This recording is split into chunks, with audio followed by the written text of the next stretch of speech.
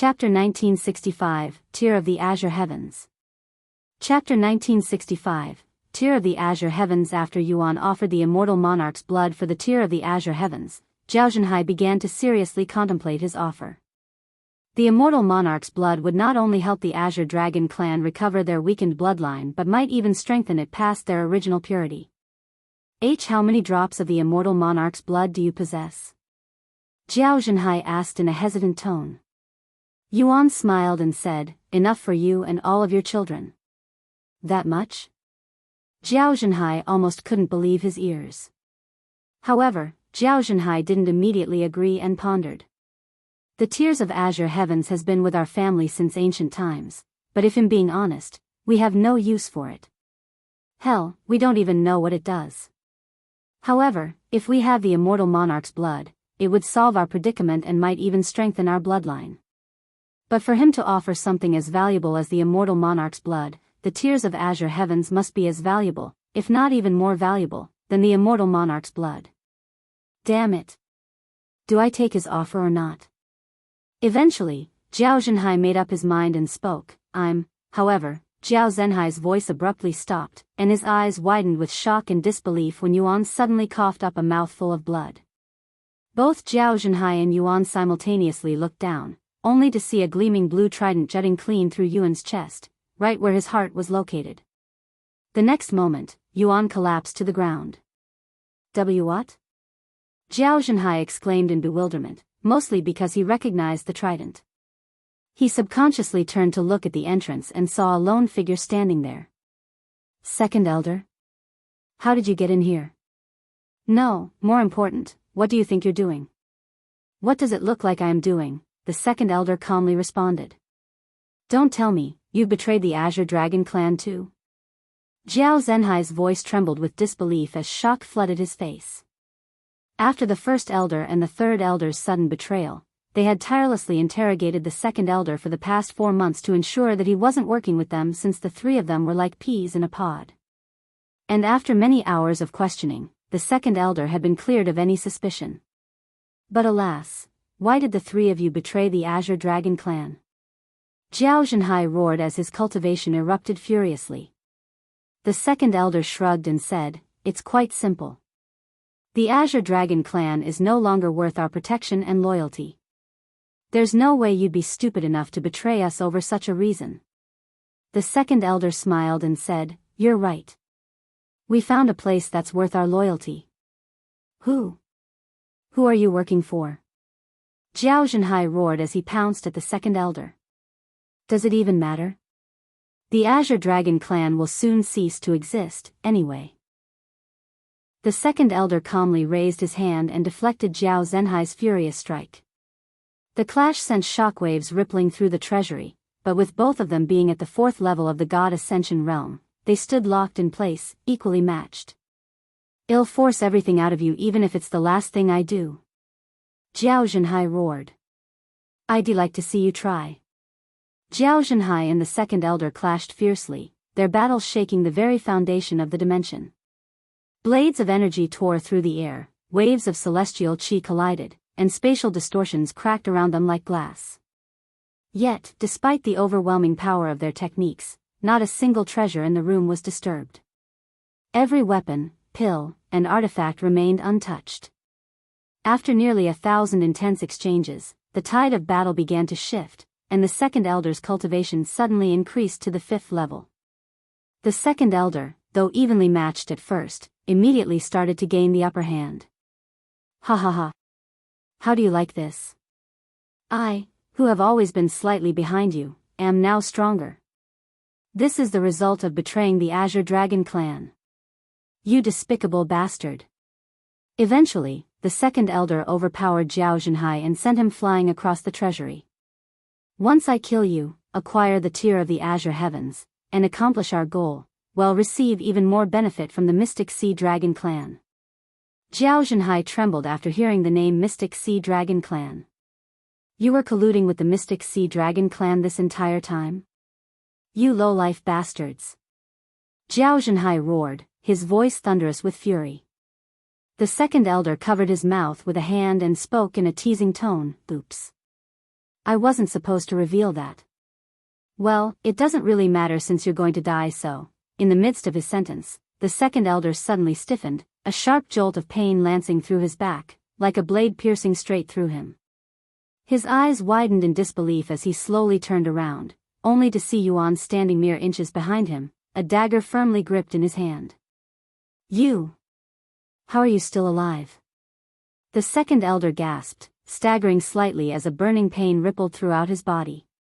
However, what stunned him even more than the fact that Yuan was still alive after taking a spear through the heart was how he had managed to slip behind him completely unnoticed. Just like the first elder, you seem to like attacking people from the back, so I'm letting you experience it for yourself. How is it? Do you enjoy it? Snapping out of his daze, the second elder roared loudly and lashed out with a wild, powerful swing of his arm. Splat! Yuan's head was torn clean from his shoulders before it hurtled across the room, where it struck the wall with a sickening splatter of blood. That son of a bitch. I don't know how he survived being struck in the heart, but he's definitely dead now. No mortal can survive without their head. However, as the second elder turned away from the blood-smeared wall and back toward Yuan, his eyes widened in shock and his complexion paled instantly, almost as if he'd seen a ghost. Sup, Yuan said with a smile on his face. Chapter 1966, A Glimpse of Xian's Prowess. Chapter 1966, A Glimpse of Xian's Prowess. As if struck by a sudden nightmare, the second elder recoiled in horror. With a sharp gasp, he leapt backward instinctively. What the hell are you? The second elder exclaimed, his voice riddled with fear. How are you still alive?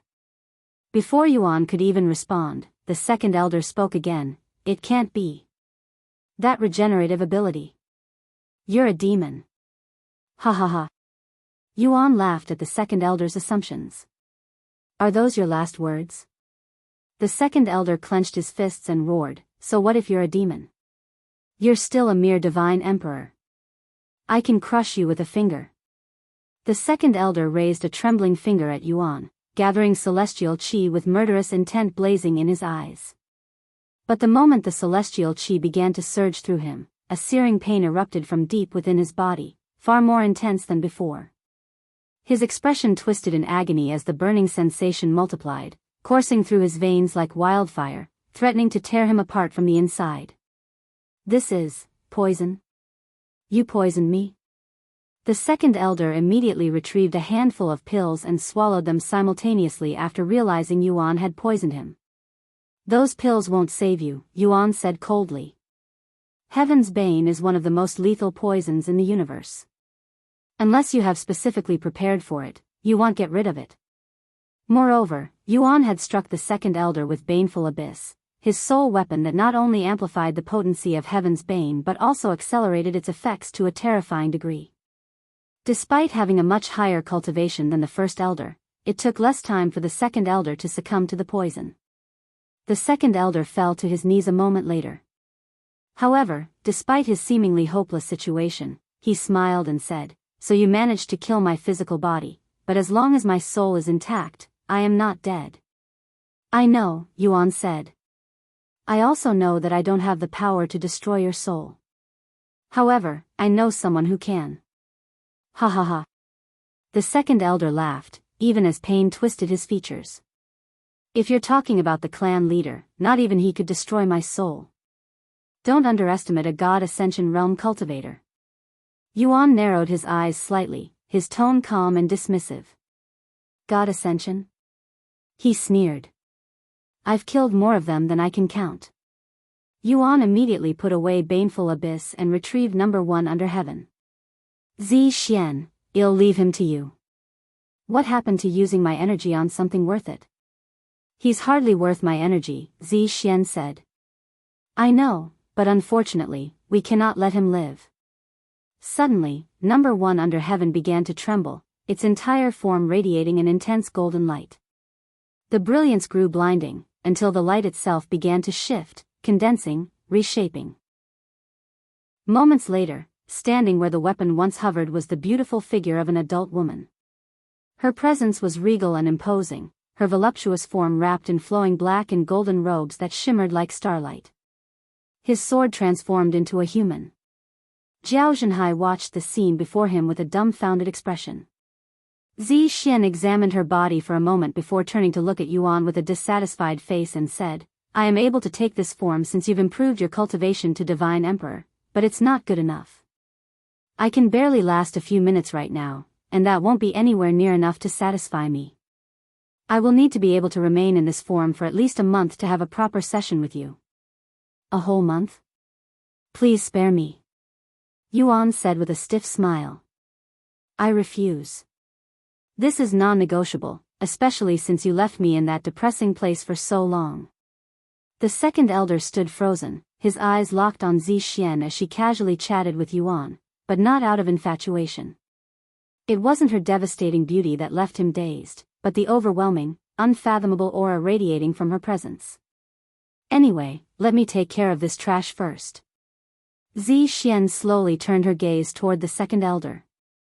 The moment her eyes met his body began to tremble uncontrollably.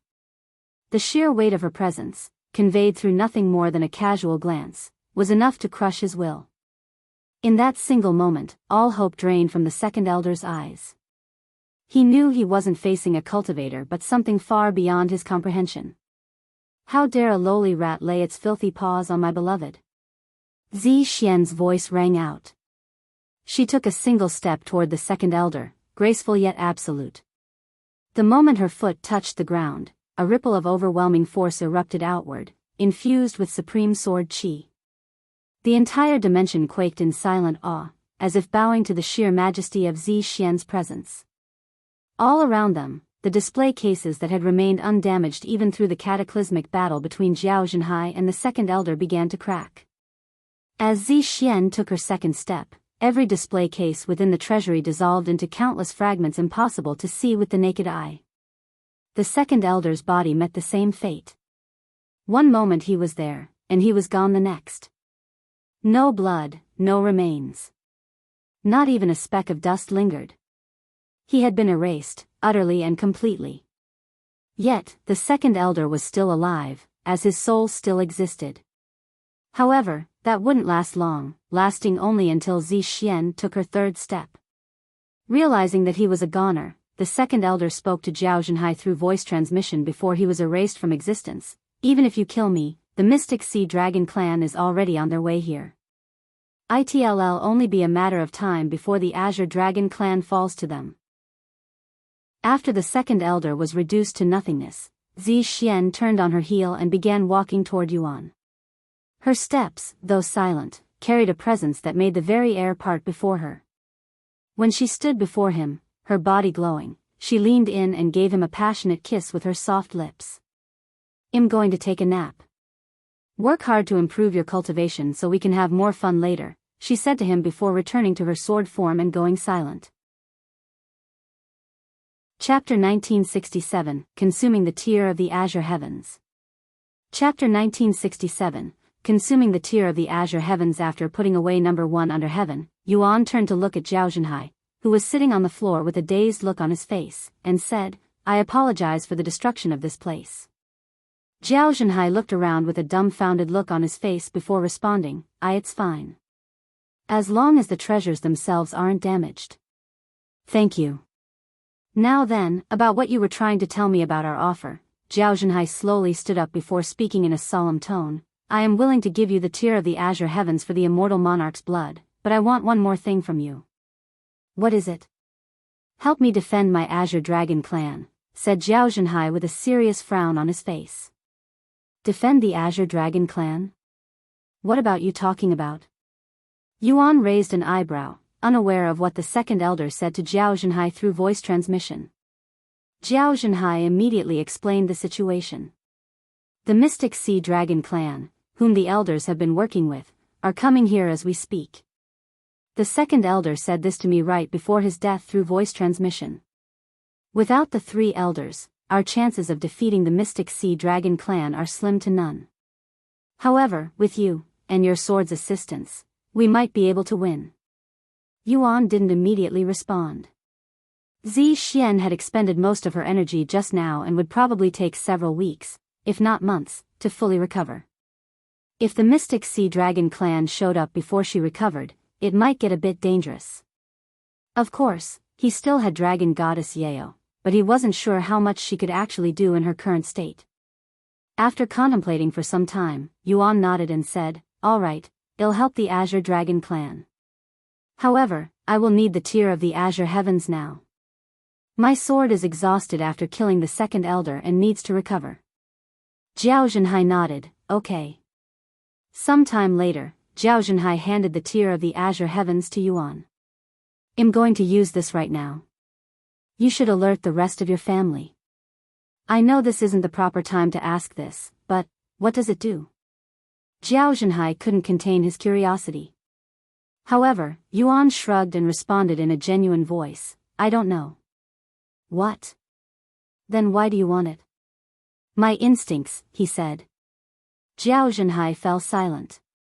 After a moment, he asked, "Are you going to do it here?" "Preferably. Since nobody can disturb me here." "Don't worry, I won't steal your treasures, if that's what you're worried about. I trust you." Without saying anything else, Zhao Zhenhai left the treasury and summoned everyone from the Azure Dragon clan. Meanwhile, Yuan sat on the floor with the tear of the Azure Heavens in his grasp. Yuan's cold resistance has been increasing since he touched the tear of the Azure Heavens, which was a pleasant surprise. "Do any of you guys know what this is?" Yuan asked the others.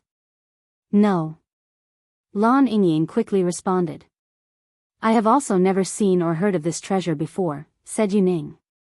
"That is the heart of the heaven-chilling ice phoenix," said Feng Liuxiang. "This is the heart of a phoenix?" Yuan repeated, raising an eyebrow in surprise. "Yes," Feng Liuxiang confirmed.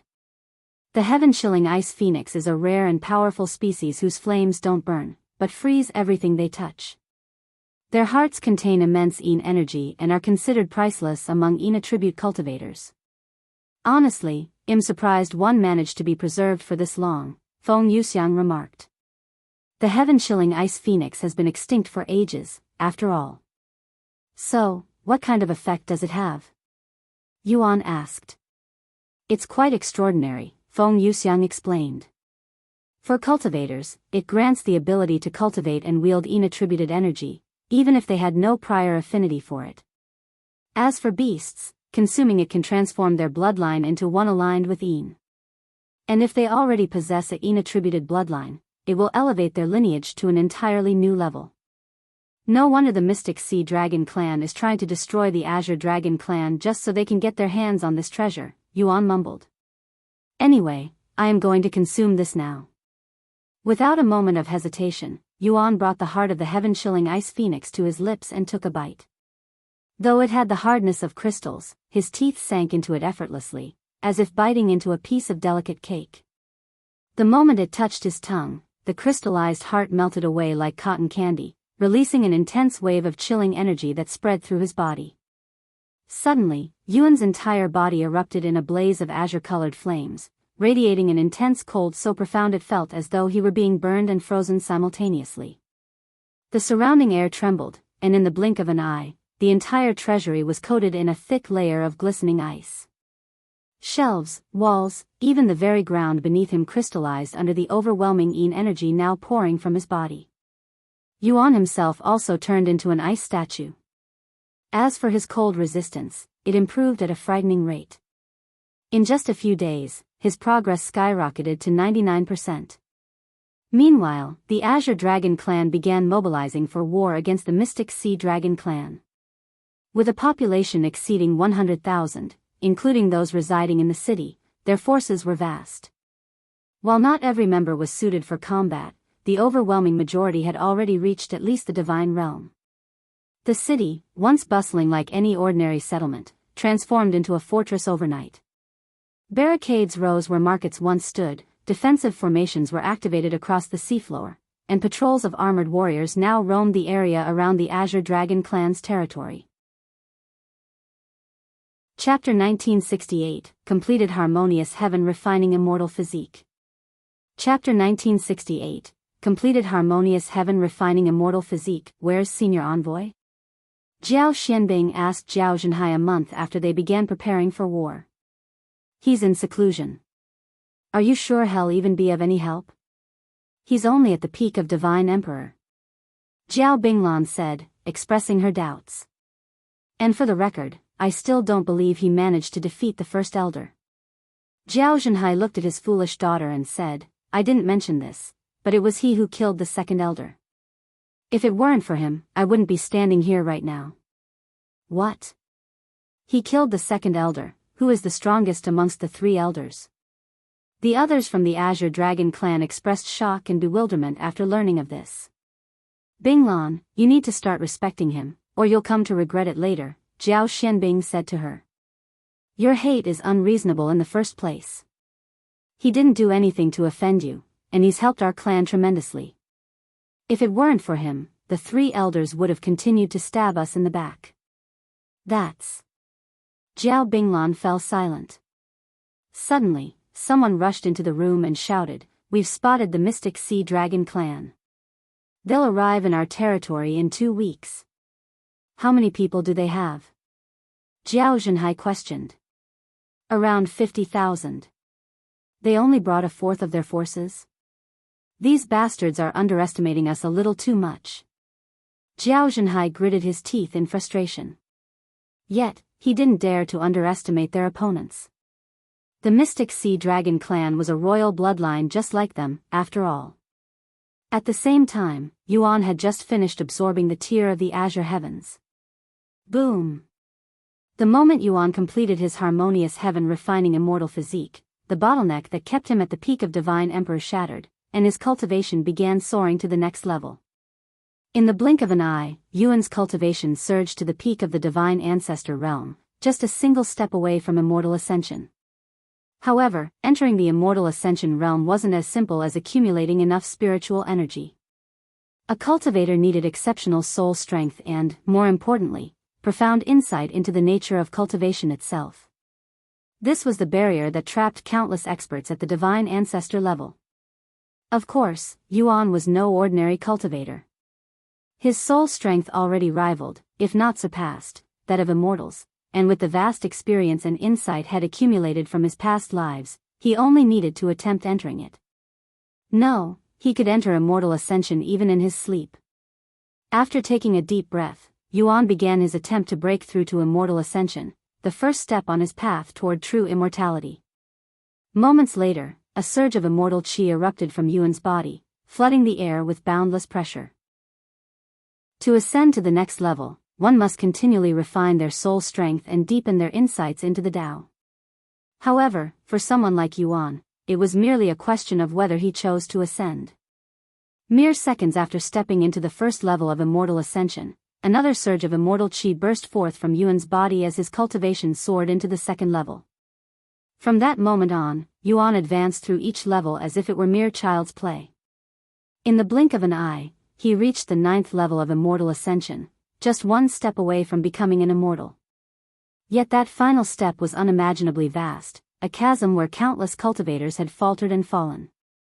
Of course, if Yuan wanted to take that step, he could easily do so. However, when he attempted to do so, he was met by a familiar barrier. So my physique still has room to grow, huh? Yuan mused. Come to think of it, my fire and cold immunities are only at the first stage, while my poison and lightning immunities have already reached their peak. Congratulations on reaching the peak of Immortal Ascension, young master.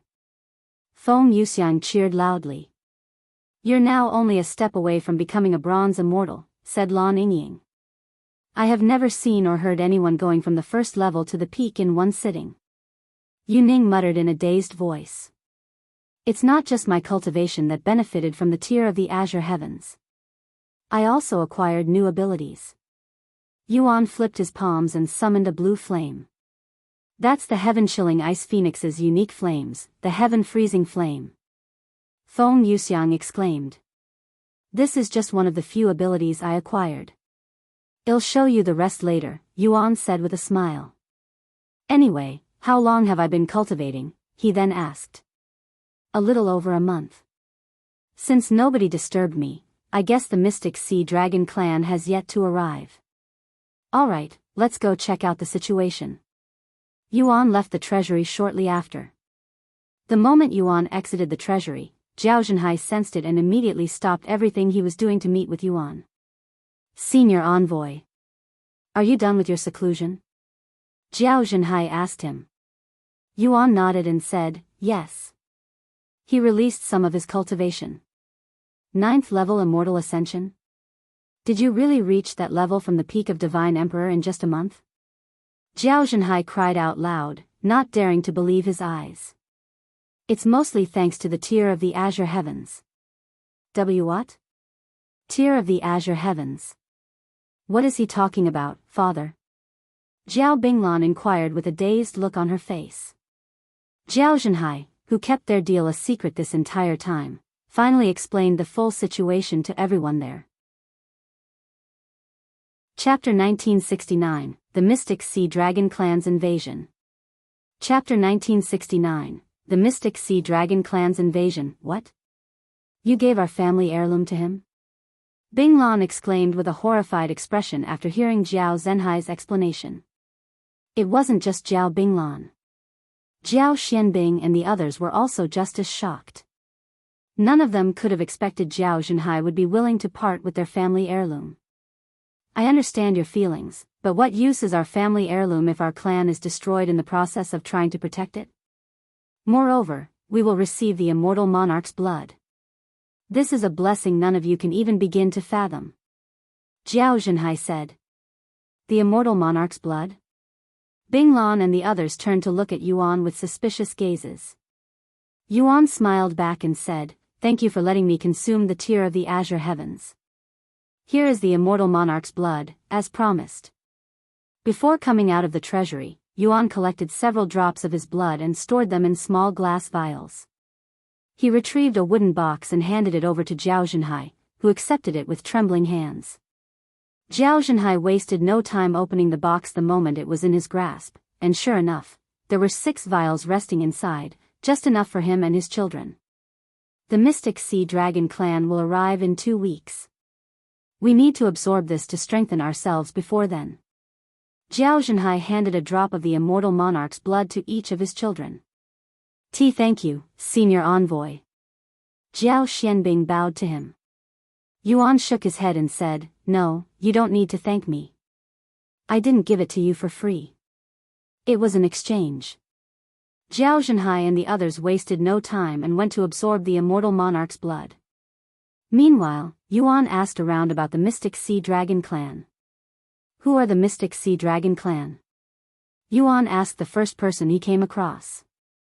They'd been longtime rivals of the Azure Dragon clan since ancient times, as both possessed the power to command the waters.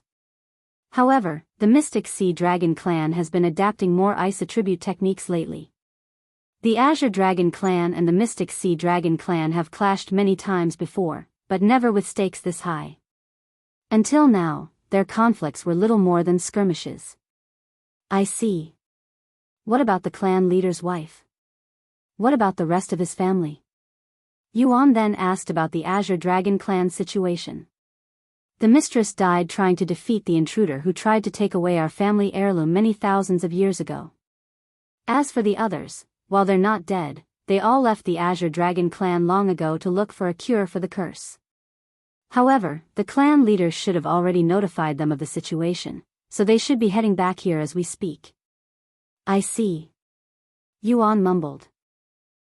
Hearing that the Mystic Sea Dragon clan has been learning ice attribute techniques made it very clear why they wanted the Tier of the Azure Heavens, the heaven-chilling Ice Phoenix's heart. Unfortunately for them, Yuan had already absorbed the treasure for himself, so they were waging a pointless war against the Azure Dragon clan. This made Yuan wonder if the Mystic Sea Dragon clan would back out once they learn about it. A week later, Zhao Zhenhai and the others emerged from seclusion, having fully absorbed the immortal monarch's blood. The first thing they did was test their bloodlines, and as expected, not only had their bloodline's purity been restored, it had even surpassed its former peak, and everyone except Xianbing still had poison in their body. As for Xianbing, who wasn't affected by the poison, his bloodline had become the purest and most powerful in the clan's history, by a wide margin. Seeing Xuanbing's results gave immense hope and joy to the others, who were eager to have their poison cleansed by Yuan. Senior Envoy. Please take care of us after we deal with the Mystic Sea Dragon clan. A young man approached Yuan and bowed to him. Yuan silently nodded. To be honest, I was skeptical about the immortal monarch's blood being real until I absorbed it, Zhao Zhenhai admitted with a stiff smile on his face. But now, I am really glad I accepted your offer. Pleasure doing business with you, Yuan smiled. The following day, something else happened that greatly boosted the Azure Dragon clan's spirit and morale. Reinforcement had arrived. Father, grandfather and grandmother have returned. Zhao Binglan exclaimed as she hurried to his side. Truly? Zhao Zhenhai gasped. Before he could take a single step, two figures appeared before him, a middle-aged man and woman, both bearing the unmistakable traits of the Azure Dragon clan. Father. Mother. You made it back in time. Zhao Zhenhai hurried to greet them. Although their reinforcement was only two individuals, they were both powerhouses at the God Ascension realm, and Zhao Zhenhai's parents. We rushed back immediately after receiving your emergency contact. What is the situation right now? Asked the middle-aged man. The Mystic Sea Dragon clan will arrive in less than a week, said Zhao Zhenhai. Allow me to keep you up to date for now. Over the next several hours, Zhao Zhenhai recounted everything to his parents, from their fateful encounter with Yuan to how he had resolved their crisis. He made no attempt to conceal the fact that he had traded away their family heirloom in exchange for Yuan's help and the immortal monarch's blood. By the time he finished, both of his parents were trembling, not from rage at the Mystic Sea Dragon clan, nor from the loss of the heirloom, but for an entirely different reason. You little brat. How dare you only ask for enough immortal monarch's blood for your children and yourself? What about us, your own parents? Have you already forgotten about us in such a short time? His father stood up and roared angrily. His mother expressed similar complaints. In other words, they were angry about being left out of a once-in-lifetime experience. Chapter 1970, The Mystic Sea Dragon Clan's Invasion, 2. Chapter 1970, The Mystic Sea Dragon Clan's Invasion, 2. When Zhao Zhenhai felt his parents' pressure bearing down on him, he quickly said, wait. He was the one who initiated the offer. 6 drops of the immortal monarch's blood are already a lot. If I asked for more, he would have likely refused. His parents sat back down and withdrew their pressure after hearing this. Do you think he'll be willing to give 2 more drops of the immortal monarch's blood, if he even has them, that is? Why are you asking me? You should ask him instead, Zhao Zhenhai shrugged. His parents immediately stood back up and began beating him. Sometime later, Zhao Zhenhai brought his parents to Yuan. Senior Envoy, do you have some time? My parents would like to speak with you. Your parents? Yuan raised an eyebrow as his gaze met the 2 individuals standing behind Zhao Zhenhai. My name is Zhao Longfei, his father. Zhao Longfei said as he grabbed Zhao Zhenhai's clothes and yanked him far away. Zhao Xuanji, his mother. If you don't mind, would like to have a brief conversation with you. Yuan had already guessed their intentions and greeted them with a calm smile. You're here to ask about the immortal monarch's blood, aren't you? The couple was stunned by his directness, caught off guard, and left momentarily speechless. While that is part of the conversation, we mainly wanted to thank you for helping our family. Zhao Longfei responded in a stiff tone. Yuan then said, unfortunately, my transaction with the clan leader has already ended, and I am only helping the Azure Dragon clan because you have something that I need. That's, just as Zhao Xuanji opened her mouth, Yuan interrupted, however, that doesn't mean I cannot make a new transaction with you too. If you want the immortal monarch's blood, I still have some left. Really? What do you want for them? Zhao Xuanji exclaimed, her voice full of excitement.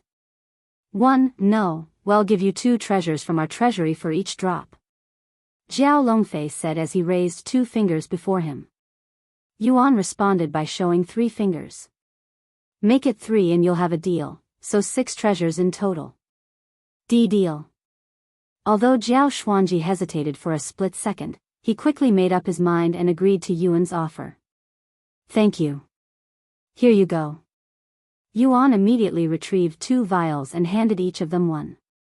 Since the Mystic Sea Dragon clan will be invading soon, I'll give these to you ahead of time. You won't regret it.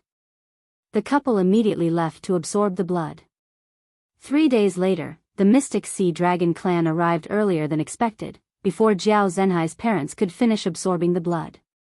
However, since they have already started absorbing the blood, they couldn't be disturbed, so the Azure Dragon clan had to deal with the invasion without them for now.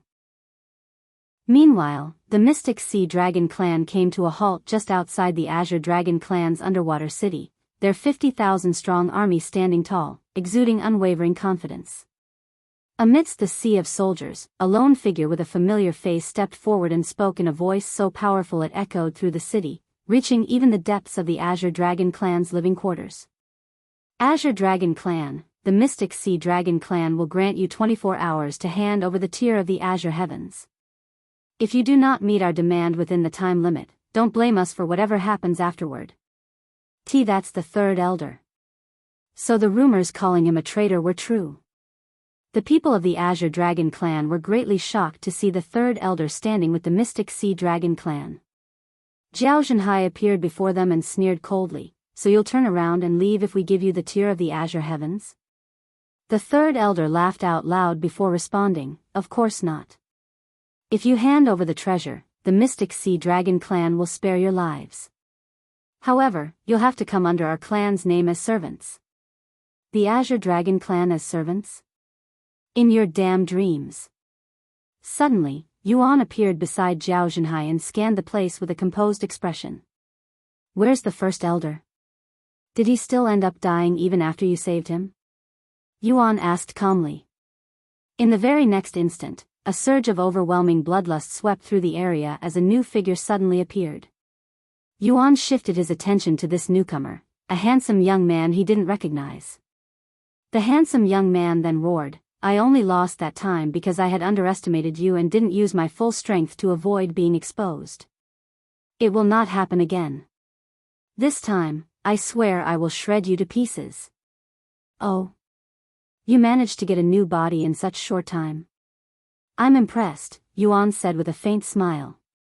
Sure enough, the striking young man before him was none other than the first elder, who had transferred his soul into this new vessel after Yuan's poison had destroyed his original body.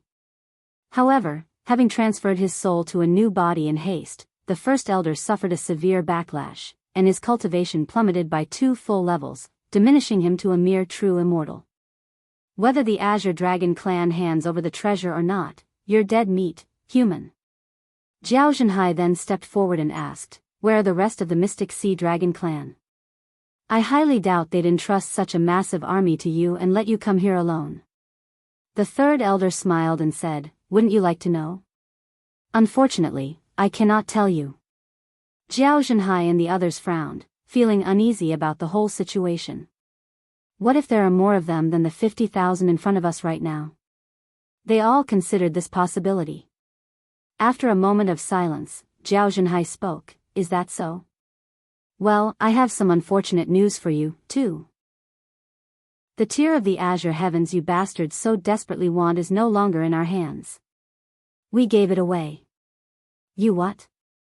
The first elder and the third elder shouted simultaneously, their eyes growing as wide as saucers.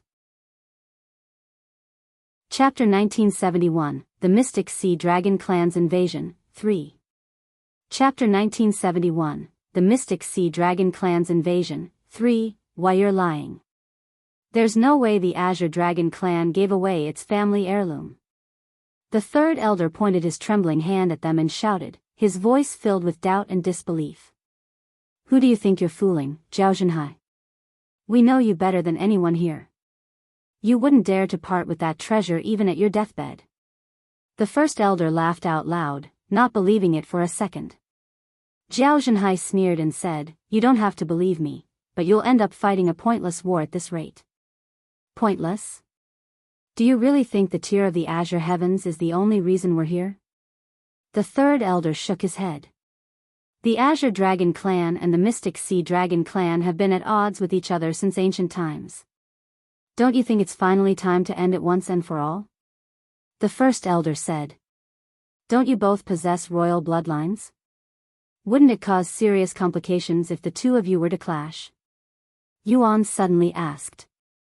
What would you know, human? Just because we have royal bloodlines doesn't mean we're allies. If anything, it only fuels our rivalry. The first elder retorted coldly. What should we do? Xianxia suddenly spoke to Yuan using voice transmission. It's obvious they want back down even though we no longer have the tier of the Azure Heavens. Should we just wait out the 24-hour limit and see what happens? This also gives my parents time to absorb the immortal monarch's blood. Yuan responded, while waiting may seem like the right thing to do, I have a feeling there are more of them than it appears. It's also suspicious that nobody from the Mystic Sea Dragon Clan is present. They might be planning an ambush separately. If that were the case, we should deal with those present before they can arrive. Xianxia fell silent, reflecting on Yuan's words. It was definitely suspicious that the Mystic Sea Dragon Clan had only committed a fraction of their forces to what was supposed to be all-out war, and not a single true member of their clan was present. The more he thought about it, the stronger his unease grew. Since war is unavoidable, we need to make the first move and cripple their current forces before their reinforcements arrive. Having made his decision, Xianxia summoned his weapon, a majestic blue and gold trident, leveled it at the Mystic Sea Dragon Clan's army, and roared with thunderous fury, kill them all. What? The first elder and third elder were stunned by Xianxia's sudden declaration, their expressions frozen in disbelief. Behind them, the army stirred with visible confusion and hesitation. None had expected the Azure Dragon Clan to launch the first strike. In the very next moment, nearly 80,000 experts surged out from the city like a tidal wave, swiftly encircling the Mystic Sea Dragon Clan. The negotiation has ended. Kill everyone. The third elder roared. And so, the Azure Dragon Clan and the Mystic Sea Dragon Clan finally clashed. The battlefield roared with chaos as countless Divine Realm cultivators exchanged blows, shaking the depths of the sea. Among them, the Azure Dragon Clan fielded nearly 2,000 immortals, outnumbering the Mystic Sea Dragon Clan, who had barely half that number at their command. Xianxia lunged toward the third elder with unwavering resolve, while the first elder, eyes burning with fury, pursued Yuan. If you couldn't defeat me while you're at the God Ascension realm, what makes you think you'll be able to defeat me as a true immortal? Yuan remarked as he deflected the first elder's first strike. Don't you dare underestimate me. My cultivation may have lowered, but I can still use celestial chi. The first elder roared as he unleashed his celestial chi. Although it wasn't as strong as before, it was still enough to pressure Yuan, who'd increased his cultivation to the peak of immortal ascension. With number 1 under heaven in his grasp, Yuan fought the first elder while constantly being suppressed by celestial chi. Despite the vast disparity in their cultivation, Yuan wasn't being pushed back. Wait a second. His cultivation is at the peak of immortal ascension. But it was only at the peak of Divine Emperor when I last saw him a few months ago. The first elder realized this amidst their fight, which shook him to the core. No. It's impossible that his cultivation increased that much in such a short time. This must have been his real cultivation since the very beginning. Even if Yuan had told him the truth, the first elder still wouldn't believe it. Hey, I've been wondering. Aren't you curious about the second elder's situation? What? The first elder frowned. The two of you left him behind, after all. I have no idea what you're talking about. The second elder has nothing to do with the Mystic Sea Dragon Clan. Yuan chuckled at the first elder's attempt to mislead him. There's no point trying to play dumb. Didn't you find it weird that the second elder isn't present at such an important event? He's already exposed himself. As a matter of fact, he's already dead. What? The first elder suddenly stopped fighting and backed away. Impossible. The second elder's strength rivals even Xianxia. It's true. Do you want to know who killed him? Yuan pointed at himself and revealed with a cold grin on his face, the second elder died to my sword. Ha ha ha. You killed the second elder? That's your biggest bullshit yet. Yuan shook his head and elaborated, no, I didn't say that I killed him. I said my sword killed him. What's the damn difference? I'd love to show you, but unfortunately, my sword is still asleep. Instead, why don't I show you something else? Yuan stowed away number 1 under heaven and faced the first elder without any weapons. What trick do you have up your sleeves now? The first elder immediately increased his guard, as he had already experienced Yuan's trickery several times. Chapter 1972, The Mystic Sea Dragon Clan's Invasion, 4. Chapter 1972, The Mystic Sea Dragon Clan's Invasion, 4, A trick, huh? Well, I guess it may seem like that to you. After putting away his weapon, Yuan slowly approached the first elder. Seeing this, the first elder hastily distanced himself from Yuan. A profound light flickered within Yuan's eyes, and he spoke in a low but commanding tone, "Halt." The first elder was greatly shocked when his body suddenly stopped listening to his commands and halted all movements. "Get on your knees." As if Yuan's words held dominion over his very soul, the first elder dropped to his knees and knelt before him. What is going on? What did you? Shut up. You will only speak when given permission. The first elder tried to speak, but not a single word escaped. His lips felt as heavy as a mountain, and even the act of opening his mouth was beyond him. He frantically darted his gaze across the battlefield, desperate to see if anyone was witnessing this humiliation. But in the midst of the blood-soaked chaos, where every cultivator fought for their life, not a single soul noticed the silent, one-sided submission playing out between Yuan and the first elder. What the hell is going on? Why isn't my body listening to me? Did he poison me again? But when did he do it and how? The first elder believed he was poisoned again, but had never experienced or heard of such a powerful poison. What's on your mind? Let me guess. Are you thinking that ID poisoned you again? Yuan suddenly spoke. The first elder's eyes widened with surprise at Yuan's words. So I'm right, huh? Well, fortunately for you, I didn't poison you. The surprise on the first elder's face turned to puzzlement after hearing this. If he wasn't poisoned, what could be the cause of this phenomenon? Since you're going to die soon, I'll let you in on a secret. Yuan moved his lips near the first elder's ears but spoke through voice transmission just in case. I was lying when I said that I was Dragon Goddess Yu's envoy. In reality, I am the Immortal Monarch. The first elder's eyes nearly popped out of their sockets from shock. The Immortal Monarch? What kind of nonsense is he talking about? However, as much as he wanted to deny it, it would explain why he was obeying Yuan's every command. Now, die for me. Yuan wasted no time and commanded the first elder to die. The first elder coughed up a mouthful of blood as he subconsciously destroyed his own heart. However, although the first elder's physical body died, his soul was still alive, and while his cultivation had dropped to the true immortal realm, his soul was still at the god Ascension level. Yuan knew he couldn't kill the first elder so easily, nor did he care to try. Instead, he calmly retrieved Dragon God's vengeance and, with a flick of his sleeves, forcefully cast the first elder's soul into the weapon, leaving his fate to Dragon Goddess Yeo. The moment the soul was sealed within, Dragon God's vengeance trembled violently, as though roaring in fury, echoing the wrath of the goddess within.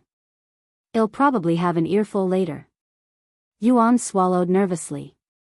The trembling stopped a few moments later, and since the first elder's soul hadn't been ejected from the weapon, it was clear what Dragon Goddess Yeo did to him. This made Yuan wonder if feeding the souls of powerhouses to Dragon Goddess Yeo would help speed up her recovery. Let's think about this later. Yuan shifted his gaze to the rest of the battlefield, where thousands of mutilated corpses lay scattered amidst blood-stained waters, most of them belonging to the Mystic Sea Dragon clan. He thought about using the Immortal Monarch's powers to assist the Azure Dragon clan, but it'd require a tremendous amount of energy to command so many powerful beings, and there was still the possibility of enemy reinforcements. In the end, Yuan decided to just use his own strength for the time being. With the Dragon God's vengeance in his grasp, Yuan began attacking every single enemy fighter in sight, targeting mostly those within the divine realm since they were the easiest targets and were the most abundant. After being targeted by Yuan, the poor divine realm experts stood no chance as all of them were killed within a single strike. As the number of Yuan's victims increased, so did the strength of his weapon through its second unique ability. Not only that, but he was slowly progressing his unique quest that required 100 million kills. Unfortunately, he was still very far away from completing it. After slaughtering thousands of divine realm experts from the Mystic Sea Dragon clan's side, Yuan's presence could no longer be ignored, and he had finally drawn the gaze of the Immortal Realm cultivators. However, the Immortals were far too prideful to lower themselves by engaging a mere Immortal Ascension realm human, one who had yet to even set foot into true immortality. Thus, those who were also in the Immortal Ascension realm began attacking Yuan. Why don't you pick on someone that's on the same level as you instead of picking on the weak? A peak Immortal Ascension shouted as he pounced at Yuan. Yuan gave the Immortal Ascension expert a glance before using Shadow Veil, instantly disappearing from his opponent's view. What? Where did he?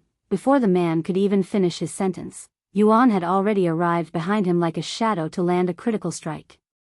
Impossible, the man muttered his last words as Yuan brutally yanked the dragon god's vengeance from his corpse and watched as it slowly sank to the ocean floor. If you want to stop me, you'd better come at me with everything you've got.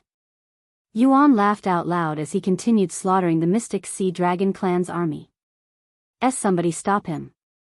Ah! The Mystic Sea Dragon clan's army quickly descended into chaos, their formation crumbling under the weight of fear and confusion. Chapter 1973, The Mystic Sea Dragon Clan's Invasion, 5. Chapter 1973, The Mystic Sea Dragon Clan's Invasion, 5. Noticing how fast their army was falling apart, the Mystic Sea Dragon clan's immortals could no longer sit still and went after Yuan. About time I have some worthy opponents. Yuan laughed as he confronted a bronze immortal, and their immortal chi clashed. What? In being pushed back? The bronze immortal was utterly stunned that he was being forced back by someone still in the Immortal Ascension realm, a human cultivator who hadn't even truly stepped into immortality. How is his immortal chi so powerful? He's not even an immortal yet. The other immortals were equally shaken by the sheer intensity of Yuan's immortal chi, and the true immortals there wore grim expressions, unable to hide their disbelief. Yuan's immortal chi rivaled their own, despite still being in immortal ascension, while they stood at the very peak of the immortal realm, on the verge of stepping into God Ascension. In the cultivation world, one only attains true immortality after transcending the Immortal Ascension realm and stepping into the ranks of bronze immortals. Though the immortal realm consists of only 4 distinct stages, bronze, silver, golden, and true immortal, the gap between each is vast, often requiring as much time and cultivation as ascending through all 9 levels of immortal ascension. Yet Yuan, a mere cultivator still within immortal ascension, had already surpassed even the true immortals. What would happen if Yuan were to become a bronze immortal, let alone a true immortal? How terrifying would his power become then? No one present could begin to fathom it, not even the God Ascension cultivators, who already stood beyond immortality.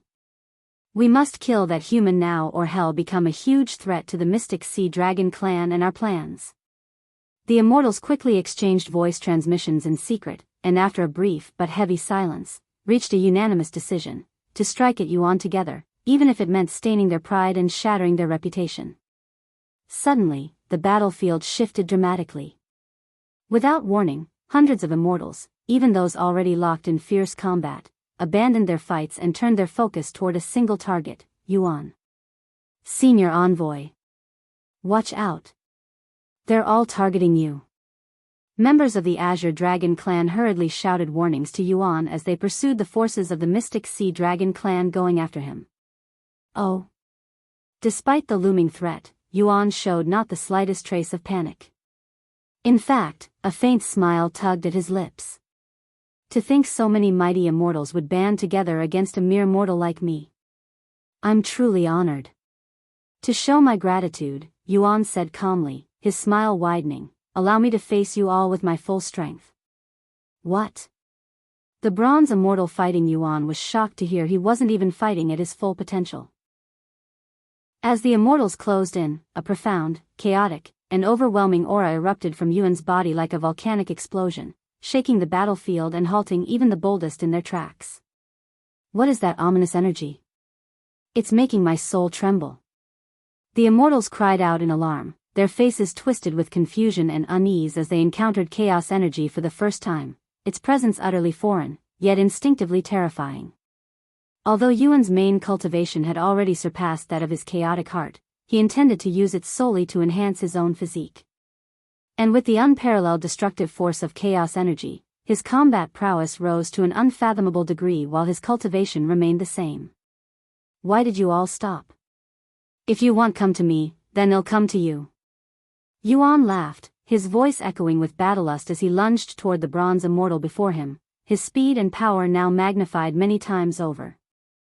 Overwhelmed by Yuan's chaotic aura, the bronze immortal instinctively took a step back.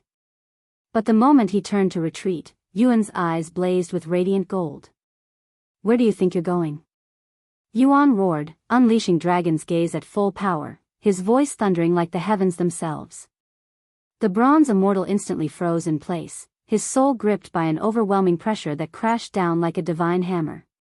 In the very next moment, without Yuan lifting a finger, the bronze immortal coughed up a mouthful of blood and collapsed, his soul shattered under the weight of Dragon's Gaze. After all the power he had gained within the primal expanse, especially with his dragon powers, Yuan's Dragon's Gaze had evolved to a terrifying degree. It was potent enough to shatter souls outright, especially when unleashed at full intensity. Did he just use Dragon's Gaze? Why does he know that technique? I thought he was human. Even though they weren't directly targeted, Yuan's Dragon's Gaze was so powerful that it sent tremors through the souls of everyone nearby, leaving them shaken to their core. Not just Dragon's Gaze, he can use Dragon Awakening too. He's definitely a dragon. We were fooled into underestimating him. Snapping out of their daze, the immortals steeled themselves and renewed their assault, launching a coordinated attack against Yuan with grim determination. Not daring to get too close to Yuan because of his Dragon's Gaze, the immortals attacked him from afar. Hundreds of martial techniques rained down on Yuan all at once, yet he made no effort to dodge or defend. He simply continued to charge forward, letting the attacks crash against his body without the slightest concern.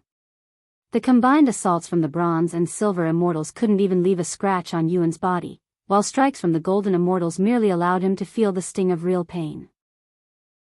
As for the true immortals, their attacks were powerful enough to tear through his defense and draw blood, yet he regenerated any damage received instantly, recovering in full before the immortals could even blink their eyes in astonishment.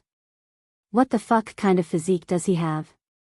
The immortals were in utter disbelief, their eyes wide with shock as they witnessed the futility of their combined assault. Meanwhile, every time Yuan struck with Dragon God's vengeance, it would claim a life without fail. It must be a trick. Don't let him deceive you. Keep attacking. The immortals resumed their assault, their faces with deep, growing despair. Chapter 1974, The Mystic Sea Dragon Clan's Invasion, 6. Chapter 1974, The Mystic Sea Dragon Clan's Invasion, 6. As the immortals relentlessly unleashed their martial techniques on Yuan, he continued to ignore their attacks and struck whoever was the closest to him, reducing their numbers with terrifying speed and indifference, almost as if the difference in their cultivation meant nothing in his eyes. As time passed, Yuan's prowess only continued to increase as the dragon god's vengeance claimed more victims with a dragon bloodline. Fuck. Why aren't our attacks working on him? Where did this monster come from? Scatter. Get away from him. I can't. He's too fast, Damn it. How is he disappearing before our eyes, even escaping detection from our divine sense? This doesn't make any sense. Though it appeared that Yuan was merely chasing them down, he was, in truth, weaving shadow veil into every movement, distorting their perception and turning the battlefield into a nightmare of illusion and dread. In the enemy's eyes, Yuan was teleporting all over the place while leaving behind clones of himself. Of course, these clones were mere illusions created using shadows with his shadow puppet technique. Moreover, the Azure Dragon clan arrived in force to support Yuan, launching a coordinated assault that both distracted the enemy and sealed off their escape route. Witnessing their forces being decimated and thrown into disarray by a single individual, the Mystic Sea Dragon clan's God Ascension realm powerhouses could no longer stand by. They finally moved, intent on stopping Yuan themselves.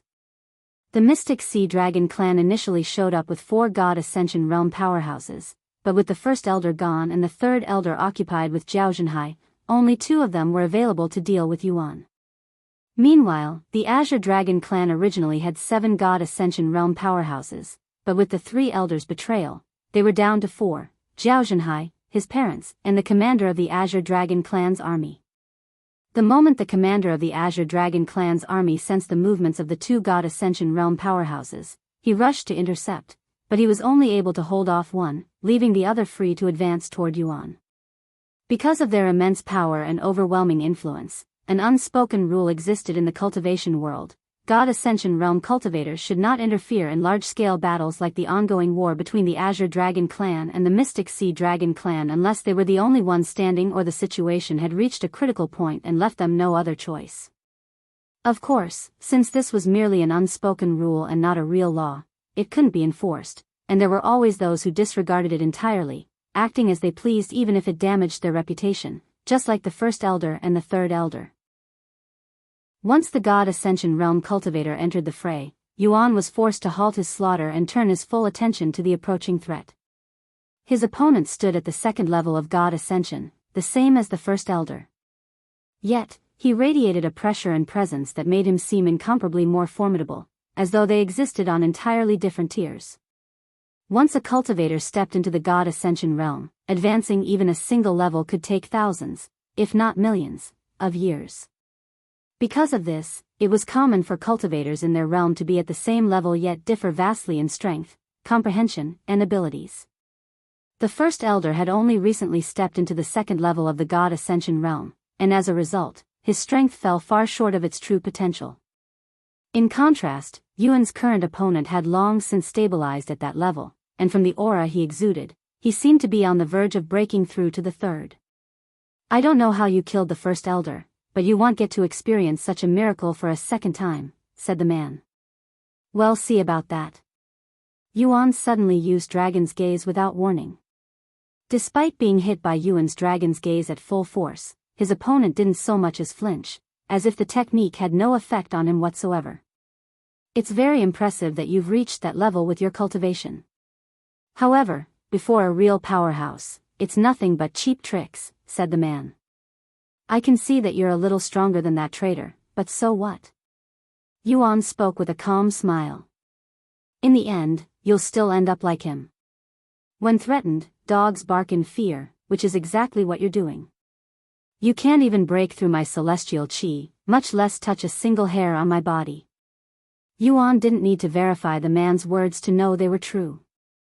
At his current level, he stood no chance against him in a fair fight. The only reason he had managed to defeat the second elder, who was at the 5th level of God Ascension, was because he had caught him off guard and poisoned him.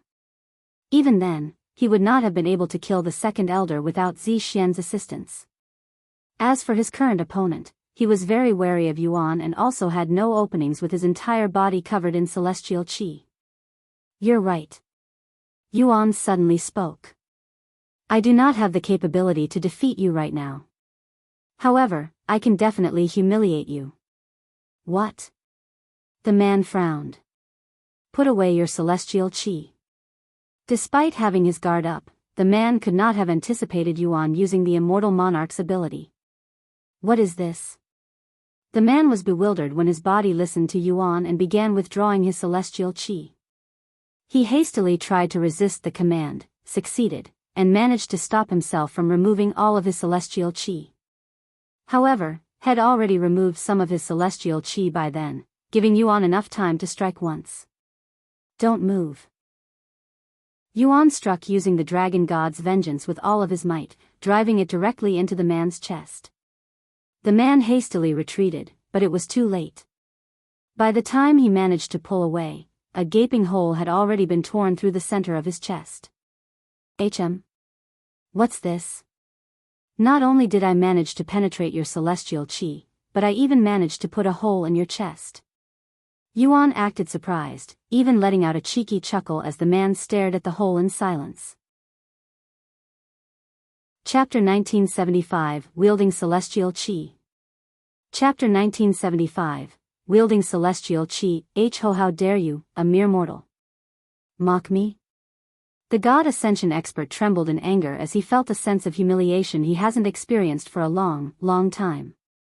In his eyes, it was akin to an elephant being crippled by a single ant whom he could easily crush with a finger. I'll fucking skin you alive. The man suddenly released a beastly roar as he abandoned his human form and grew into a massive whale that could cover the entire underwater city. When a beast reverts to its original form, its overall strength would rise exponentially but at the cost of greatly reduced mobility, a trait many regarded as the most critical advantage in battle. For this reason, most chose to remain in their human form, even in the face of death. However, the god Ascension expert wasn't worried about losing his mobility since his opponent couldn't penetrate his defenses without trickery. I don't know what trickery you used just now, but it will not work a second time. Even as he stood before a colossal entity capable of swallowing an entire city with a single breath, Yuan's expression remained unchanged with a calm smile on his face. In the very next moment, the whale unleashed a barrage of celestial qi, shaped into countless thin needles, but in reality, each needle was massive, towering like skyscrapers as they rained down toward Yuan with devastating force.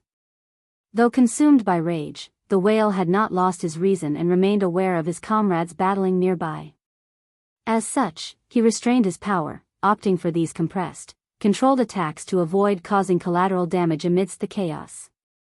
As for Yuan, since there was nothing he could realistically do to the celestial qi, he was forced to dodge the incoming strikes. However, he purposefully didn't completely avoid them and would allow the celestial qi to land on some parts of his body so he could train his comprehension. Looks like you're having trouble. Need some assistance? Yuning suddenly asked. What do you have in mind? Unless I can get through his celestial qi, it won't matter. Only celestial qi can cut through celestial qi. Although my cultivation has dropped to golden immortal, I can still sense and manipulate celestial qi to a certain extent, she said. Though I have never tried this before, I can theoretically help you gather celestial qi through your dantian, allowing you limited use.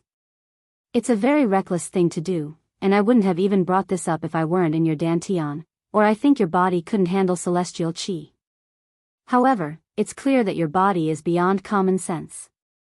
An excited smile appeared on Yuan's face after hearing Yuning's suggestion. Let's try it. He quickly said without an ounce of hesitation in his voice. Okay. Give me a moment. A few seconds later, Yuning said, I'm gathering celestial qi now. Yuning began collecting celestial qi while using Yuan's dantian as its storage. The very next moment, Yuan coughed up a mouthful of blood as searing pain tore through his body, feeling as if every inch of him was swelling beyond control, on the verge of bursting apart from within. Upon witnessing this, Yuning was overwhelmed with fear and immediately ceased her actions, unable to bring herself to continue. Keep going. Yuan suddenly said. But. It's only a little painful. I can handle it. Despite her reluctance, Yuning began gathering celestial qi again, albeit slowly. What is he? The whale stopped attacking Yuan when he noticed celestial qi was being gathered around him. No. It can't be. His voice shook when he realized what was happening. He's a mortal. Mortals cannot wield celestial qi. It shouldn't be possible. It took some time, but Yuan eventually adapted to the celestial qi coursing through his body and managed to move again. Of course, the pain remained intense, but it was now bearable. It's been a while since I last felt like this. In this moment, the celestial qi surging through Yuan made him feel nearly invincible, a sensation reminiscent of when he wielded heaven's supremacy, as though nothing in the world could stand in his way. You. What the fuck are you? The whale roared in confusion and fear as he continued bombarding Yuan with celestial qi. Now that he could wield celestial qi, Yuan no longer avoided it. Instead, he met it head-on, clashing with it directly and without hesitation. With the dragon god's vengeance cloaked in celestial qi, Yuan bore through his opponent's celestial qi with almost no effort. Yuning swallowed nervously as she watched how skillfully Yuan wielded the celestial qi like it was part of his own body. Even though he may have wielded celestial qi in his previous lives, to do so in a mortal's body is really something else. Yuning had already regarded Yuan as a monster of boundless potential, but what he was doing now defied even her wildest expectations, leaving her utterly stunned. What's wrong? Not so confident in your celestial qi now, are you? Yuan laughed maniacally as he shot toward the whale that loomed above like a mountain. The sight of Yuan wielding celestial qi was so utterly shocking that even those locked in fierce combat froze in place, their eyes fixed on him in disbelief, needing a moment to confirm that what they were witnessing wasn't some illusion. He's wielding celestial qi with the body of a mortal? Zhao Binglan and the others from the Azure Dragon clan were utterly speechless. Stay away from me, you monster. The whale suddenly returned to his human form and began running away in a panic. How dare you run after starting this fight yourself? Get back here, you damn coward. Yuan shouted as he chased after him. If you find any errors, ads pop up, ads redirect, broken links, non-standard content, etc. Chapter 1976, Mystic Sea Dragon Clan's Reinforcement. Chapter 1976, Mystic Sea Dragon Clan's Reinforcement. As the God Ascension expert turned to flee, Yuan immediately gave chase. However, being underwater, and with his opponent a native sea beast, Yuan quickly found himself outpaced, the distance between them widening with every passing second. Unable to close the distance, Yuan resorted to mockery, hurling taunts laced with scorn in hopes of provoking his opponent into a reckless, rage-fueled mistake. You dare call yourself a god when you're running away from a mortal like a frightened cat? Your comrades are still fighting for their lives while you abandoned the battlefield. Are you not ashamed of yourself? Even if you survive, you'll become an object of derision. Damn, look how fast you're going. I can't wait to tell my friends and the rest of the world about this. The God Ascension expert trembled with a mix of rage and humiliation as Yuan's taunts echoed from behind. He even coughed up a mouthful of blood in an effort to suppress his fury. But in the end, his fear ran deeper than his pride, leaving him powerless to turn back. However, just as Yuan was about to give up the chase, the man abruptly came to a halt. Yuan stopped as well, but instead of excitement, a deep frown formed on his face, sensing that something wasn't right. Sure enough, moments later, Yuan sensed numerous powerful auras rapidly closing in from the distance. Ha ha ha ha. They're finally here. The Mystic Sea Dragon clan's main army has finally arrived. The man laughed out loud after realizing what was going on. Yuan had anticipated the possibility of reinforcements arriving, but when he saw just how many powerhouses were converging upon him, he couldn't help but let out a weary smile. With a single glance, Yuan could tell their reinforcements numbered over 300,000. It was a massive army, far larger than the entire reported population of the Mystic Sea Dragon clan. This could only mean one thing: the Mystic Sea Dragon clan hadn't come alone and had arrived backed by other forces. It didn't take long for the others to notice the Mystic Sea Dragon clan's reinforcements. And when the Azure Dragon clan realized the situation, their expressions turned grim, darkened by a growing sense of dread. Upon seeing their reinforcements arrive, those who had been clinging to life on the battlefield felt a surge of hope, and their morale soared to its peak. The third elder, who had been losing to Zhao Zhenhai, let out a booming laugh. Ha ha ha. I hope you didn't think we were all you had to deal with, because the real fun is only just beginning. Zhao Zhenhai clenched his fists. He remained silent, but his eyes were filled with despair. Even if his parents showed up right now, they'd still be completely outnumbered by the reinforcements. At the forefront of the massive army stood several figures exuding overwhelming presence, each one a God Ascension realm cultivator ranging from the 1st to the 4th level, their very aura weighing down the atmosphere like a crushing tide. Leading them was a strikingly beautiful woman with silver horns curling from her head and a tail swaying behind her. Her cultivation dwarfed the rest, standing at the 6th level of God Ascension. Sometime later, the army halted before Yuan and the God Ascension Realm Cultivator. "General Ji, where do you think you're going?" the woman suddenly spoke, her voice calm yet oppressive. "Why are you heading away from the battlefield?" That's.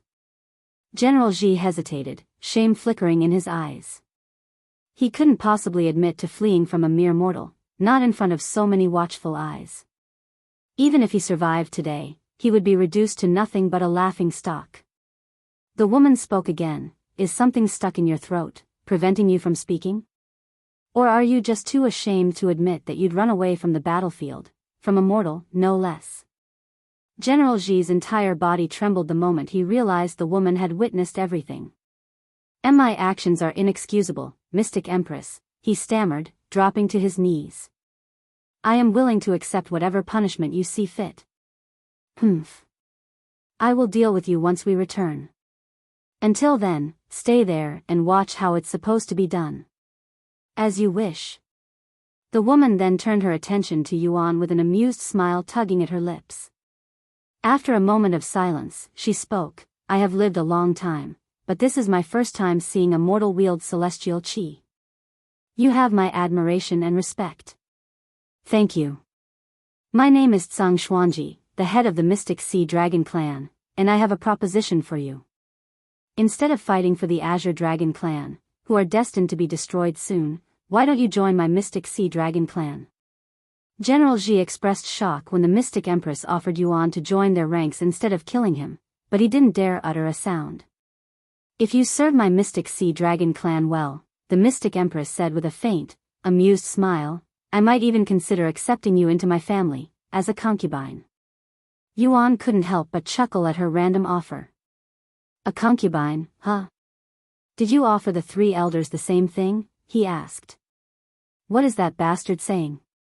The third elder couldn't believe what he was hearing. "The three elders? They're useful, but ultimately nothing more than tools. You're different. If you desire, I can even dispose of them for you after you join our side." Mystic Empress. "That wasn't part of our agreement," the third elder blurted out in panic, his face draining of color. The Mystic Empress' expression darkened, her gaze turning icy as it locked onto the third elder. "To think you still have the nerve to speak of our agreement," she said coldly, her voice rising with each word. "Not only have you failed to obtain the tier of the Azure Heavens, but you've also forced us to abandon a plan that took many millennia to perfect, all because of your incompetence.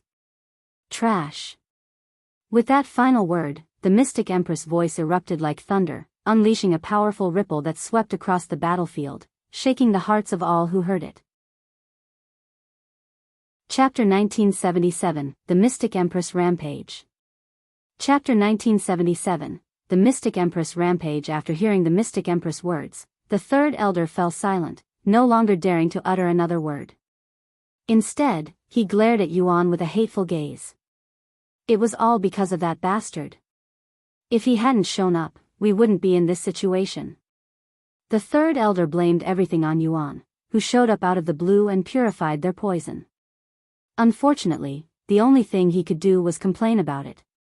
After scolding the third elder for his incompetence, the Mystic Empress returned her attention to Yuan and spoke calmly. "So, what do you think about my offer?" "I'm flattered by it," he said. "Unfortunately, I cannot join the Mystic Sea Dragon Clan." "What is the reasoning behind your decision?" the Mystic Empress asked with narrowed eyes. "First of all, I don't belong to the Azure Dragon Clan." "What? Then why are you fighting for them?" "They have something I want, and I am helping them to acquire it." "In that case, wouldn't it be better to fight for us? Besides the tier of the Azure Heavens, I can help you get whatever you want after we defeat them." While that does make logical sense, I do not like to take things by force if I don't have to. And while I enjoy fighting, I dislike needless bloodshed. Now allow me to tell you the second reason why I cannot join you. The tier of the Azure Heavens that you're looking for, it no longer exists." "What are you talking about?" The Mystic Empress instantly frowned. "It no longer exists because I took it and already absorbed it, so you wasted your time by coming here," Yuan said. Everyone standing behind the Mystic Empress froze, dumbfounded by Yuan's claim. A heavy silence followed as they exchanged uneasy glances with each other. If what Yuan said was true, they wasted an immense amount of time and resources. The mystic Empress trembled slightly before speaking in a low voice. Tell me that you're joking. Yuan shrugged and said, we've already tried telling the third elder, but he didn't want to believe us either. I'm sorry, but it's true. He extended his arm, and with a flicker of will, conjured a beautiful blue flame upon his palm. This is the heaven-freezing flame that I acquired from consuming the treasure. You wanted it because you knew what it really was, the heaven-chilling ice phoenix's heart, right? When the mystic Empress saw the flames flickering above Yuan's palms and heard his words, she trembled again and coughed up a mouthful of blood as numerous emotions surged through her being. Mystic Empress. You. How dare you? The mystic Empress suddenly let out a thunderous roar as her cultivation erupted uncontrollably, surging outward like a tidal wave. The immense force of her outburst instantly swept through the ranks behind her, sending her own army reeling, even damaging many who were unable to withstand the immense power of her uncontrolled pressure. Do you have any idea what you have done? What I had to sacrifice just to get here? The mystic Empress continued to scream, her voice laced with fury and anguish as her mind began to unravel, her composure quickly rumbling under the weight of rage and frustration. Mystic Empress. Please, you must calm yourself, the god Ascension cultivators with her pleaded, their voices tinged with urgency and fear. Calm down. Calm down.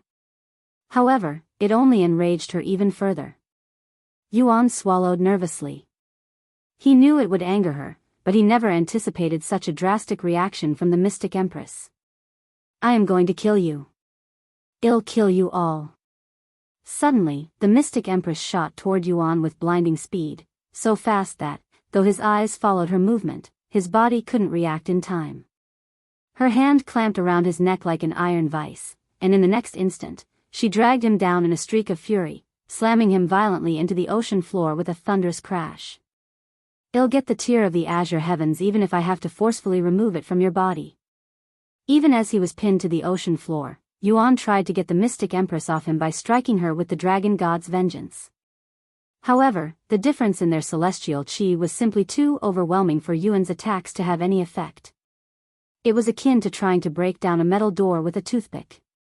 Suddenly, two figures shot toward them before working together to remove the mystic Empress from Yuan. Father. Mother. Zhao Zhenhai exclaimed after seeing his parents' arrival. Are you okay? Zhao Longfei asked Yuan. Yes. Do you think you can hold her off for a minute? A minute.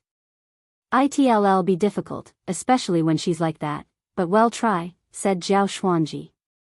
The two of them were both at the 5th level of God Ascension realm, but even if they fought together, they wouldn't be able to defeat the mystic Empress. How dare you intervene? I'll swallow all of you. In a flash of divine light, the mystic Empress transformed into her true form, a majestic silver dragon, radiating an overbearing presence that shook the sea itself. Not daring to underestimate her, Zhao Xuanji and Zhao Longfei responded in kind, assuming their dragon forms without hesitation. Moments later, the three titanic beasts collided, and the sheer force of their clash unleashed violent currents in every direction, hurling nearby cultivators like leaves in a storm. While that happened, Yuan ignored everything around him and focused his attention solely on the dragon god's vengeance. Yeo, I need your help. You're the only one who can stop her rampaging, he sent his voice into the soul weapon, speaking directly to dragon goddess Yeo. However, there was no response. I know you're upset, and am sorry, but I could really use your assistance here. Yuan sighed and continued, the 9 dragon symbols. I remembered our promise. Although we couldn't fulfill it last time, let's do it properly this time. I promise. Though dragon goddess Yeo didn't speak, the dragon god's vengeance began to tremble in response. Chapter 1978, Absolute Obedience. Chapter 1978, Absolute Obedience, Get out of my way, you trash. Mystic Empress aura exploded further. At this rate, we won't be able to block her for a single minute. Zhao Longfei poured all of his celestial chi forward, but it quickly crumbled when Mystic Empress struck back. Damn! When the hell did she become so powerful? Jiao Xuanji exclaimed as she struggled to keep up. My treasure. My plans. My future. Ah! Mystic Empress Rampage grew so uncontrollably violent that both the Azure Dragon Clan and the Mystic Sea Dragon Clan were forced to cease fighting and retreat in a panic. Even the stray wisps of celestial chi erupting from her body were potent enough to kill anyone there instantly, leaving no one willing to remain near her wrath. Suddenly, amidst the chaos and carnage, a profound aura descended upon the ocean like a silent decree from the heavens, vast, unfathomable, and absolute. The raging tide stilled, and even Mystic Empress rampaging celestial chi were forced to disperse. What is this pressure? This presence? A cultivation god? Jiao Longfei gasped, his voice trembling with disbelief as he instinctively turned toward the source of the overwhelming aura, eyes wide with awe and fear.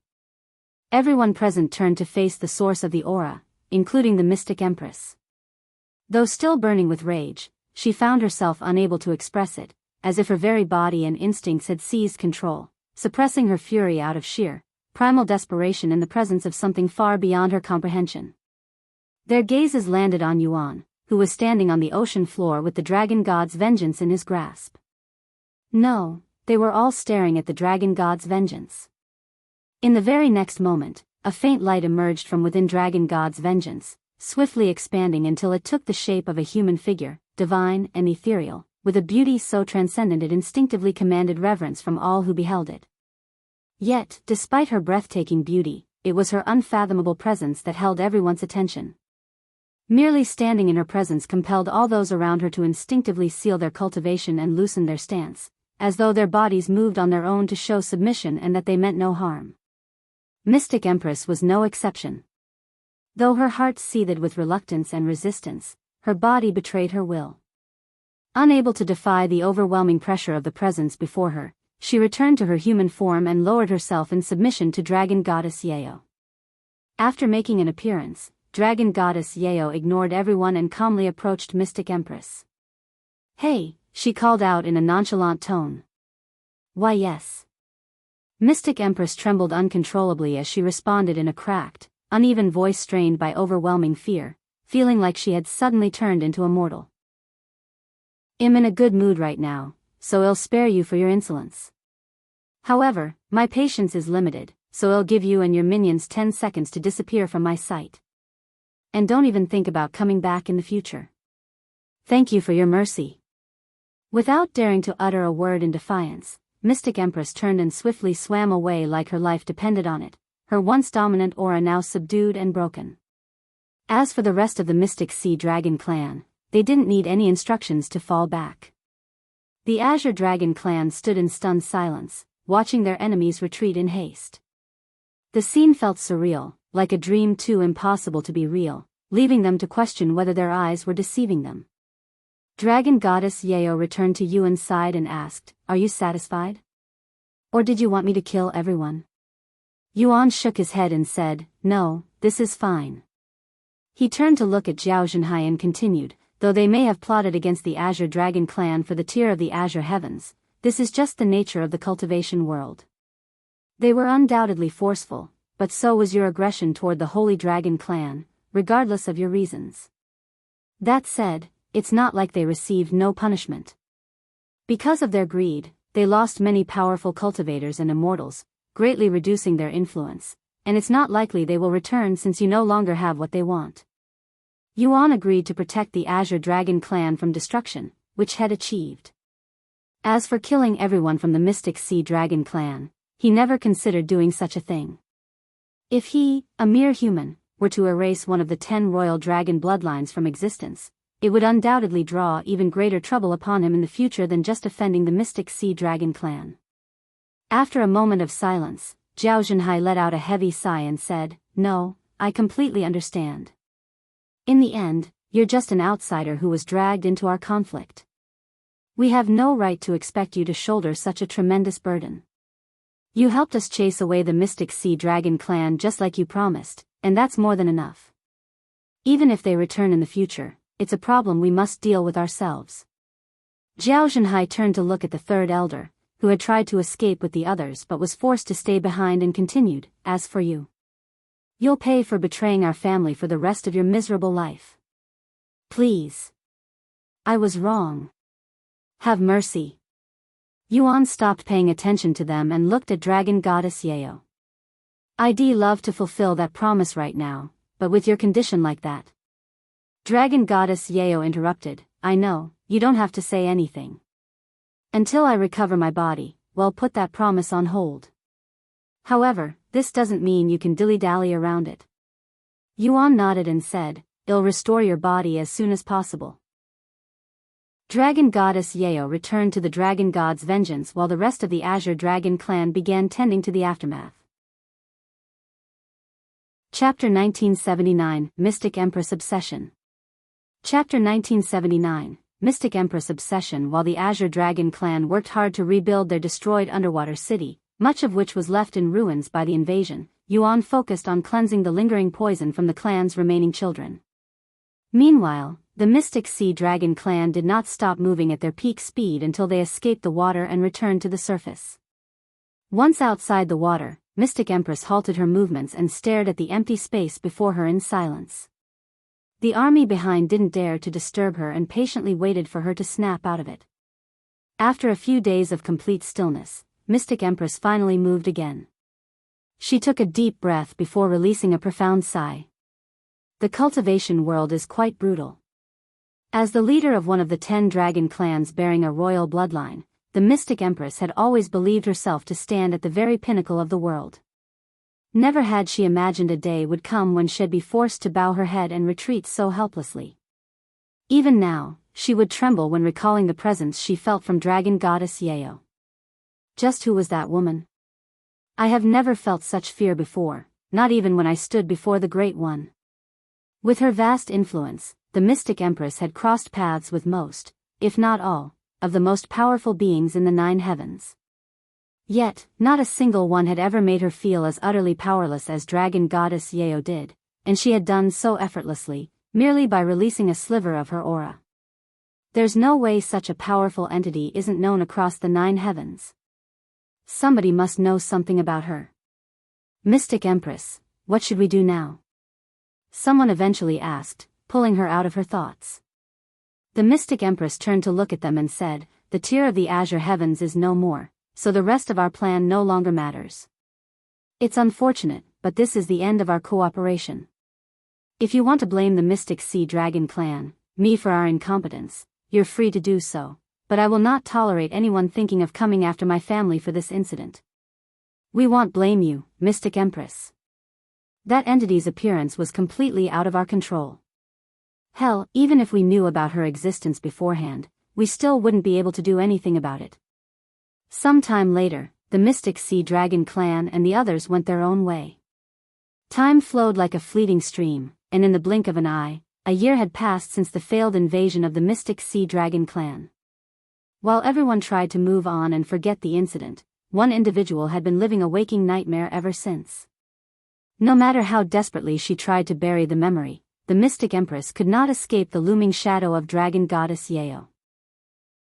The goddess presence from that day clung to her mind like a curse, and with each passing day, the weight of that humiliation gnawed at her sanity, slowly driving her toward madness.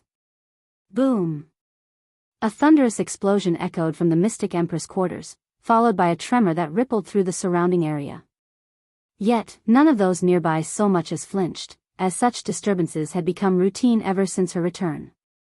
The Mystic Sea Dragon clan tried seeking doctors to help her, but since this was a mental battle, there was nothing the doctors could do but suggest pills that strengthened the mind. I can't believe a 6th-level god Ascension powerhouse like the Mystic Empress still has to deal with heart demons.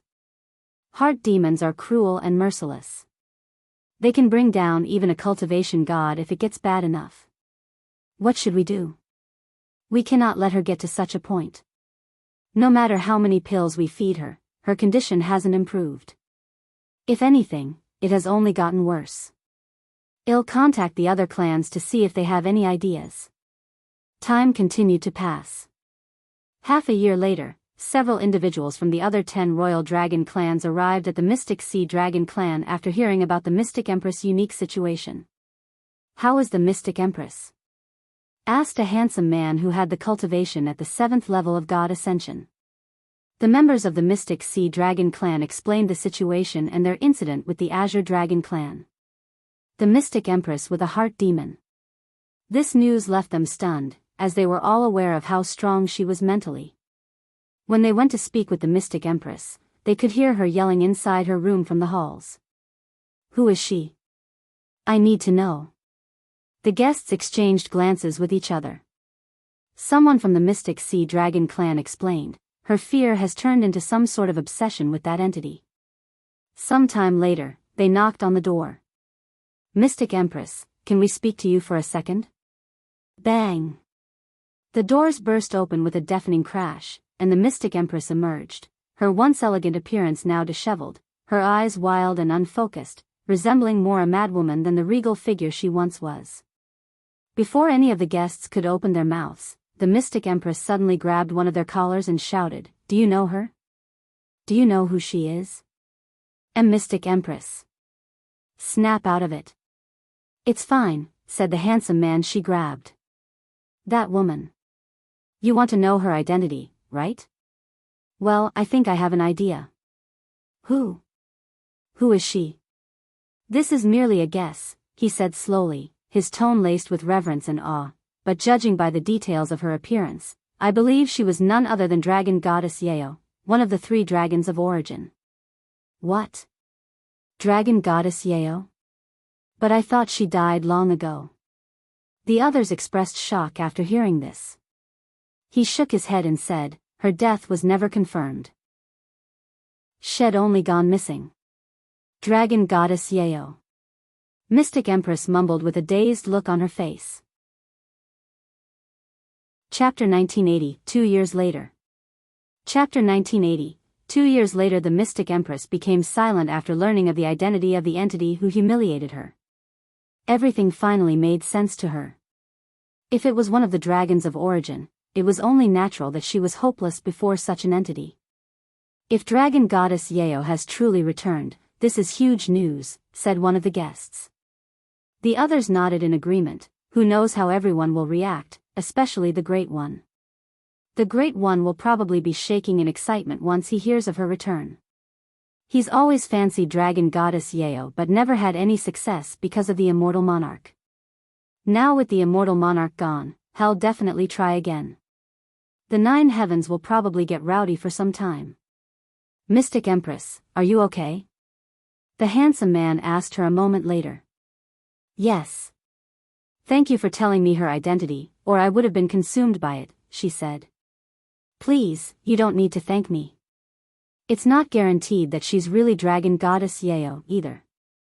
"No, there's no doubt that she's definitely Dragon Goddess Yeo," she said firmly.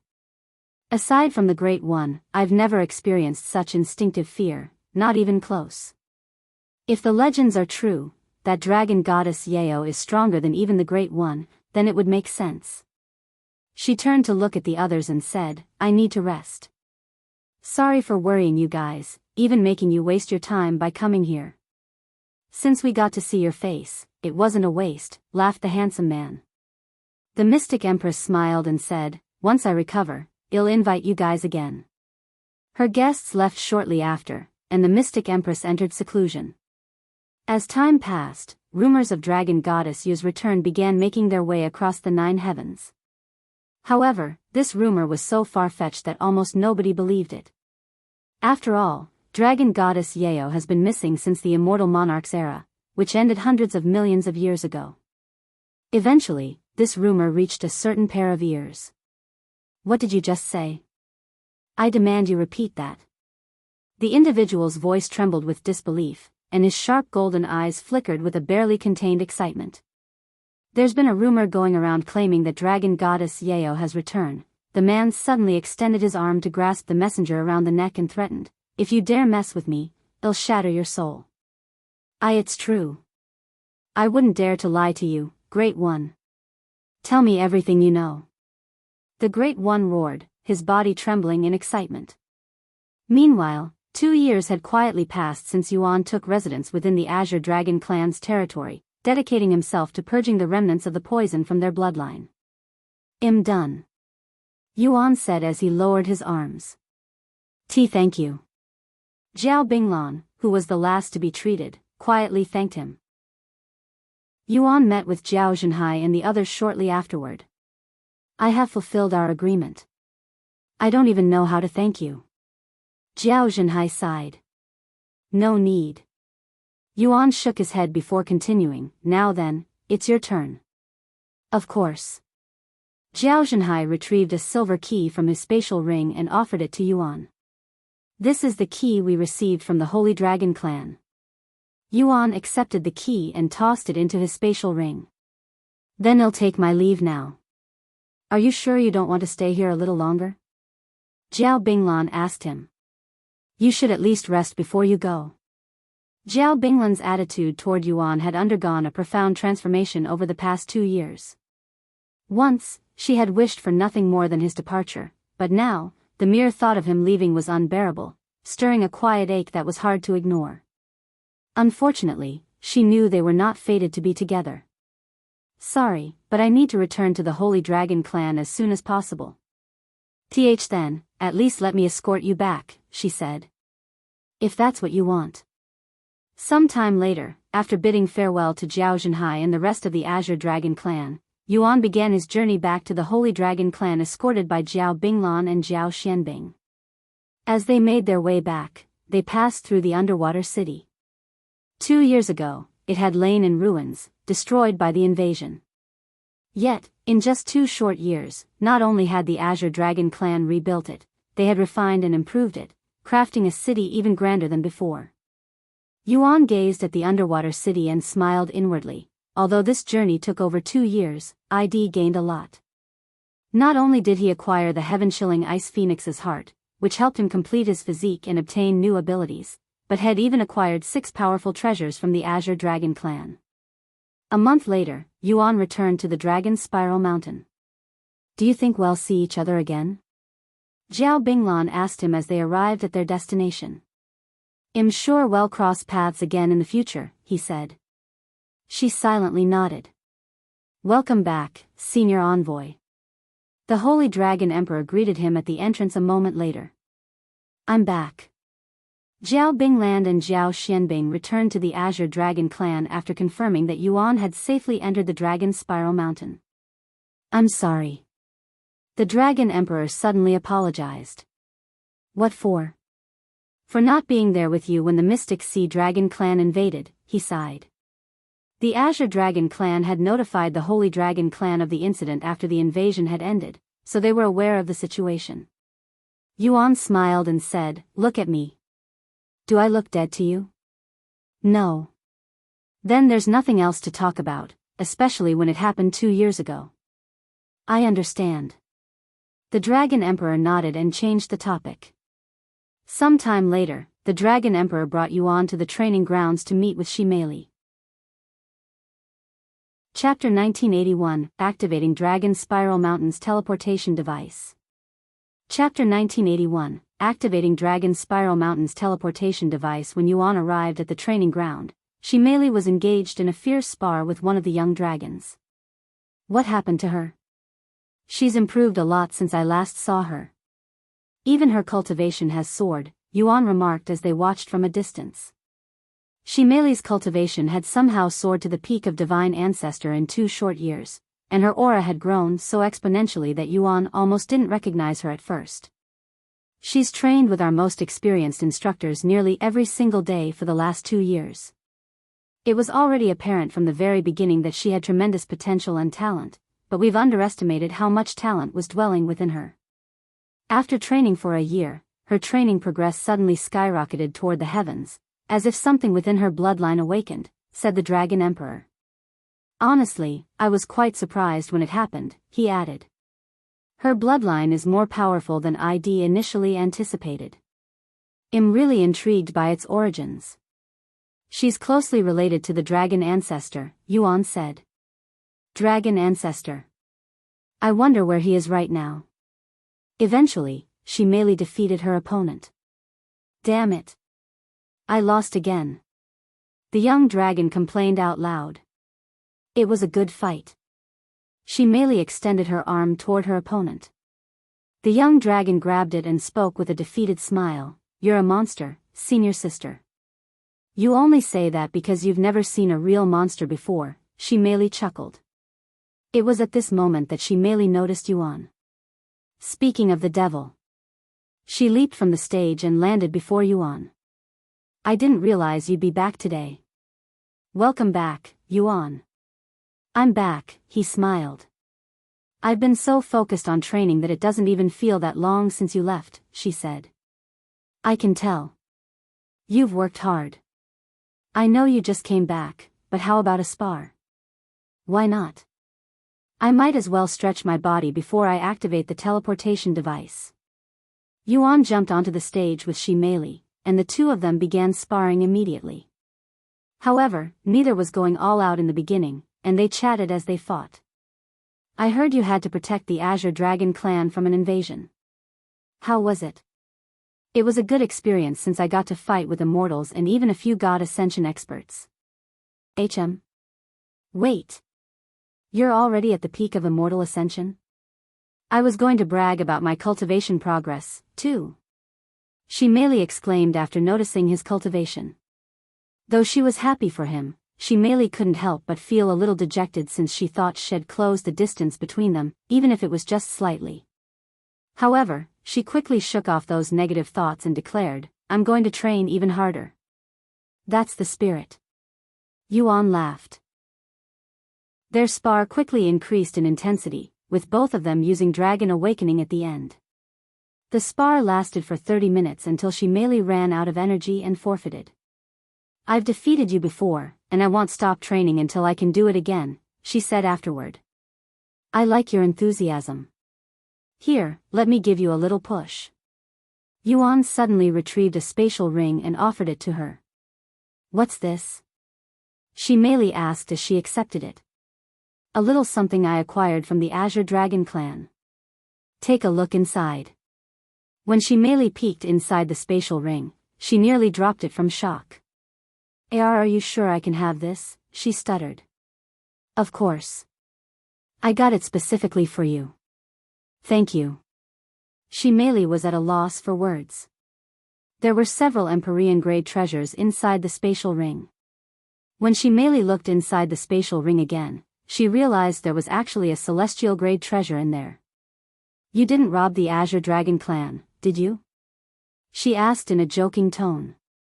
Yuan chuckled and said, "It could be considered robbery." In his eyes, he had obtained these treasures in exchange for merely 2 drops of his blood, making it feel less like a fair trade and more like outright robbery. Moreover, although these treasures were powerful, they were meant for dragons. Though Yuan could wield them since he had the body of a dragon, these treasures would not replace his current treasures. "I'm going to activate the teleportation device now. You're going to return to your original world, right? Do you think I can come with you to see it?" Shi Meili asked. Yuan pondered for a moment before saying, "You can visit, but since we don't know how things will end up, let's wait until after I regain my body." "Okay." With the silver key in his possession, Yuan traveled to the peak of the teleportation device at the top of the Dragon's Spiral Mountain. Meanwhile, Shi Meili, the Dragon Emperor, as well as several high-ranking members of the Holy Dragon clan, followed as spectators. Some time later, Yuan stood before the stone tablet with the keyhole. Taking a deep breath, Yuan firmly pressed the silver key into the keyhole. In an instant, the ancient symbols etched across the platform before him ignited with an ethereal glow, pulsing with a mysterious energy that seemed to awaken the very air around him. "Won't this require a lot of spiritual energy to activate?" Yuan asked. The Dragon Emperor then spoke, "Yes, but this device automatically collects spiritual energy, and since it hasn't been used since the Immortal Monarch's era, it should have gathered enough spiritual energy for a few uses." Moments later, a brilliant pillar of light erupted from the platform, shooting skyward with blinding intensity before expanding outward, tearing open the fabric of space and forming a massive, swirling portal suspended in the air.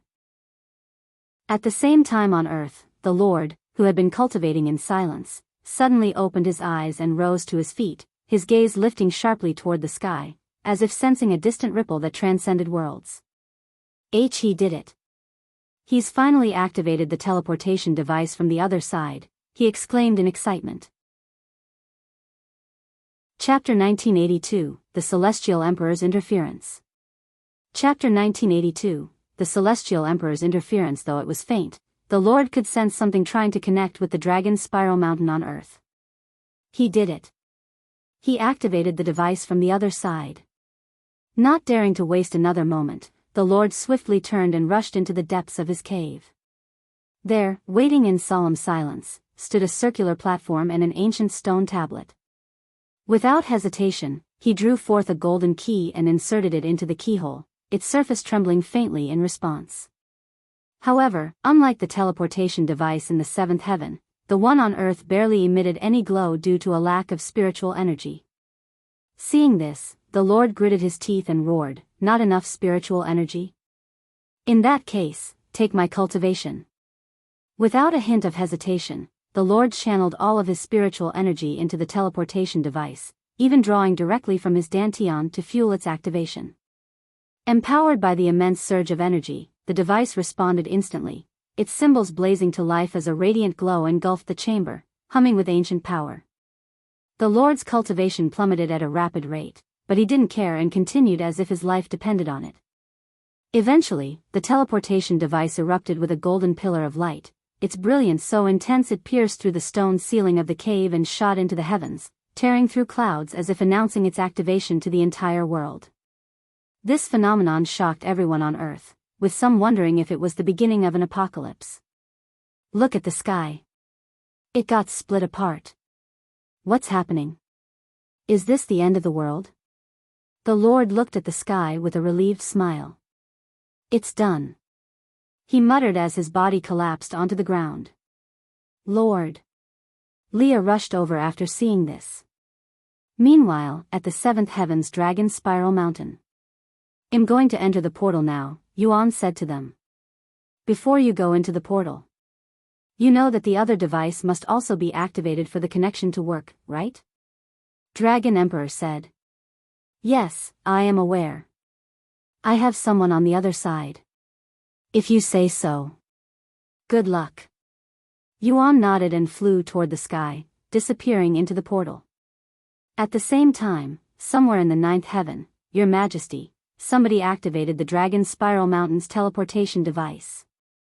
A man draped in a majestic golden robe stood at the edge of a floating island, upon which a vast and imposing palace loomed behind him.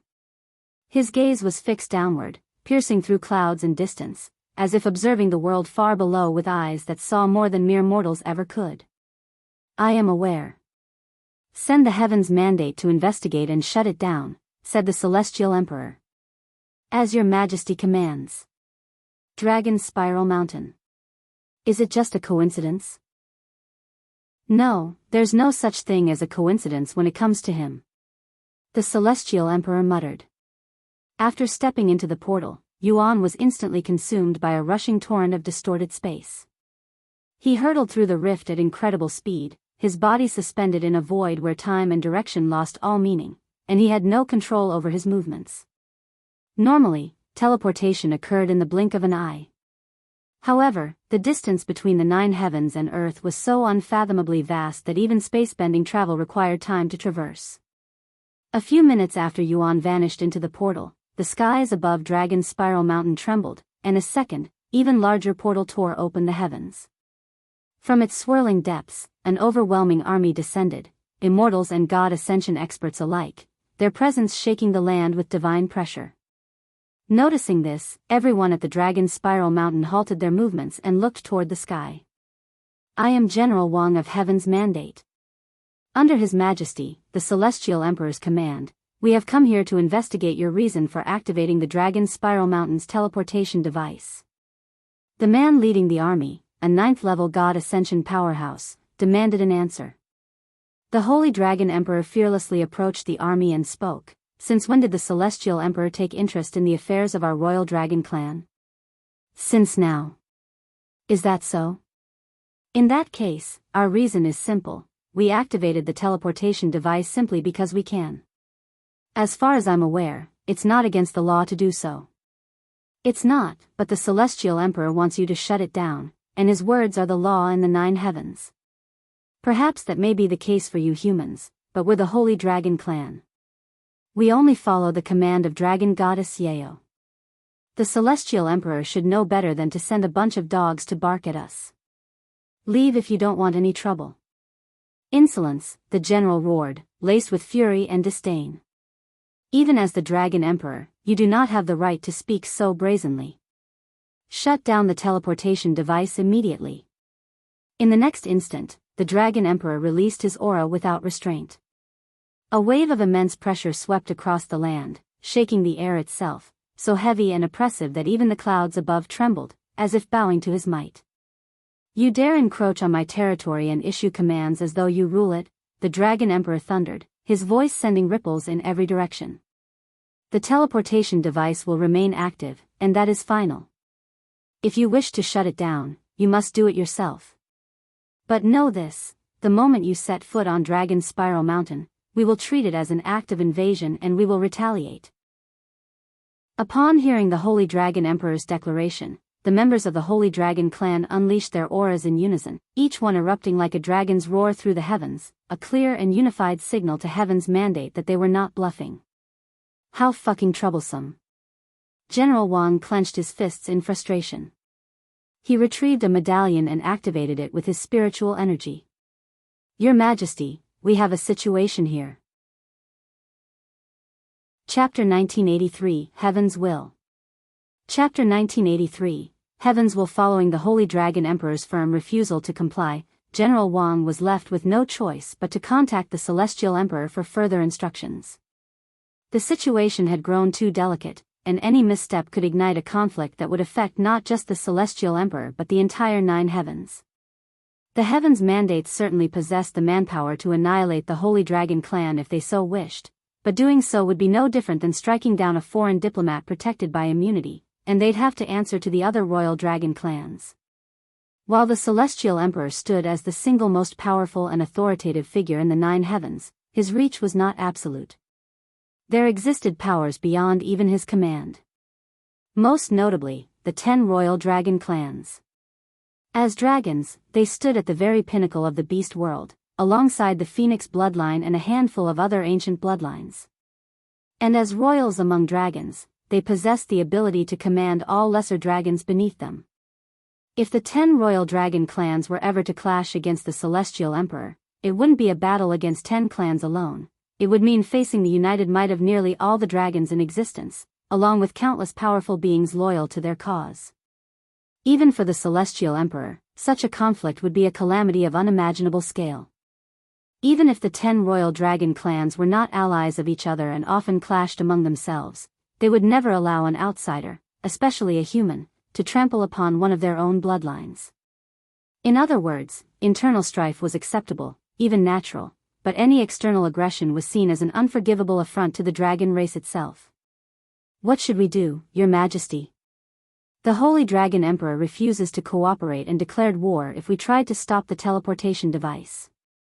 General Wang explained the situation to the Celestial Emperor. After a brief moment of silence, the Celestial Emperor spoke. Let me speak with the Dragon Emperor. General Wang turned his gaze to the Dragon Emperor and spoke. His Majesty, the Celestial Emperor, wishes to speak with you. He tossed the medallion to the Holy Dragon Emperor. This is the Holy Dragon Emperor speaking. Holy Dragon Emperor, let's not make things difficult. I don't want to, but if you want me to deactivate the teleportation device, I will have to. Is it because you're trying to protect someone? That is none of your business.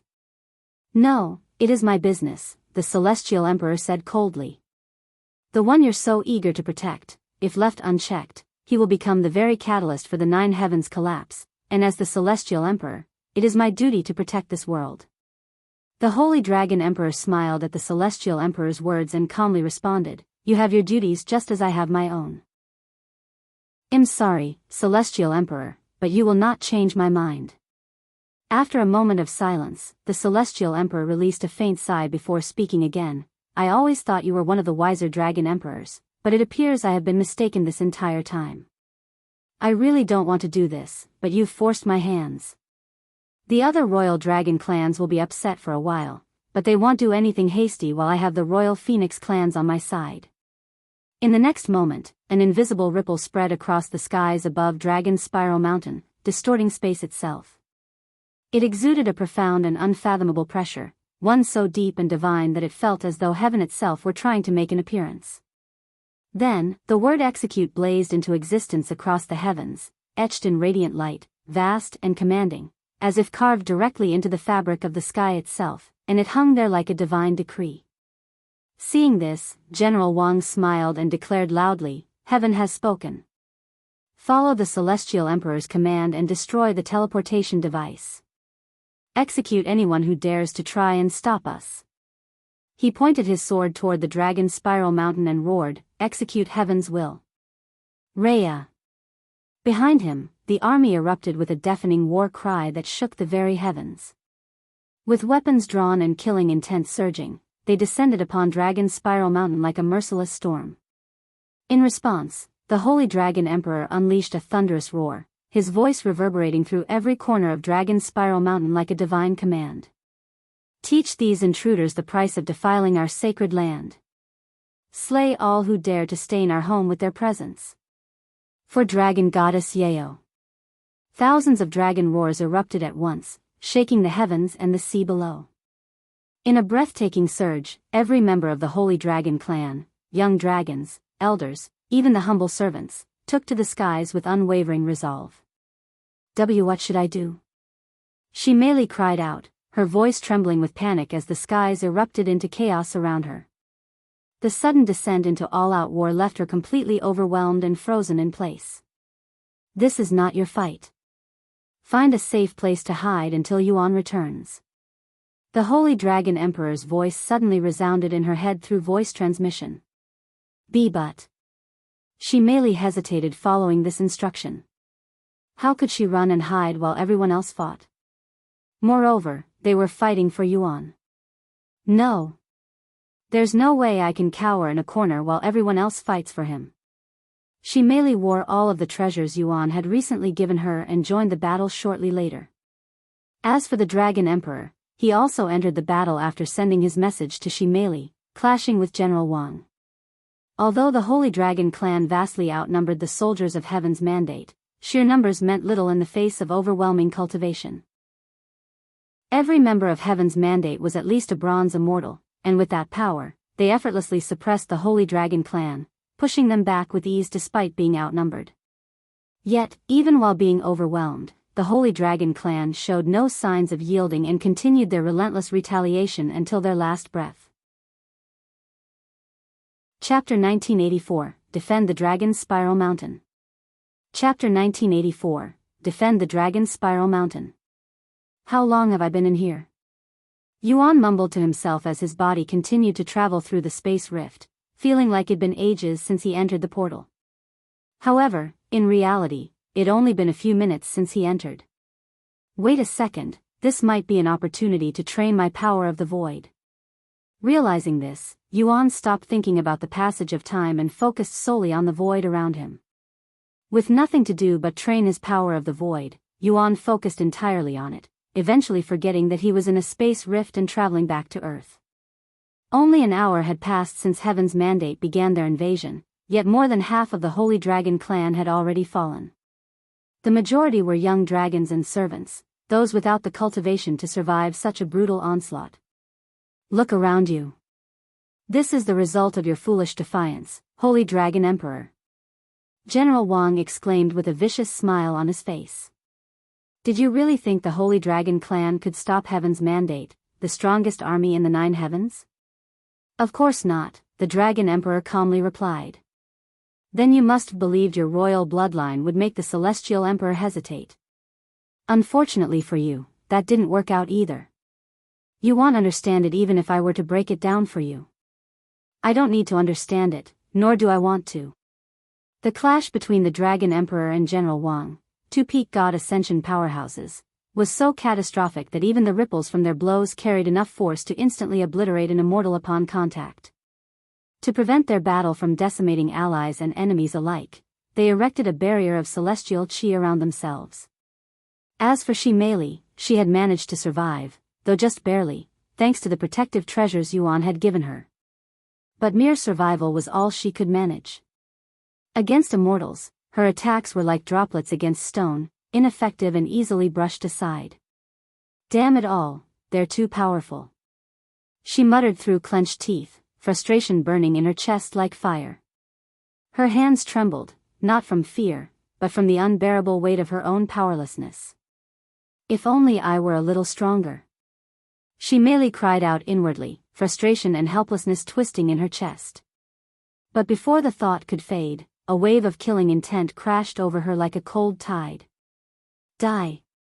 An immortal soldier charged straight at her, blade gleaming with killing intent. She merely turned weakly toward the threat, but her body refused to move, too drained and battered. She couldn't even lift a finger to defend herself, much less avoid it. Ah! Is this the end for me? I'm sorry, Xuan, but this will be the end of my journey with you. It was fun. She merely closed her eyes, having fully accepted her fate. However, moments later, the death she had anticipated did not arrive, prompting her to open her eyes again. Huh! You are. Just as the fatal blow was about to land, two figures appeared before she merely like flashes of divine light. One stood firmly in front of her, effortlessly blocking the immortal's attack, while the other moved like a shadow, reappearing behind the soldier and striking him down in a single, precise motion. These two were none other than Yin and Yang, elite members of the evil god's shadow army. Sorry it took so long. We had to alert the others. Everything will be okay now. Reinforcements have arrived, said Yang. In the very next moment, countless rifts tore open across the sky above Dragon's Spiral Mountain, and from within them emerged several hundred figures, each cloaked in deep black robes that obscured their features. However, their aura was unmistakable and ominous, and their sudden appearance made the heavens' mandate halt their advancement. The Shadow Army. The evil god's shadow army has made an appearance. Someone suddenly shouted. What? General Wang exclaimed. He halted his fight with the Dragon Emperor to confirm it for himself. Evil god's shadow army. The Holy Dragon Emperor frowned, unaware whether this new force was friend or foe. Suddenly, a cold voice thundered across the battlefield, Shadow Army, slaughter heaven's mandate and protect the Dragon's Spiral Mountain. Following the command, the members of the evil god's shadow army descended upon the soldiers of heaven's mandate, instantly turning the tide against them. Seeing this, General Wang retrieved another medallion and hastily activated it. Why, Your Majesty? We have an emergency. The evil god's shadow army has shown up to defend the Dragon's Spiral Mountain. The Celestial Emperor, who had just received this news, sighed, as I figured, this was no coincidence. Upon confirming Yuan's involvement, the Celestial Emperor cast aside what little hesitation remained. With a swift motion, he retrieved a golden medallion etched with the words, Heaven's Will. Raising it high, his voice boomed with divine authority, the evil god's shadow army has revealed itself. Heaven's Mandate, 3rd Squad, assist the 7th Squad immediately. A few minutes after the Celestial Emperor's command, the skies above Dragon's Spiral Mountain split once more. More portals tore through the heavens, and from them descended the 3rd Squad of Heaven's Mandate, each soldier a golden immortal at minimum, their auras blazing like falling stars as they rushed to reinforce the embattled 7th Squad. Meanwhile, Yuan's eyes suddenly snapped open.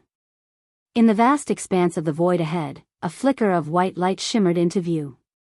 Within moments, it expanded rapidly, growing brighter and closer as his body was irresistibly drawn toward it. A few moments later, Yuan's body was completely engulfed by the radiant light, his vision drowned in pure whiteness. But then, as the brilliance faded, he found himself suspended beneath a vast blue sky, surrounded by drifting clouds, and the silence of the void was gone, replaced by the gentle breath of the wind and the soft glow of sunlight. With a smile on his face, Xuan announced out loud, I'm back. Chapter 1985, Returning to Earth. Chapter 1985, Returning to Earth. When Xuan emerged from the space rift, for a brief moment, he thought the teleportation had failed, that he was still in the 7th heaven. The spiritual energy in the air was simply too dense, too rich, to belong to Earth. But he quickly realized that it was because the spiritual energy had flowed in from the seventh heaven. The moment the teleportation device connected the realms, the boundless spiritual energy from the seventh heaven flowed into Earth. Even though it was only a fraction, for a small world like Earth, even the tiniest trickle of spiritual energy from the seventh heaven was enough to blanket the entire planet, saturating every corner with spiritual energy it hadn't experienced since the Immortal Monarch's era. The cultivators on Earth immediately sensed the shift. The moment the spiritual energy thickened around them, many dropped whatever they were doing and entered seclusion on the spot. Fearing it might vanish as suddenly as it appeared, they rushed to absorb as much of it as possible, eager to seize the rare opportunity to advance in cultivation while the heavens allowed it. Since the rift opened up above the Dragon's Spiral Mountain, it didn't take long before Xuan noticed it and descended upon it. When Xuan descended onto the peak of Dragon's Spiral Mountain, his gaze was immediately drawn to two distant figures.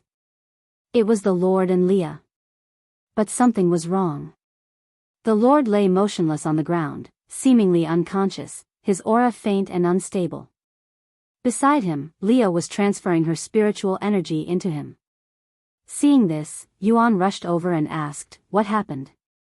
"He sacrificed his cultivation to activate the teleportation device," she revealed in a grim tone. "What? Let me help." Upon hearing that the Lord had sacrificed his cultivation, Xuan immediately moved to help. However, he didn't rush to pour spiritual energy into the Lord.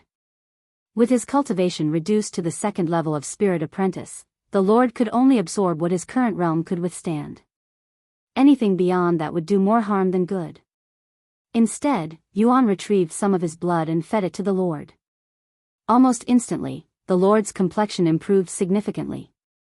Color returned to his face as the chaotic flow of his body began to stabilize. His breathing, once shallow and erratic, grew steady and calm, as if a heavy weight had been lifted from his chest.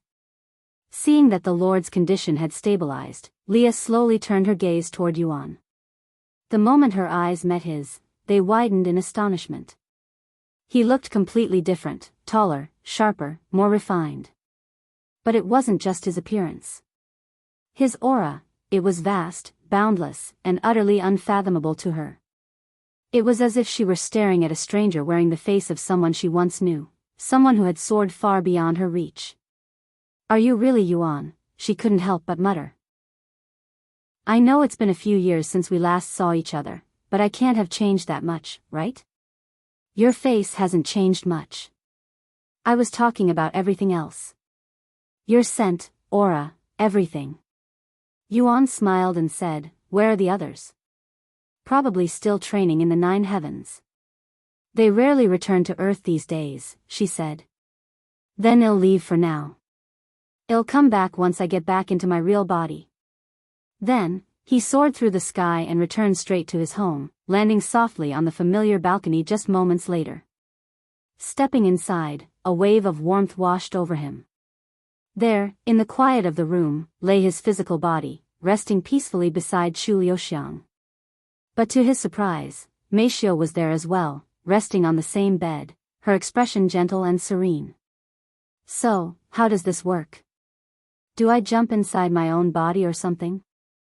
Xuan questioned out loud. Yuning then said, "Since your soul was separated using the soul transference array, we'll likely need to undo the formation first. Do you think you can do it?" "I can try, but I'll need some time to analyze the formation first." "Go ahead. I'll even lend you my body," said Xuan. The next moment, Yuning took over Yuan's soul avatar and began examining Yuan's real body. "This formation is much more complicated than I'd anticipated," she muttered after a single glance at the formation. Half an hour later, Yuning spoke, "I think it's doable. Fortunately, the soul transference array wasn't created to be unbreakable and is actually quite fragile.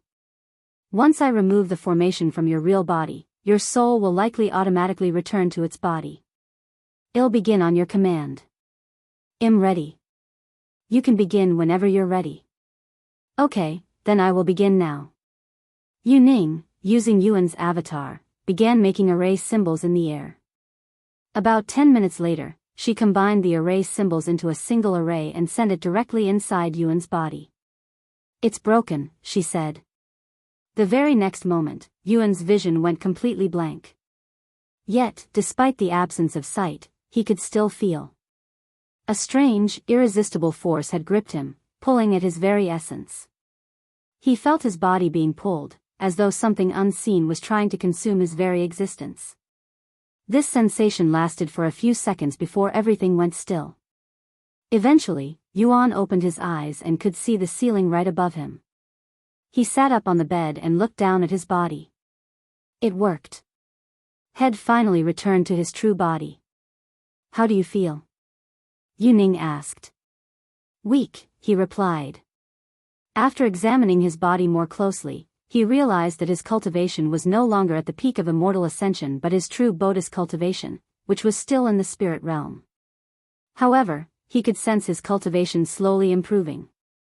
It'll probably need some time before my body and soul are fully integrated again. That's normal, since your soul has been split into two parts for many years. Suddenly, Celestial Emperor's curse has activated. When the Celestial Emperor's curse activated, an excruciating pain tore through Yuan, not in flesh or bone, but from the depths of his soul. It was a searing agony unlike anything he had ever known, as if his very existence was being unraveled thread by thread. Your soul has been damaged, Yuan realized what was happening even without looking at the notification. The Celestial Emperor's curse was trying to destroy his soul. Chapter 1986, Unbreakable Will. Chapter 1986, Unbreakable Will, Young Master. Are you okay? Yuning and the others exclaimed, their voices filled with horror. The Celestial Emperor's curse is trying to destroy my soul. What? Then you should hurry up and destroy the curse using the sacred chalice of purification. Liuxiang urged. However, Yuan shocked them by shaking his head and saying, no, this is exactly what I have been waiting for. That doesn't make any sense. But Yuan didn't respond and fell silent after entering cultivation. This left the others flabbergasted. None of them could understand why Yuan was waiting for his soul to be attacked. If Yuan's soul hadn't been fortified through his many reincarnations, the Celestial Emperor's curse would have instantly shattered his soul, killing him completely. However, because his soul has existed since the primordial era and has been tempered for billions of years, not even the Celestial Emperor could easily destroy it. Moreover, Yuan has been training Heaven's indomitable soul for years now, which has strengthened his soul even more. Yet, despite this, the Celestial Emperor's curse was relentless and extremely powerful, one of the most powerful curses in the 9 heavens. The curse continued to gnaw at Yuan's soul, causing him incredible pain, and no matter how powerful his soul was, it wasn't indestructible, especially since he hadn't even reached the God Ascension realm. Slow but surely, the Celestial Emperor's curse was destroying his soul. Despite his soul on the verge of being destroyed, Yuan didn't do anything to stop it, allowing it to happen. His puzzling actions greatly worried his companions. A destroyed soul wasn't the same as a destroyed body, and his regeneration ability had no effect on his soul, so if it were truly to be destroyed, he'd die for sure. Meanwhile, in the Celestial Emperor's palace, the Celestial Emperor could sense the activation of his curse. So he managed to reunite his soul with his body, However, as long as my curse is on you, you will not live long enough to return to the 9 heavens.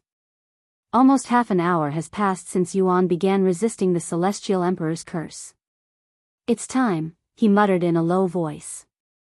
The very next moment, Yuan stopped resisting the curse, allowing it to complete its assault on his soul. His soul, which was already on the verge of destruction, began to crack, causing him to cough up several mouthfuls of blood. Young master. What are you doing? Liuxiang cried out loud.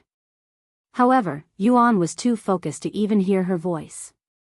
Then, Yuan's body collapsed onto the bed, and his aura completely vanished. Young master. Liuxiang and the other emerged from his dantian. He's dead.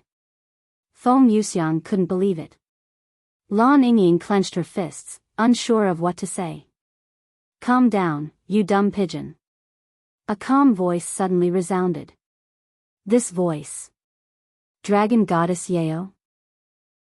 You should have been with him for long enough to know that he wouldn't do something like this without a reason. That's... Liuxiang fell silent. Dragon goddess Yao was right. Yuan wouldn't do something as foolish as killing himself.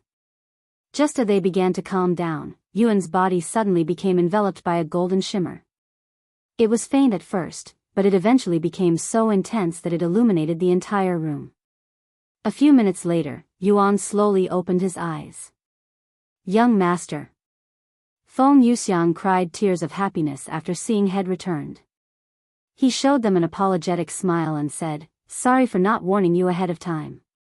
You really scared me there for a second." "What happened, anyway?" Lan Yingying asked. "I'll answer your questions later. Right now, I have to deal with the Celestial Emperor's curse." Though he may have restored his soul, the Celestial Emperor's curse continued to haunt him and attempted to destroy his soul again. Yuan retrieved the sacred chalice of purification and fed his blood to it. Unlike the others, whose curses were almost instantly cleansed by the sacred chalice of purification, the Celestial Emperor's curse clung stubbornly to Yuan's soul. However, no matter how powerful the Celestial Emperor's curse was, it was ultimately eliminated by the chalice. Cough. In the Celestial Emperor's palace, the Celestial Emperor coughed up a mouthful of blood when his curse was destroyed. "Your Majesty." The people around him panicked when they saw this. "I'm fine," he roared. He looked at his blood on the ground and clenched his fists in frustration. "You're even harder to kill than a damn cockroach. Why must you continue your pointless struggle? You will never defeat them." After purifying the Celestial Emperor's curse, the sacred chalice of purification began purifying the other curses that afflicted Yuan. However, these curses were much more powerful than the Celestial Emperor's curse. Yuan wasn't surprised about these curses since he had been warned about them before.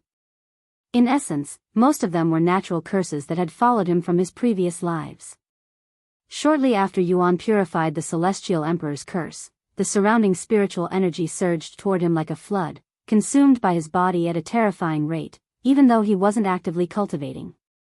With the curse lifted, the seal that had silently suppressed his potential was gone. His cultivation speed, once shackled, had returned to its natural state. The Celestial Emperor is definitely aware of the situation. "We need to return to the 9 heavens as soon as possible," he said as he jumped off the bed. Before leaving, he looked at Liuxiang and Meixiu and mumbled, "Let's meet again in the 7th heaven." Chapter 1987, Leaving Earth. Chapter 1987, Leaving Earth. After leaving his home, Yuan immediately made his way back to the peak of the mountain. "Welcome back, young master." The Lord, who was unconscious when he left, had woken up. "How are you feeling?" Yuan asked. "Thanks to your blood, my condition was able to stabilize.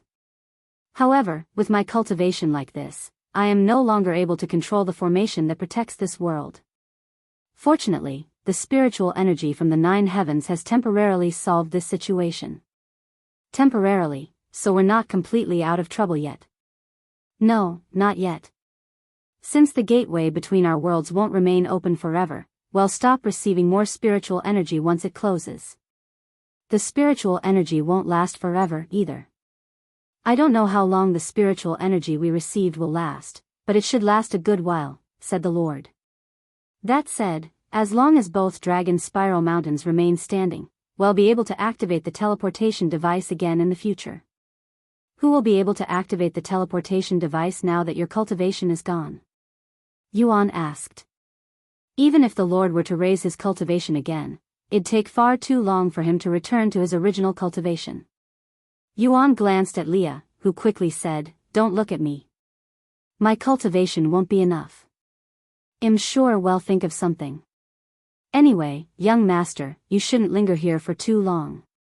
The gateway will be closing soon," the Lord warned him. He nodded and said, "Before I leave."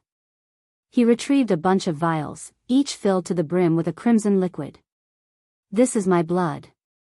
I don't know when I'll be able to return to Earth, so I'll leave for you. There's so much." The Lord almost couldn't believe his eyes. Then, until next, wait. The Lord suddenly stopped him. What is it? Take Leah with you. Huh? Yuan's eyes widened. I'd like you to take her to the 9 heavens. I heard you, but... He turned to look at Leah, who wore a perplexed expression on her face, which surprised him, as he thought she would immediately reject such an idea. Don't give me that look. You know we've already talked about this. That was before you lost your cultivation. You still want me to leave you when you're in this condition? I cannot, my cultivation may have declined, but I will be fine. Who will manage the Dragon's Spiral Mountain? It can manage itself. Then who will protect you? I can't even remember the last time I was attacked. And even if someone is foolish enough to invade the mountain, the young master's friends will still be here. Leah fell silent when she couldn't think of anything else to convince the Lord. Go. You're not fated to spend the rest of your life in this small world, wasting your potential. Young master, please drag her to the 9 heavens if you have to. I'll go. Leah suddenly spoke in a low voice. There's nothing I can do if you don't want me here. Without a word, Leah turned skyward and soared toward the rift, which was now visibly shrinking. Are you certain about this? Yuan asked. The Lord nodded and replied, yes. She and I have spoken of this ever since we first discussed linking the 9 heavens with Earth. One last thing before you go. If the Red Heaven Dragon clan still exists in the 9 heavens, please bring her there. However, only if they are worthy of her. Yuan nodded, the Red Heaven Dragon clan, right? I'll do my best. Until next time, young master. Until next time. Yuan left the Dragon's Spiral Mountain and chased after Leah, who was waiting for him in front of the rift. Let's go. Leah turned her head to look at the Dragon's Spiral Mountain one last time before following Yuan into the rift. Meanwhile, in the 7th heaven, the battle between the Holy Dragon clan, the evil god's shadow army, and Heaven's mandate neared its end. Despite the 7th squad's assistance, Heaven's mandate found themselves still on the losing end of the battle. The evil god's shadow army was simply too overwhelming. Moreover, Dong Yi, who had been away, joined in on the battle. Kill them. These damn dogs of the Celestial Emperor, kill them all.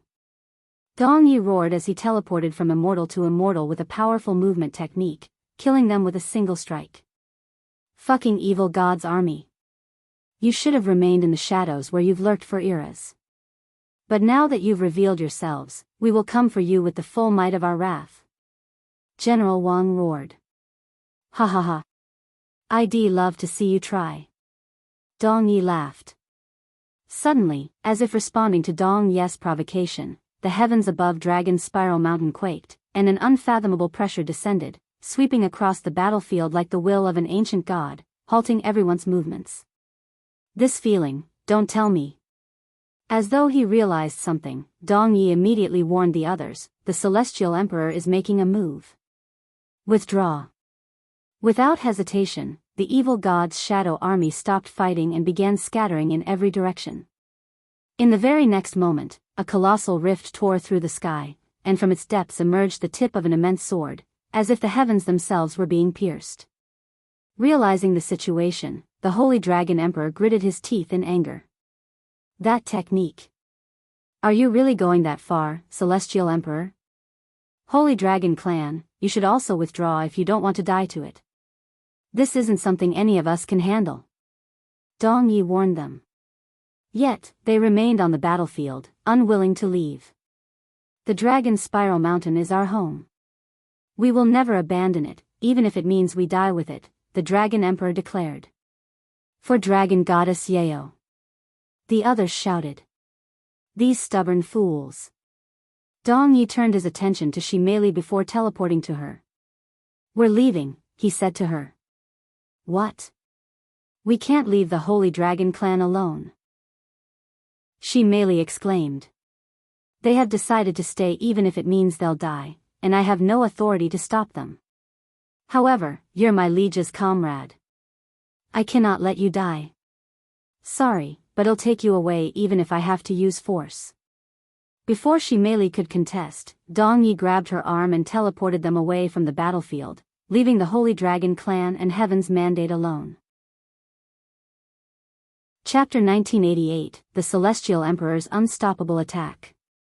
Chapter 1988, The Celestial Emperor's Unstoppable Attack. The moment the Celestial Emperor sensed his curse destroyed by Yuan, a resolute glint flashed in his eyes.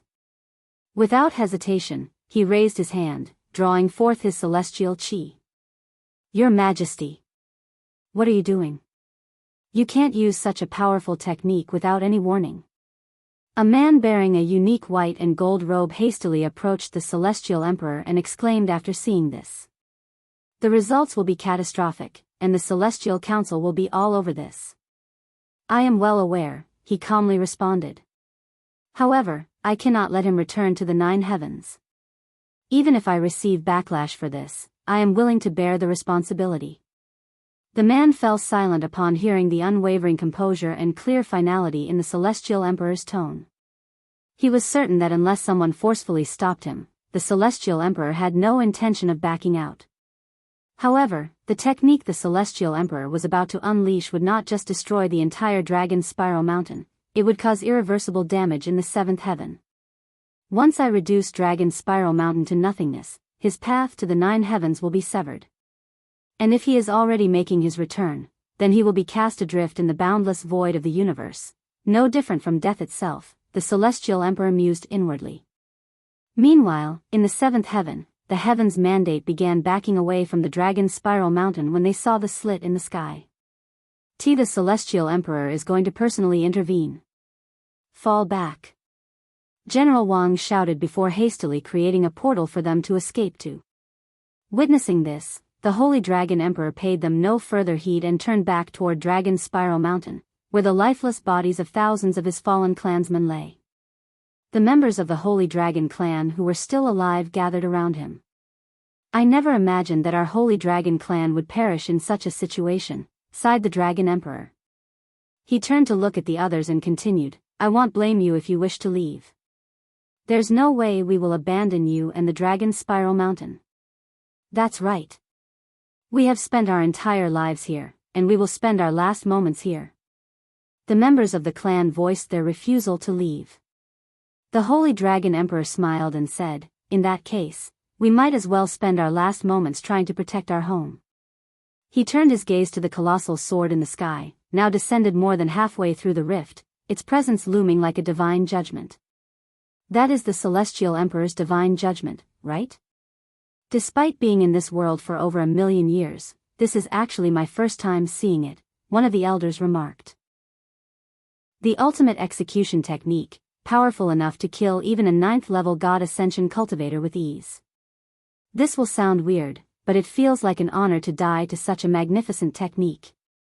Once the Holy Dragon clan had mentally prepared themselves, they charged toward the sky in preparation to fight against the divine judgment. Meanwhile, countless eyes across the 7th heaven, and even those gazing down from the 8th and 9th heaven, watched the unfolding scene in stunned silence. The earlier battle had already stirred the realms, but none had foreseen that the Celestial Emperor himself would take action. What did the Holy Dragon clan do to incite the Celestial Emperor's wrath?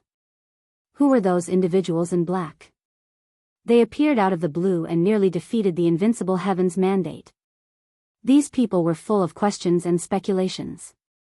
Meanwhile, the other royal dragon clans had already mobilized, dispatching emissaries to the Celestial Emperor's palace with urgent demands to cease his assault on the Holy Dragon clan. Unsurprisingly, the Celestial Emperor had sealed the doors to his palace and completely ignored their demands.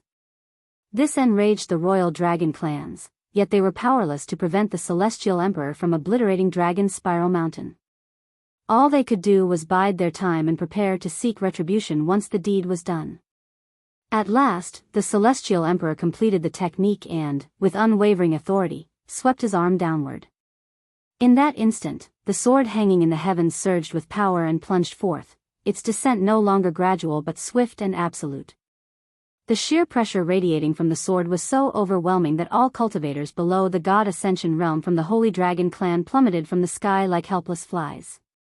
Even the Dragon Spiral Mountain began to sink into the waters beneath it, crushed by the weight of its descent alone. This is really too much. The Holy Dragon Emperor muttered as he struggled to stay in the air, much less fight it. Those strong enough to withstand the pressure unleashed their most formidable techniques upon the descending sword, shaking the heavens and earth with their onslaught. Yet their efforts were in vain.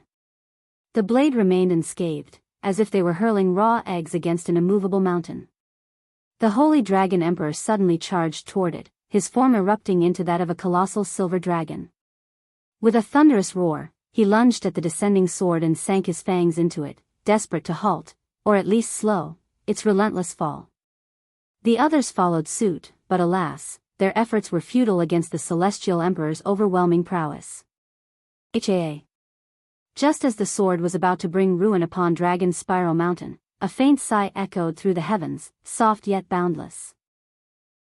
Then, the space just above the peak of the Dragon's Spiral Mountain warped and twisted, and like a ghost drawn from the void, a solitary figure draped in black robes and a face veil appeared out of thin air. This figure exuded an unfathomable presence far beyond the Holy Dragon Emperor, and just their presence alone was enough to slow down the descending sword. This presence, it can't be. Gasps of shock rippled through the spectators as they beheld the sudden arrival of a figure who had reached the pinnacle of cultivation, the appearance of a cultivation god. Chapter 1989, The Appearance of a Cultivation God. Chapter 1989, The Appearance of a Cultivation God. A cultivation god has appeared. What?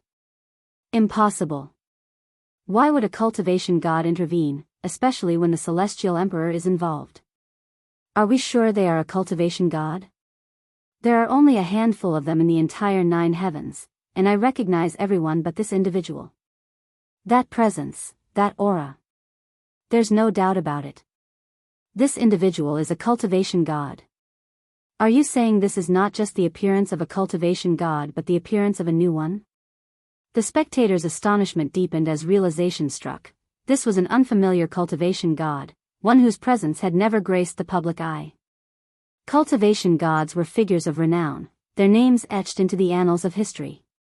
For such a being to appear unrecognized could mean only 2 things. They had either remained hidden in the shadows for an unknown amount of time, or they had just recently reached the pinnacle of cultivation. Their appearance may be new, but that unfathomable aura. It's much stronger than that one cultivation god I saw a few years ago, so they must have been a cultivation god for quite some time now. As the spectators racked their brains trying to figure out the cultivation god's identity, the Celestial Emperor wore a deep frown on his face when he realized that someone was trying to stop his divine judgment. In the entire 9 heavens, only cultivation gods could possibly defy him, a fellow cultivation god. Who are you, and why are you interfering with my work? The Celestial Emperor spoke, his voice booming through the realms and resounding before the cultivation god. A slight smile tugged at the lips behind the veil, but the cultivation god did not respond to the Celestial Emperor. The cultivation god raised their hand and pointed toward the colossal sword in the sky, revealing a pair of fair, jade-like hands, smooth, unblemished, and adorned with slender fingers. The graceful motion, coupled with the subtle rise of her chest beneath the robes, left little doubt that this mysterious figure was a woman. This new cultivation god is definitely a woman. Looks like we will have more than one female cultivation god now. With this new revelation, the spectators began narrowing down the possible identities of the mysterious cultivation god. Their minds raced through the annals of history, recalling every female cultivator who had ascended to the peak of the god Ascension realm within the last few million years. It's hard to tell with her robes, but her figure resembles the fairy sword Empress. No, the fairy sword Empress is a little shorter. Why are we even using appearance details to figure out their identity? If this individual is trying to hide their identity, it's very likely that they're also disguised. She could be a he for all we know. The very next moment, the sword began being pushed toward the sky, its pressure on the Dragon's Spiral Mountain weakening. Heavens! This cultivation god is firm on defying the Celestial Emperor. While the other cultivation gods aren't all on friendly terms with the Celestial Emperor, none of them have shown such obvious defiance, either. After all, nothing good comes out of offending the most influential individual in their world. Seeing the cultivation god's defiance, the Celestial Emperor no longer went easy. He was aware that his actions were being spectated by powerhouses all over the 9 heavens. If he were to lose to some unknown cultivation god, he'd lose an immense amount of face. The divine judgment began descending again with even more pressure. Confirming that the celestial emperor had no intention of backing out, the cultivation god also began pushing back seriously. The clash between the celestial emperor and the mysterious cultivation god unleashed shockwaves that tore through the 7th heaven, their force so great they stirred tsunamis that reached the heavens in the surrounding seas.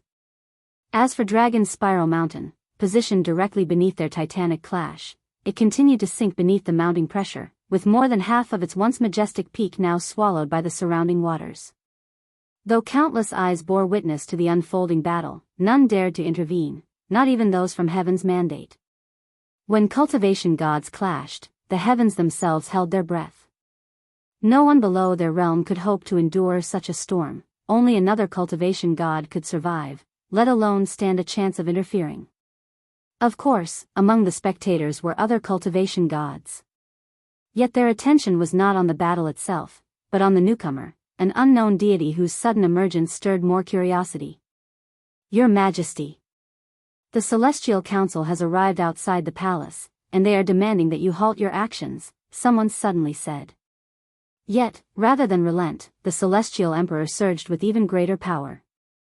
Boom! Follow new episodes on The divine judgment pulsed with such overwhelming force that fractures began to web across its radiant surface. The cultivation god was instantly driven back, her figure forced to retreat beneath the sheer weight of the blow. Despite being forced back, the cultivation god smiled, her voice calm yet laced with an imperious edge as she spoke. So this is the power of this era's celestial emperor? You're scarcely an improvement over your predecessors, perhaps even their lesser. The spectators gasped in disbelief at the cultivation god's brazen mockery, words so audacious that even other cultivation gods would not dare think of them. Upon hearing those words, the celestial emperor, who had never felt such anger since ascending to his throne, began to tremble, his long-held composure finally fracturing. This son of, having his most sensitive weakness poked, the celestial emperor instinctively unleashed an even greater surge of power, his fury fueling a force beyond restraint. Is the celestial emperor trying to bring ruin to the 7th heaven?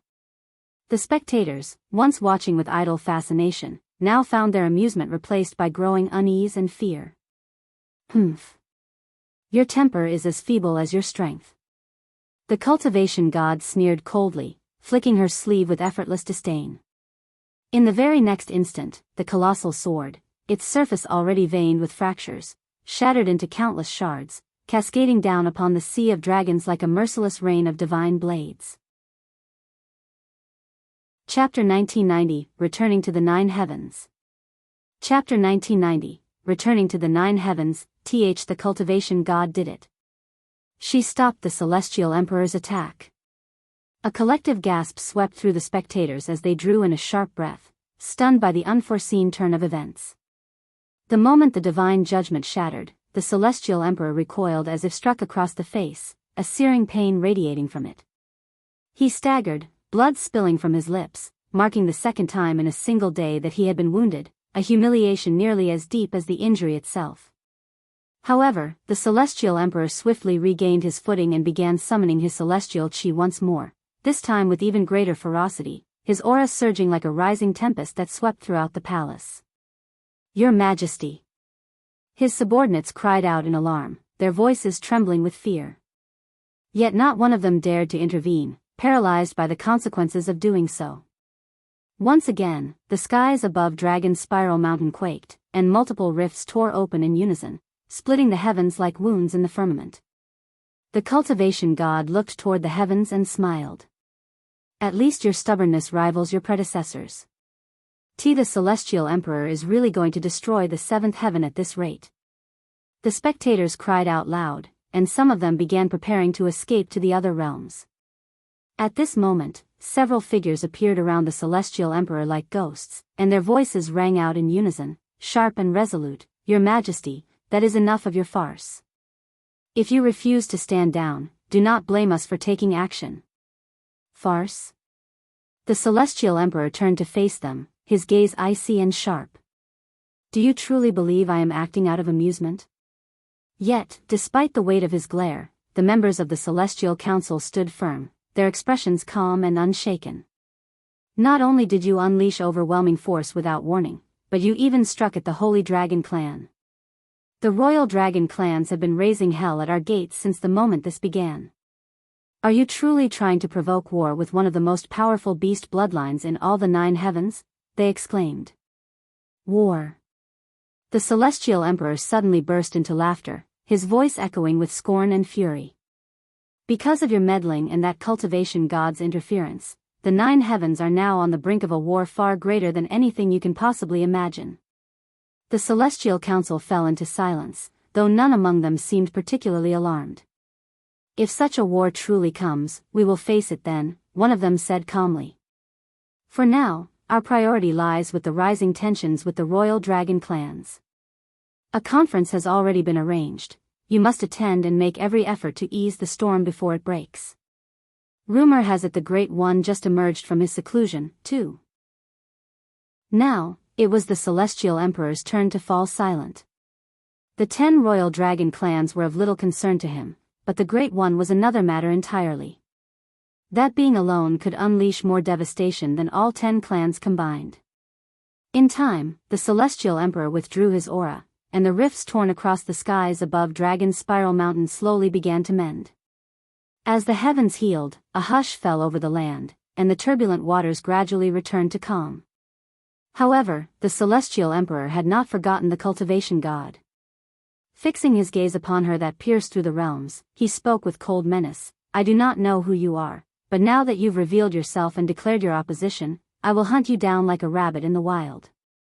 The cultivation god offered no reply, only a bold, silent smile that spoke louder than words.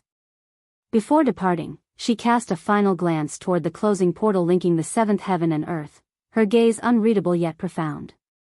Elsewhere in the 7th heaven, Dong Yi stood in silence, his expression grave after witnessing it all. So, she's finally made her move, he murmured, a flicker of unease in his eyes. What happened to the Holy Dragon Clan and the Dragon Spiral Mountain? She merely asked him, her face full of worry. Dong Yi faced her and explained, they are safe. A cultivation god intervened and stopped the Celestial Emperor. A cultivation god? Why would someone like that defy the Celestial Emperor? Oh. Could it be the dragon ancestor? No, this cultivation god is a human. Is that so? Anyway, does this mean you can take me back to the Holy Dragon Clan? Dong Yi nodded and said, I can take you back, but we should wait a little longer to make sure it has truly ended. Follow new episodes on the... What about Yuan? I can sense 2 presences within that portal, so he should be returning soon. 2.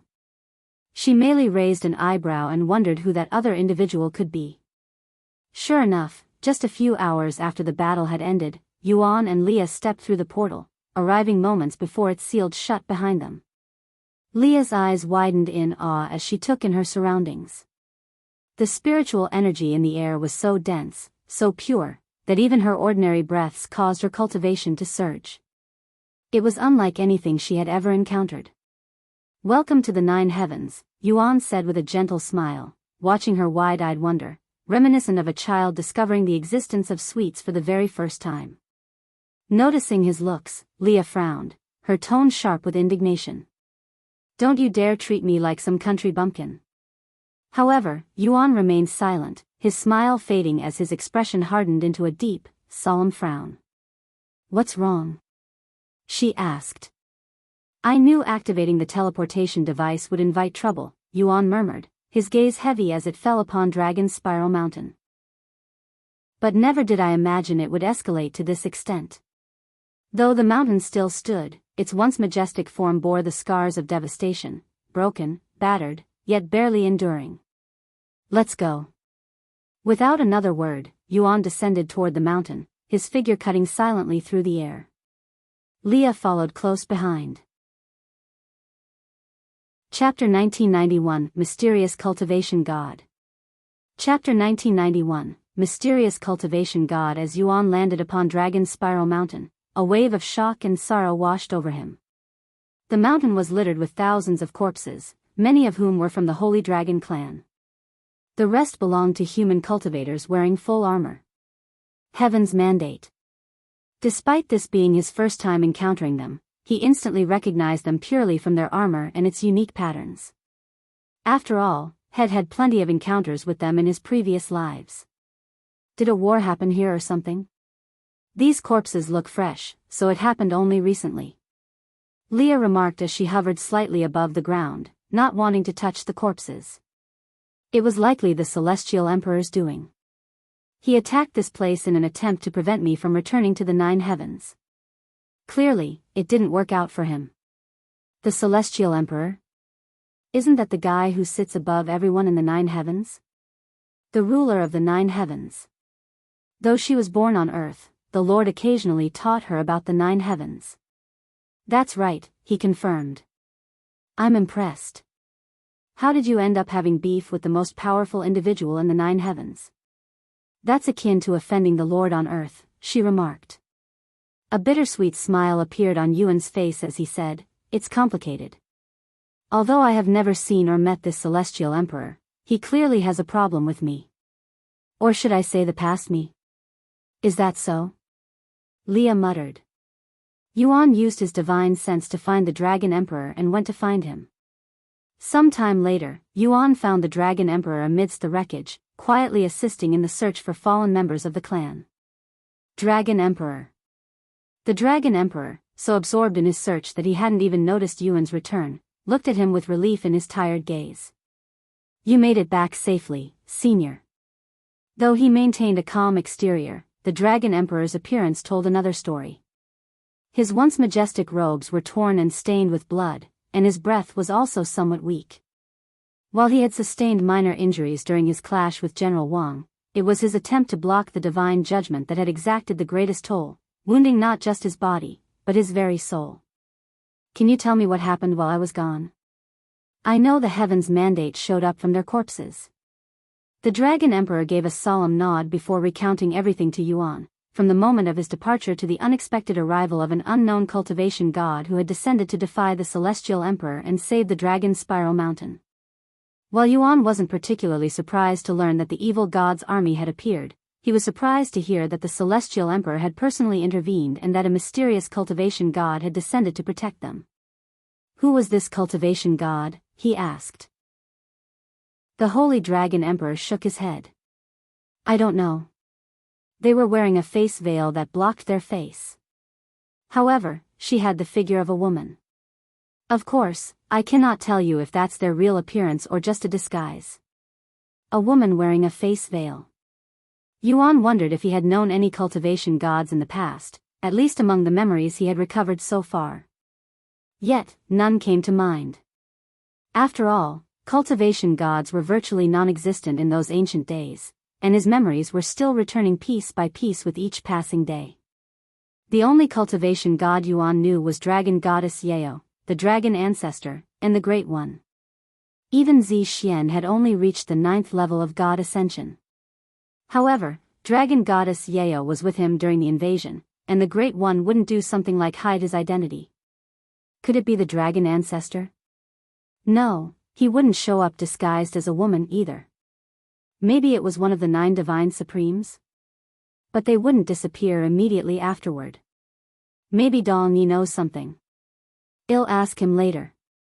In the end, Yuan couldn't recall anyone who matched the description, leading him to wonder if the mysterious figure was someone from a part of his past he had yet to remember. After all, had only recovered most of the evil god, divine paragon, immortal monarch, and exalted blacksmith's memories. By the way, where's she Meixiu? Yuan asked when he couldn't see her around. You see. The Holy Dragon Emperor began to sweat the moment Meixiu's name was brought up. I told her to stay out of the battle, but, apparently, she ignored that and joined the fight anyway. She disappeared somewhere amidst the chaos. I haven't seen her body, so, she's likely still alive. Yuan frowned upon hearing this, but if they didn't find her body, she was most likely alive. Since the evil god's shadow army showed up, they likely took her away to protect her. Sure enough, just as he thought that, a familiar voice rang inside his head. My liege, please don't worry about Lady Shi. She's currently with me. Though Shed suffered some injuries, they're not life-threatening. Dong Yi notified him. Dong Yi? Where are you right now? He asked. I am currently in hiding with the rest of the Shadow Army. Since we made an appearance with the Celestial Emperor watching, we're likely going to be hunted for a while. By the way, you should leave the Dragon Spiral Mountain as soon as possible while the Celestial Emperor is distracted. I just received the information that he's occupied with the Celestial Council and the 10 Royal Dragon clans. Yuan nodded and said, I'll leave soon. Let Shi Meili know that I have returned, and keep her safe for the time being. Let's meet once things have calmed down. As you command. After his brief conversation with Dong Yi, Yuan said to the Holy Dragon Emperor, I really don't know how to thank the Holy Dragon clan for their sacrifice. If there's anything you need, don't hesitate to let me know. Chapter 1992, Departing from the Dragon Spiral Mountain. Chapter 1992, Departing from the Dragon Spiral Mountain. Please, don't call it a sacrifice. We were merely defending our territory, our home, the Holy Dragon Emperor said solemnly. Yuan's expression turned awkward, guilt flickering in his eyes.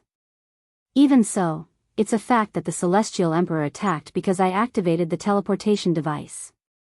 You wouldn't have needed to do such a thing if I didn't show up. The Holy Dragon Emperor shook his head and said, Your appearance here, as well as the teleportation device's activation, is Dragon Goddess Yu's will, and as the Holy Dragon clan, it's our duty to fulfill her will, regardless of its cost. I allowed anyone who didn't want to die a chance to leave, but nobody took the offer. That's all I have to say on this matter. Yuan fell silent to ponder. Eventually, he said, Can you gather every member of the Holy Dragon clan for me as soon as possible? What are you trying to do? The Holy Dragon Emperor raised his eyebrows. You'll find out soon. The Holy Dragon Emperor no longer questioned it and followed his instructions. Shortly after, the remaining members of the Holy Dragon clan, now reduced to a mere quarter of their former number, gathered before Yuan in solemn silence. Thank you for gathering here on such short notice, and while you're busy. However, I want to do something for you before I leave, said Yuan before retrieving the Dragon God's vengeance. Yeo, can you say something to them?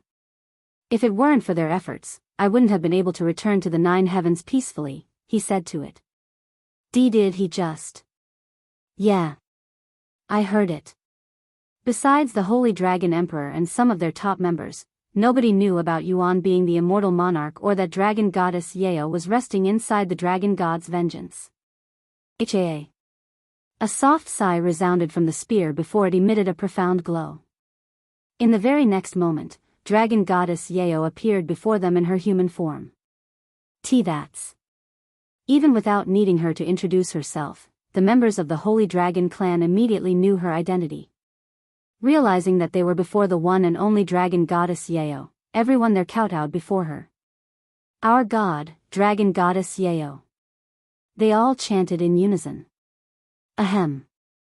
Dragon Goddess Yeo cleared her throat and began to speak in a somewhat stiff tone. My name is Yeo, and I would like to express my gratitude to the Holy Dragon clan for everything you've done so far, especially for today. Thank you. Though I can only express my gratitude with words right now, once I regain my body, I'll return to give you a proper thank you. For Dragon Goddess Yeo, they cried, voices trembling as tears streamed down their faces. Unless one had devoted their entire life to a single deity, they could never truly comprehend the depth of emotion surging through the Holy Dragon clan as they stood before Dragon Goddess Yeo, their one and only god, the eternal flame of their faith. Dragon Goddess Yeo spoke no further, choosing to keep her presence brief and solemn. With a single nod of approval, she returned to the Dragon God's vengeance. Yet, what she said was already more than enough to ensure the Holy Dragon clan continued to worship her, perhaps even more intensely than before. Though it pains me to leave you like this after all that has happened, remaining here any longer will only risk drawing the Celestial Emperor's attention once more, Yuan said solemnly.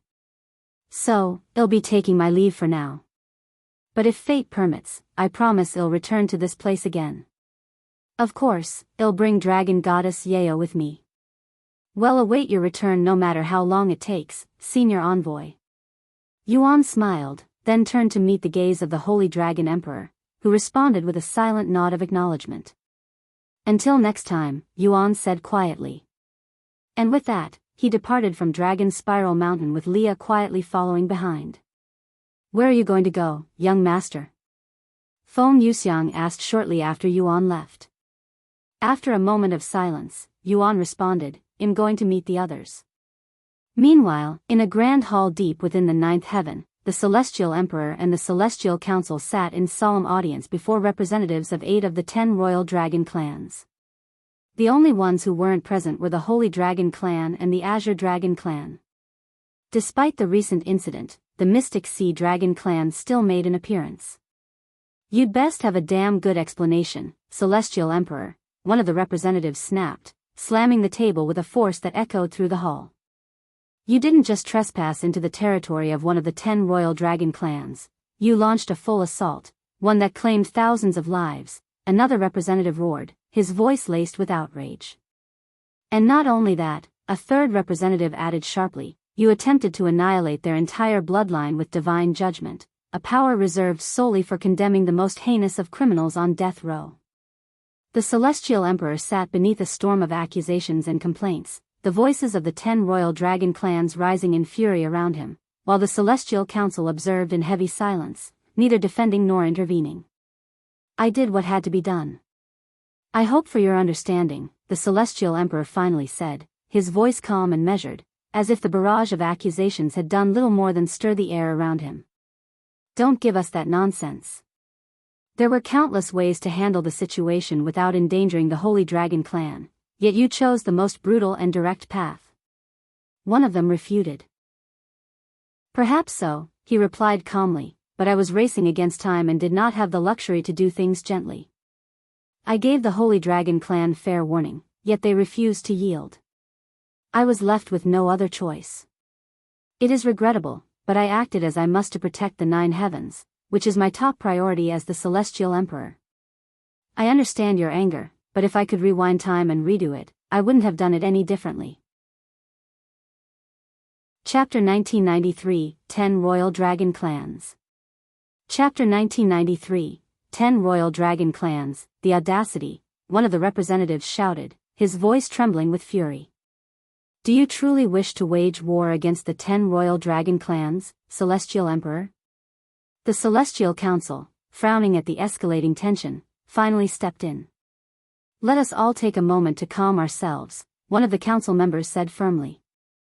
If the 10 royal dragon clans were to truly wage war against His Majesty, the Celestial Emperor, it would result in countless deaths and destruction across the 9 heavens. All this, for the Holy Dragon Clan, another said. Let's be honest.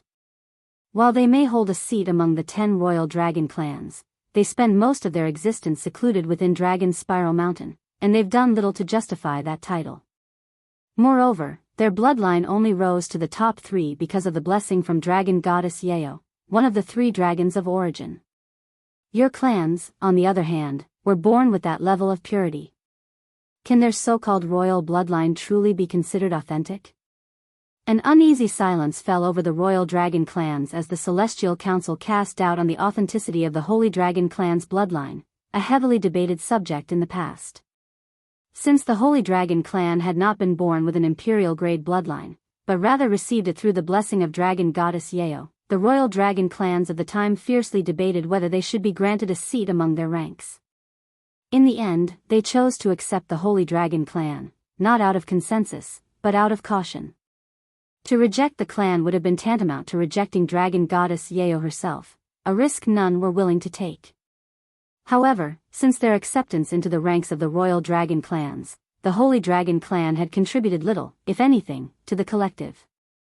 Reclusive and self-focused, they remained within the confines of Dragon Spiral Mountain, showing little interest in the affairs of the other clans. The Celestial Council smiled inwardly after seeing the royal dragon clan's reaction. And just so you're aware, the Celestial Emperor said suddenly, his tone calm but edged with warning, a war against us would not pit you against my forces alone but against the royal Phoenix clans as well. The representatives' expressions darkened at once, frowns forming as the weight of those words sank in. Are you threatening us with the Royal Phoenix clans? No, the Celestial Emperor replied, his tone as calm as still water. I'm merely informing you so that you may choose wisely. Before the Royal Dragon clans could respond, the Celestial Emperor rose to his feet and spoke coldly. If all you intend to do here is bicker over this matter, then I'll take my leave. I've already given my explanation, whether you accept it or not is irrelevant to me. I have more important matters to attend to. Celestial Emperor. Angry voices rang out behind him, but the Celestial Emperor paid them no mind, departing without so much as a glance back. His abrupt exit left the Celestial Council in an awkward position. After all, they had aided him by sowing doubt among the Royal Dragon clans, yet he had discarded that advantage without hesitation. Though the Celestial Emperor had departed, the Celestial Council remained behind to continue the negotiations with the Royal Dragon clans, stretching on for many hours. After his departure, the Celestial Emperor did not return to the Celestial Palace. Instead, he journeyed to his personal realm. There, a mysterious device displayed a projection of an unknown location within the vast starry void. Within that projection, several indistinct entities could be seen, their forms dormant, yet far from lifeless. Unlike my predecessors. I will not fail you, he murmured, a resolute flame burning in his eyes, unwavering and fierce.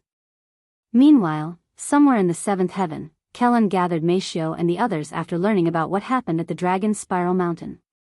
Alright, listen up. I don't know what kind of trouble your friend, Xuan, has gotten himself into, but there was a huge war between Heaven's Mandate and the Holy Dragon clan that dwells there. Heaven's Mandate? What's that? Wang Ming asked.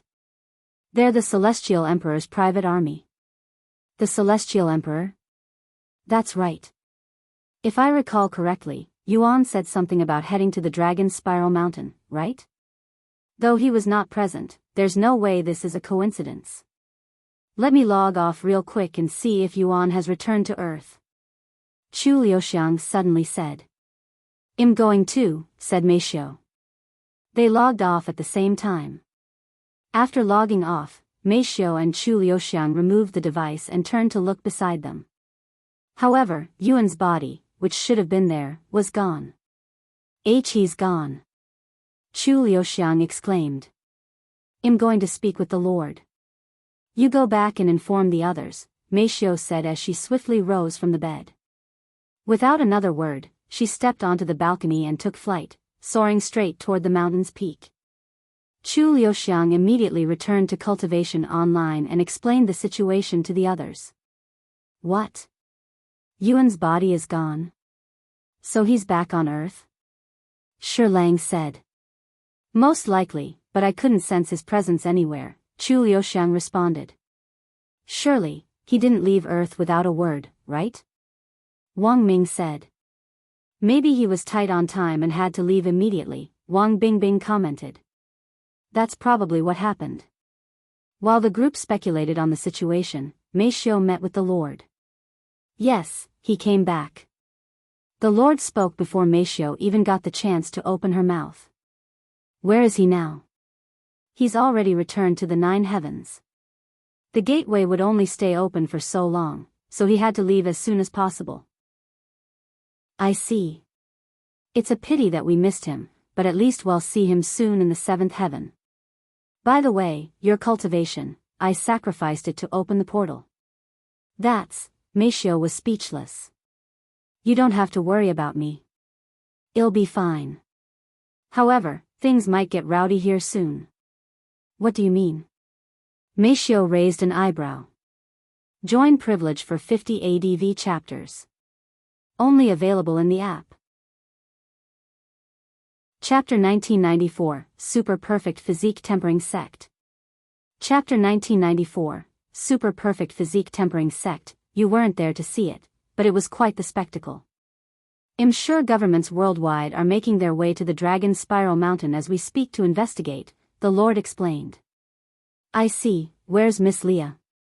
I'm sure she'll handle it. The Lord showed a bittersweet smile and revealed, Leah followed Yuan back to the 9 heavens.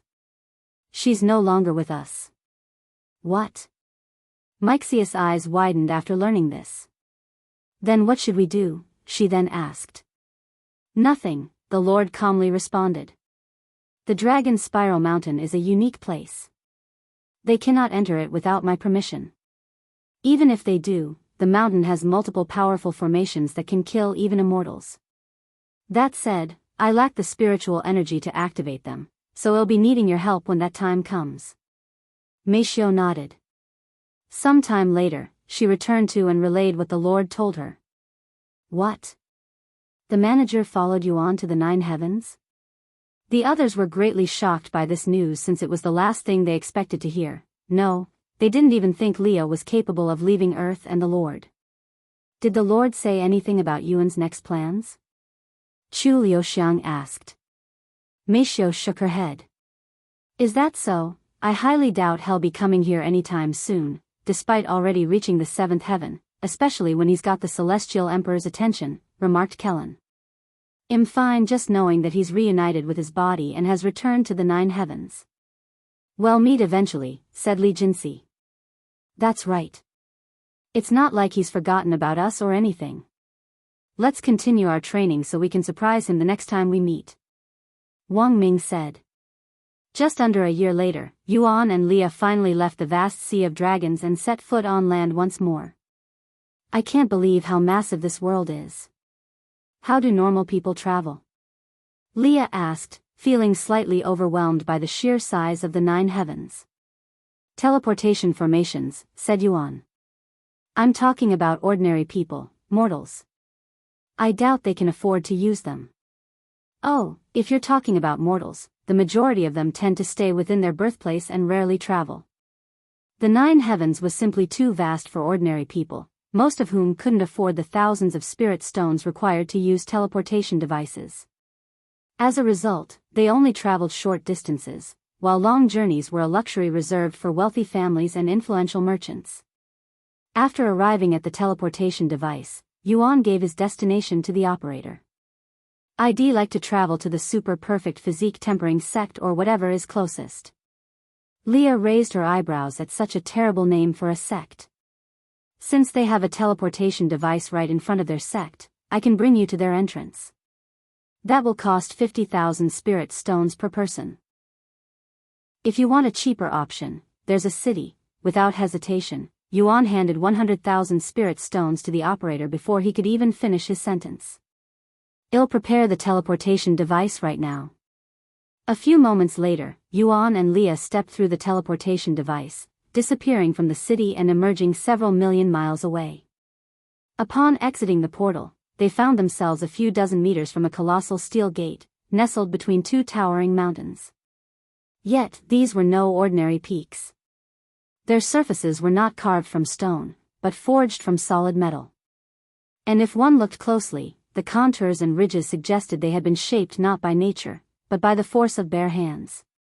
Moreover, the name of the sect, Super Perfect Physique Tempering Sect, was not simply carved, but engraved into the metal through one's fist. Yuan calmly ignored the peculiar name and made his way toward the gate, where a tall, muscular man stood guard. Welcome to the Super Perfect Physique Tempering Sect. What business do you have with us today? The disciple asked. Yuan showed the disciple his celestial overlord symbol and said, I'm here to speak with Kelan. I understand. Give me a moment to contact the sect leader. By the way, can I have your name? Xiaoyang. The disciple retrieved a communication jade slip and relayed a message to a sect elder, who in turn reached out to Kelan. A few minutes later, Yuan could sense a powerful presence flying in their direction with immense speed. Boom! This individual landed right in front of the gates. This disciple greets the sect leader. However, Kelan didn't appear too welcoming. With a frown on his face, he spoke to Yuan using voice transmission. Are you insane? Why would you come straight here after what happened at Dragon Spiral Mountain? Do you have any idea what kind of trouble you might bring to my sect?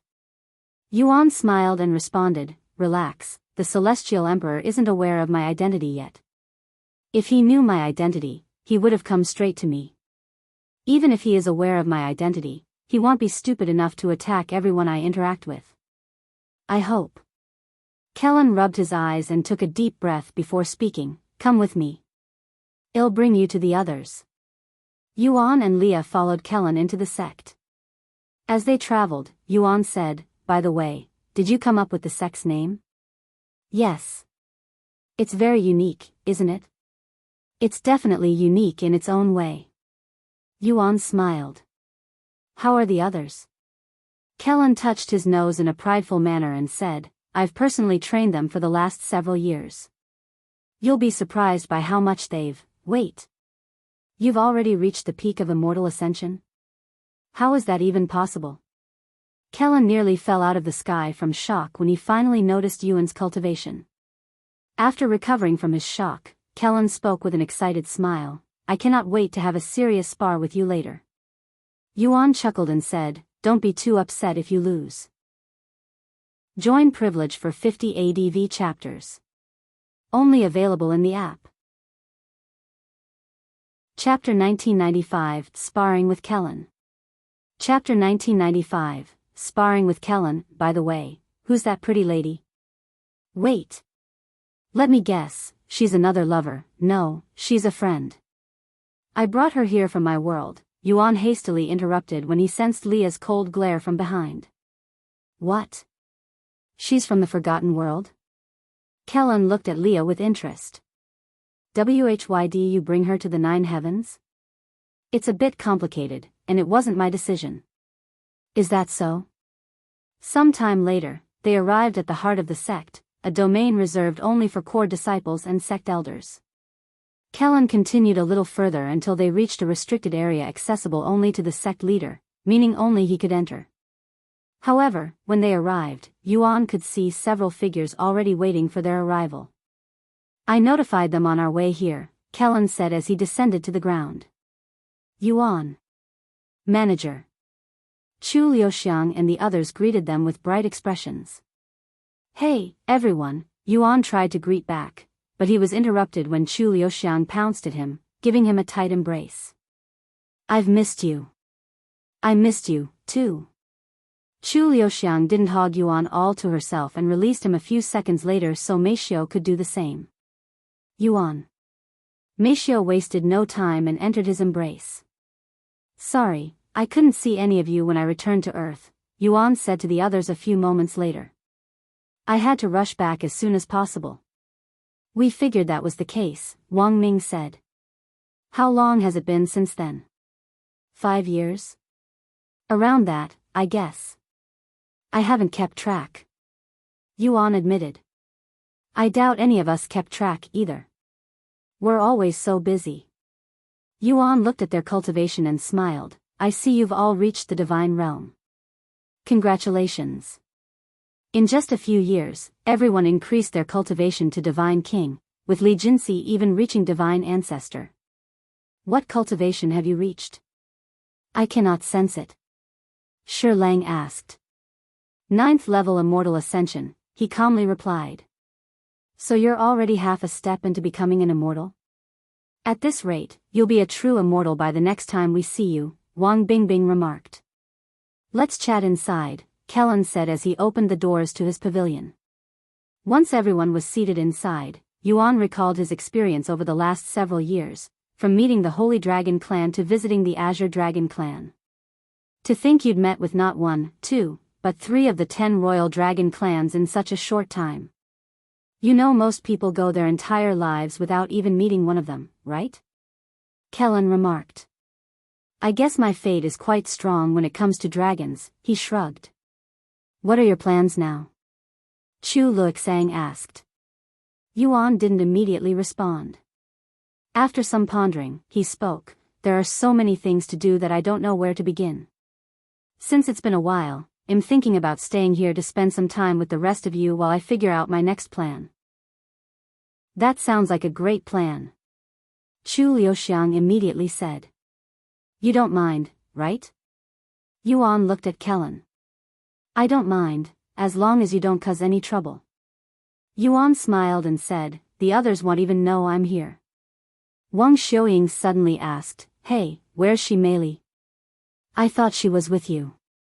Oh, we had to split temporarily. Shall come here soon. Some time later, after finishing their conversation, Yuan and the others followed Kelan to a nearby building so they could finally spar. At a glance, the building looked unremarkable, barely larger than a standard warehouse. Yet, the moment they stepped inside, the world around them shifted, and they found themselves in a boundless white space that seemed to stretch into eternity. We can fight to our heart's content on here without needing to worry about damages, Kelan said. Do you need some rest before we start? No, I can spar right now. Then to keep things fair, I'll suppress my cultivation to match yours, Kelan continued. Yuan offered no response, simply nodding in silence. Kelan blinked in mild surprise before chuckling. Huh. I was certain you'd say something like, no need to hold back, or challenge me to go all out. Yuan smiled faintly. It's easier to just show you. A gleam of excitement flashed across Kelan's face. Without hesitation, he shrugged off his outer robes, revealing the training garb beneath, minimal and fitted, covering only his lower body. Whenever you're ready, he said. Then, Yuan gave a quick stretch of his arms before launching himself toward Kelan, not a trace of aura leaking from his body, relying solely on his physical strength. A clash of physiques first, huh? Just what I was hoping for. Kelan laughed heartily as he charged to meet him. Wah! The moment their bodies collided, Kelan's expression twisted in disbelief. It felt as though he had slammed into an immovable mountain, and before he could even process what had happened, his body was hurled through the air, like a man struck head-on by a truck. Wang Ming and the others could hardly believe what they had just witnessed. After years of training alongside Kelan, they were well aware of how formidable his physique was. In fact, not once had they seen him overpowered in terms of raw strength, until now. After the unexpected blow, Kelan quickly picked himself up. Yet rather than frustration, his face lit up with unrestrained excitement. I couldn't really tell before because your body was mostly made of your soul, he said, eyes gleaming. But that physique, could it be the legendary golden immortal physique? Yuan gave a simple nod. That's right. Ha ha ha. Kelan burst into laughter, his voice echoing through the boundless space. Unbelievable. I'm actually clashing with the legendary golden immortal physique. This is a dream come true. Yuan then said calmly, if you truly want to experience the golden immortal physique, you'll have to try a lot harder. Because his avatar had been composed mostly of his soul, it had barely allowed the golden immortal physique to reveal even a fraction of its true power. But now that Yuan had reclaimed his physical body, the full might of the legendary physique could finally shine without restraint. Join privilege for 50 ADV chapters. Only available in the app. Chapter 1996, Sparring with Kelan, 2. Chapter 1996, Sparring with Kelan, 2. This is my first time fighting in my true body, so give me everything you've got, Yuan said as he beckoned Kelan. Then, don't mind if I do. Kelan unleashed his cultivation, but he still kept it suppressed to the peak of immortal ascension. Here I come. With a roar of excitement, Kelan charged forward, his fists surging with immense energy. However, Yuan didn't so much as lift a finger to defend. He stood firm, like an immovable mountain, taking every one of Kelan's strikes head-on with nothing but his bare body. This is rather relaxing. You might have a future as a masseur, Yuan said calmly, a faint smile on his lips. He stood unbothered, as though Kelan's blows were nothing despite each strike sending ripples through the air and making the very space around them tremble. I refuse to believe I can't break through your defenses. Kelan roared, his aura flaring violently as it shifted. Without hesitation, he began unleashing powerful martial techniques. He's already using his 99 Divine Fists technique. Shi Lang exclaimed, a shiver running down his spine as memories flooded back, vivid flashes of being beaten to a pulp by that very technique. The technique comprised a total of 99 strikes, each one building in power and ferocity, much like Yuan's own 9 supreme swords. 55th Divine Fist. Kelan bellowed as his fist crashed forward, the air trembling from the force. Yet, even after unleashing more than half of the technique, he felt no closer to breaching Yuan's defenses. It was like striking a mountain of metal with a brittle wooden branch. 99th Divine Fist. Even after the final strike landed, Yuan wasn't pushed back even slightly. With a faintly provocative smile, Yuan turned slightly and pointed to his back. "Why don't you give the back some attention too?" he said, as if inviting a massage rather than an attack. Kelan's eyebrow twitched, a flicker of irritation crossing his face as his pride took a hit. With a slightly cold edge to his voice, he muttered, "You asked for this." Suddenly, his suppressed cultivation surged, breaking through to the bronze immortal level. Now wreathed in swirling immortal chi, Kelan launched a renewed assault on Yuan. 22nd Divine Fist. 75th Divine Fist. After going through another 99 strikes, Kelan distanced himself from Yuan before staring at him with wide eyes that flickered with disbelief. "It's like he doesn't even feel my attacks. How is that possible?" Knowing full well that Yuan possessed powerful regenerative abilities, Kelan didn't hold back and poured every ounce of immortal chi he could muster as a bronze immortal into his attacks. Yet, despite his full strength, the outcome was the same as before, utterly ineffective. Moreover, Yuan was still relying solely on his bare body to endure the onslaught. This meant no techniques and no defenses, just sheer physique. At this point, it was no exaggeration to say that he could withstand a full-powered assault from a bronze immortal in his sleep, and quite possibly sleep through it. That wasn't bad, but it would have been better if you'd used a little more strength. "How about increasing your cultivation to true immortal?" Yuan suddenly said. "True immortal. You know this is just a spar, right?" Kelan said. "And you know you won't even be able to give me a warm-up with this level of sparring, right?" Yuan responded. "What happened to wanting to experience the golden immortal physique? You're barely seeing the tip of its prowess right now." After a moment of silence, Kelan took a deep breath and spoke in a serious tone, "Don't blame me for whatever happens next." Kelan increased his cultivation to silver immortal, then golden immortal, finally stopping at true immortal. Yuan smiled and said, "That's more like it. Here I come." After giving Yuan a brief moment to ready himself, Kelan sprang into motion, soaring toward him with fists infused with immortal chi and just a trace of celestial chi. Despite this, Yuan remained still. Boom! A split second later, Yuan's body was sent hurtling into the distance from the force of the blow. However, he swiftly regained control midair and landed gracefully on his feet, completely unharmed. The strike had possessed just enough power to send him flying, but it was still far from enough to break his defenses. Seriously? Kelan stared at Yuan, utterly dumbfounded. He had always assumed the legends surrounding the golden immortal physique were exaggerated. But after facing it firsthand, Kelan could say without the slightest doubt, if anything, the legends underplayed its true prowess. "So? What do you think?" Yuan asked as he calmly walked toward Kelan. "Satisfied yet?" Kelan offered a nervous smile, sweat beading at his brow. "I thought it'd be fun, but honestly, it was more terrifying than I expected." Yuan let out a light chuckle. "Then what if I told you that my body still isn't fully merged with my soul?" "What?" Kelan blurted out, his eyes widening in disbelief. Yuan nodded calmly. "It's been nearly a year since I reclaimed my true body. I thought that would be enough to fully adapt, but so far, I've only managed about 50%. You're telling me that you've only shown me about 50% of your true prowess?"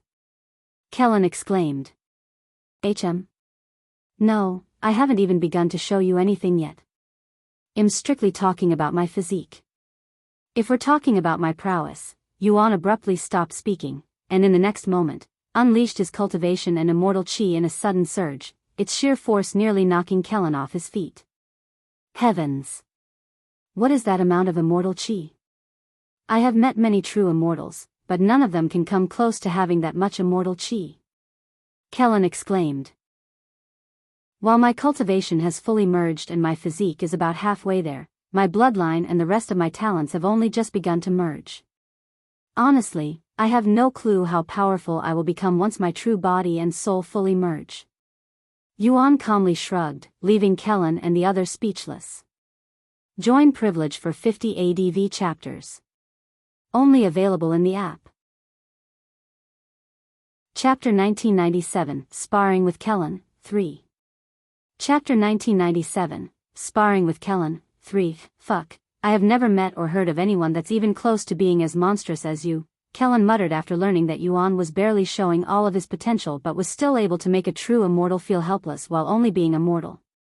You know, you should join. No, I'll tell you about it later. Kelan proceeded to take a deep breath before increasing his cultivation even further, stepping into the first level of God Ascension. Well? Do you think you'll be able to handle the God Ascension realm? He asked Xuan with a provocative smile. We won't know until we try, said Xuan. Then here I come. Kelan made the first move, and the two of them clashed shortly later. However, despite being in the God Ascension realm, Kelan didn't use celestial chi to directly attack Xuan, only using it to strengthen his own physique. Yet, even with the power of celestial chi, Kelan only found himself on par with Xuan, who was still only using his physique. Why don't we fight seriously now? You can use your full cultivation, and they'll do the same, Xuan suggested after thousands of exchanges. Don't blame me if anything goes wrong. Kelan responded as he unleashed his full cultivation at the 5th level of God Ascension realm. Xuan also no longer held back, and his body surged with immortal chi. Xuan activated God of War's astral arts, perfectly controlling the avatar's size to be just slightly bigger than his own frame. Since Kelan fought with his fists, Xuan decided not to use a weapon and continued fighting with his bare hands. When they clashed again, the sheer force of their blows fractured the very space around them, sending cracks rippling through the air, though the rifts swiftly mended themselves. Ha ha ha ha. Kelan roared with exhilaration as he traded blows with Xuan, his eyes flickering with delight. This is it. This is the kind of manly fight I've been craving. Kelan was primarily a body refiner, having honed his physique to the extreme. Few cultivators could rival him in sheer physical prowess, making battles like the one he now faced with Xuan exceedingly rare. And even when such encounters did occur, they never left him satisfied, as his opponents would fall too quickly to offer any true challenge. I never imagined I'd experience a battle like this with a mortal. You're truly something else, Xuan. At this rate, I might really lose myself and try to kill you. Xuan smiled at his words and said, Kill me? I'd like to see you try. Xuan and Kelan's battle raged on for nearly an entire month without pause. In the final days, Kelan unleashed everything he had, fighting with the intent to kill. Yet no matter how hard he pushed, the most he could achieve was tearing off a few limbs, wounds that Xuan quickly recovered from. In the end, Kelan lay sprawled on the ground, his chest rising and falling with exhaustion as he stared blankly at the endless white, his expression dazed, caught between disbelief and awe. Xuan sat on the ground, his entire body soaked in sweat. However, his breathing was calm, and his body was still surging with strength. While Kelan looked as if he had sprinted through a marathon, Xuan, by contrast, appeared as though he had merely taken a leisurely jog around the park. Does the golden immortal physique give you unlimited stamina, as well? Kelan suddenly asked. No, that's something else. Something else. Just how many secrets are contained within that small body of yours? Who knows? Xuan replied with a casual shrug. It might have come off as evasive, but in truth, he genuinely didn't have the answer. Are you two finally done? Wang Ming called out as he and the others approached. None of them had left during the month-long battle, they had remained there from start to finish, eyes fixed on every clash and exchange. And just from observing, each of them had gained insight, advancing their understanding and even strengthening their own cultivation in the process. Sorry, I didn't intend on taking up so much of your time, Kelan said to Xuan. He shook his head and said, No, it's fine. I needed time to adjust to my new condition, too. You'll be staying at the Sect, right? I'll prepare a place for you. No need. I can just live with Meixiu or Lulu. He turned to them and continued, Are you okay with that? Of course. In fact, I was going to make that suggestion. Liuxiang said. Meixiu nodded in agreement. Okay. Just as Kelan stood up and prepared to leave, Yuan suddenly stopped him. Wait a minute. What is it? Don't reject this. Yuan tapped his forehead, drawing forth a glowing orb of light. With a casual flick of his finger, almost as if launching a flicked booger, he sent the orb sailing through the air, striking Kelan squarely between the brows. Kelan trusted Yuan and didn't resist the surge of information flooding into his mind. This is, he cried out, his voice trembling with shock, as if he'd just seen a ghost. His expression twisted with disbelief, eyes wide and filled with utter astonishment. Yuan smiled and said, "Don't worry, it's real. Consider it a gift for taking care of my friends for the last few years." After taking a moment to process the information Yuan had shared with him, Kelan suddenly dropped to his knees and kowtowed without hesitation. "Please," he said with deep reverence, "allow me to call you father." What the heck? Shi Lang and the others stared with wide eyes, wondering what Yuan had given Kelan for him to act like this. Rejected. Yuan calmly refused. Then, how about young master? No. I don't want to hear that from you. Just continue treating me normally. As you command. Kelan shouted before jumping to his feet. He turned to look at Meixiu and the others and said, "They'll be entering seclusion for a bit. You can train yourselves in the meantime, or take a break. You all deserve it." Then, like an overjoyed child with a new toy, he skipped away, grinning from ear to ear. Chapter 1998, A Week with Meixiu.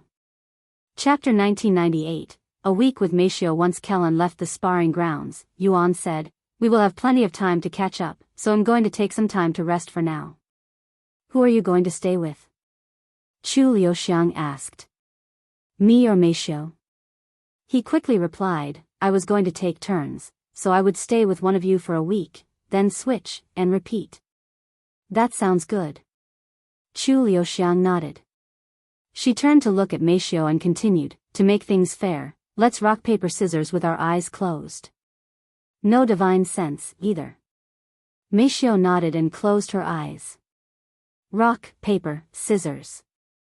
They opened their eyes to check the results. "Ugh. Looks like you win this one." Liuxiang sighed. Feng Yuxiang, Lan Yingying, and Yingzi decided to leave Yuan's Dantian for some fresh air and to allow Yuan some privacy. As for Yuning, she simply sealed her senses and went to slumber like usual. "I'm going to take a look around the sect with the other two," said Feng Yuxiang. "Try not to cause any trouble," Yuan said. Feng Yuxiang chuckled. "We're not you, young master." Some time later, Yuan followed Meixiu back to her living quarters. "I'll go take a shower first," Yuan said as he approached the bathroom. "Wait." Meixiu suddenly stopped him. "Since it's been a while, let's go together."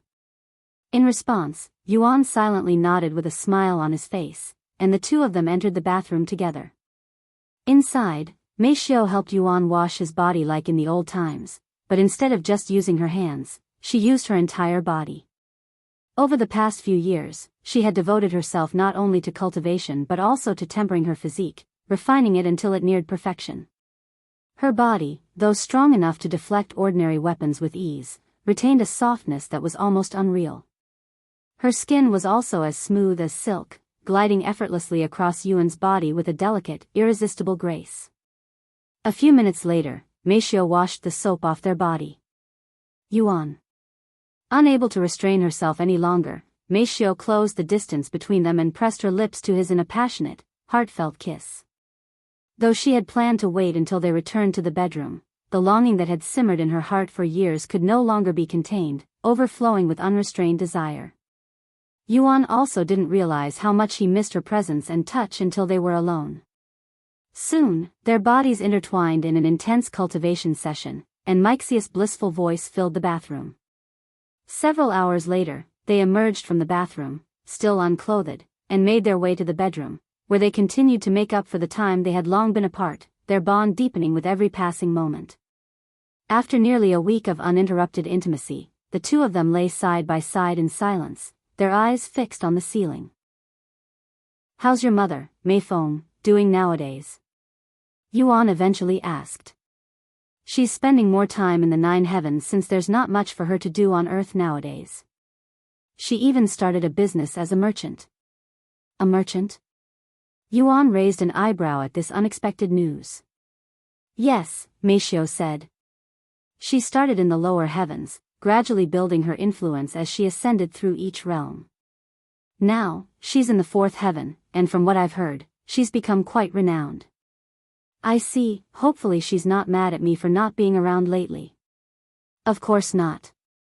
She misses you a lot and would always ask me about you whenever we encounter each other." "Oh, we visit the myriad of techniques once every 2 months to catch up with each other. Yuro and the others are also there." "Yuro, how is she?" Yuan asked, an air of melancholy surrounding him. "She probably misses you the most out of all of us, and she..." Meixiu suddenly paused, almost as if contemplating whether to continue. "Nothing's happened to her, right?" Yuan sat up on the bed with a worried frown on his face. Meixiu let out a quiet sigh before continuing, "Honestly, I haven't seen a genuine smile from her in a long time.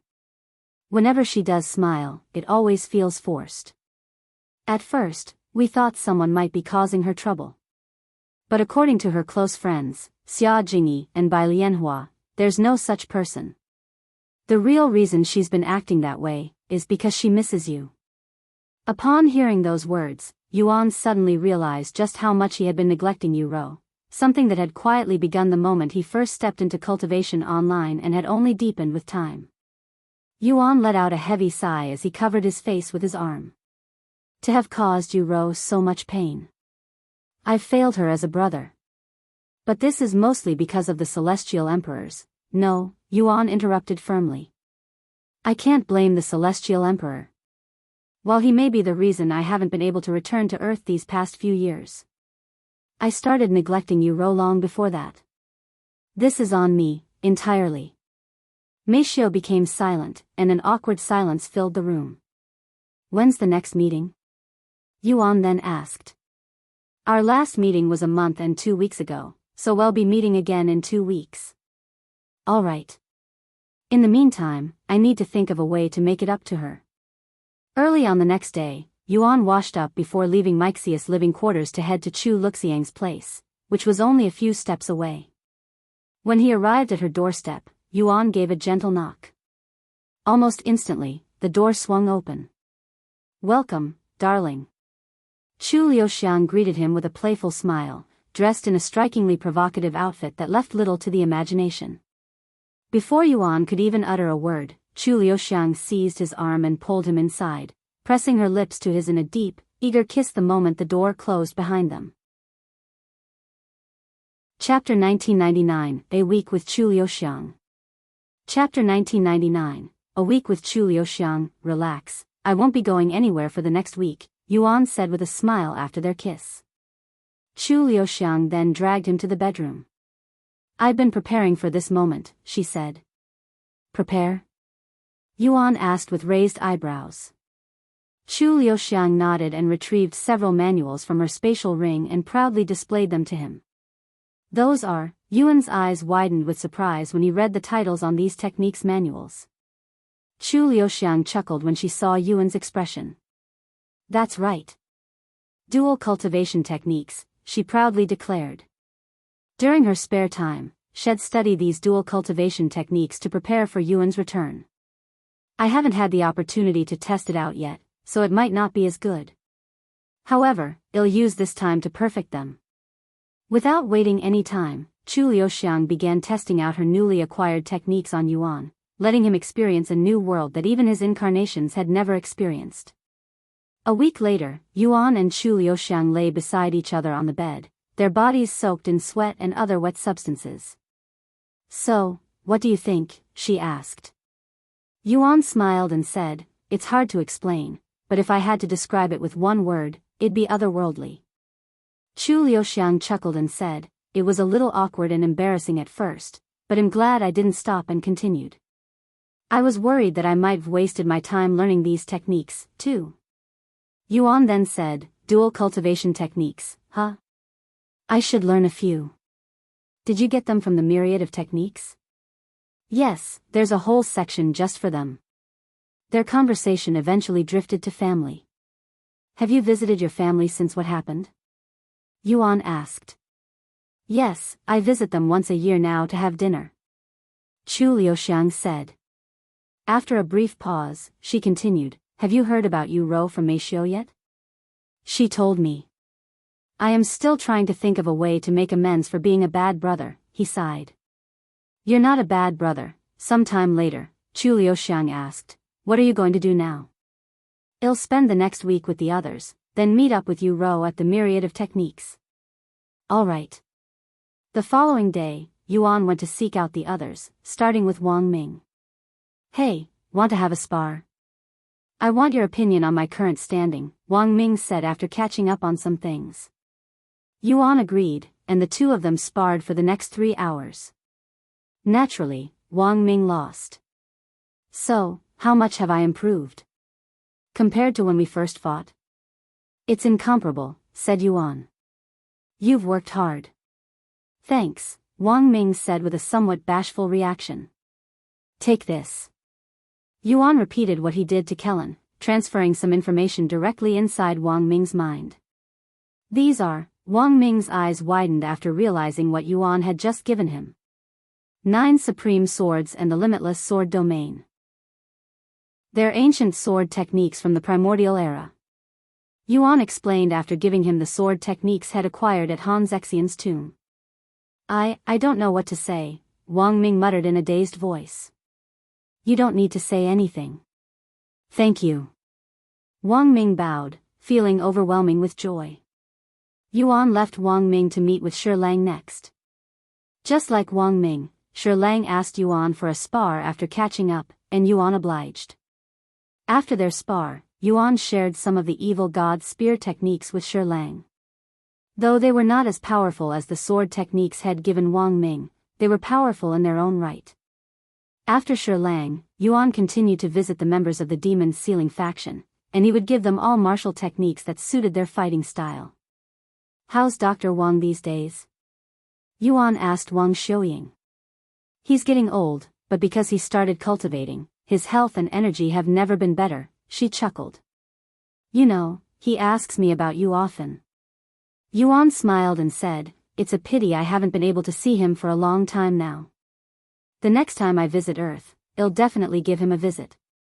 Some time later, Yuan retrieved a glass vial that contained a pill inside and offered it to Wang Xiuying. I don't really have anything alchemy related besides this tier 8 pill I acquired from the Azure Dragon clan. Take it. Wow. Are you sure? Wang Xiuying stared at the blue and green pill with excitement. This was her first time seeing a tier 8 pill, much less having one. I gave the others martial techniques, but I won't be able to give you any techniques. Wang Xiuying shook her head and said, I don't need any techniques. As an alchemist, I only need to refine my flames and improve my knowledge, and I have acquired enough information from the myriad of techniques to last me many years.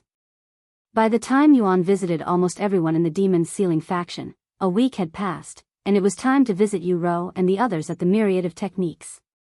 However, most members of the Demon Sealing faction chose to stay behind, claiming they wished to study the techniques Yuan had shared with them. Of course, that was merely a convenient excuse. In truth, they didn't want to intrude on his time with Yu Rou, and quietly decided to give them space. In the end, only Meixiu and Liuxiang followed Yuan to the myriad of techniques. There's actually a myriad of techniques located within the sect, Liuxiang revealed as they left together. Liuxiang and Meixiu led Yuan to the outer court, where disciples moved about, tending to their own affairs. Nearly all of them, regardless of gender, possessed impressively muscular builds. Who's that with the untouchable fairies? The disciples quickly took notice of Yuan's group, though it was Meixiu and Liuxiang who drew the most attention. Their reputation within the sect had soared to incredible heights thanks to their unique status and the fact that they were personally trained by none other than Kelan, the sect leader himself. Join privilege for 50 ADV chapters. Only available in the app. Chapter 2000 Grown Up. Chapter 2000, Grown Up, Look at Fairy Chu. She has her arms linked around that man. The disciples quickly took notice of the intimate atmosphere around the two, which greatly shocked them. Chu Liuxiang and the other ladies within the Demon Sealing faction had earned a reputation for themselves throughout the year for being unobtainable because even core disciples were shot down without any hesitation. Is that why she's rejected everyone who approached her? 'Cause she's already taken? That's the only logical explanation. It's a pity, but I can see why she chose that man. He has this hard-to-describe natural charm about him. Yuan found himself constantly being stared at by the disciples until they reached the myriad of techniques. Wow, so this is what it looks like in the seventh heaven, Yuan muttered in surprise as they stepped inside. Unlike the compact, space-saving libraries of the lower heavens, the myriad of techniques here resembled a grand, traditional archive with vast halls stretching in every direction, towering shelves, and an abundance of open space. The place was so vast that Yuan couldn't even see the other walls, only the one behind them near the entrance. It was as if the space extended endlessly in all directions. Impressive, right? We were also quite shocked when we first came here, Chu Liuxiang smiled. Yuan nodded and glanced around.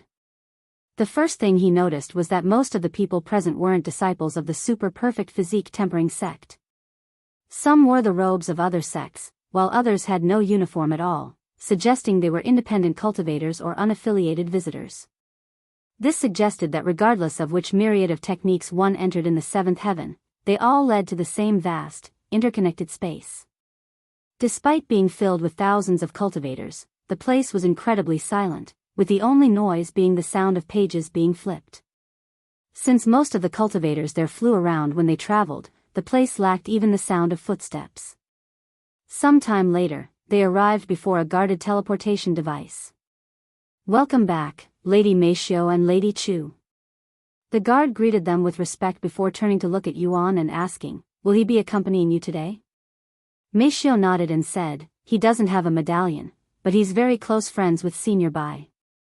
Oh, I have Senior Bai's medallion if that's what you mean. Yuan showed the guard the medallion. The guard subconsciously straightened his back before bowing to Yuan, welcome, esteemed guest. The guard then activated the teleportation device. Once Yuan and the others entered the device, they were teleported directly to a familiar place, Senior Bai's world. When does Yu Rou and the others usually show up? Yuan asked. They should show up in an hour. We came here early because we wanted to surprise Yu Rou, said Meixiu. With that said, you should hide until they arrive. Chu Liuxiang added. Yuan nodded and completely erased his presence, dumbfounding them.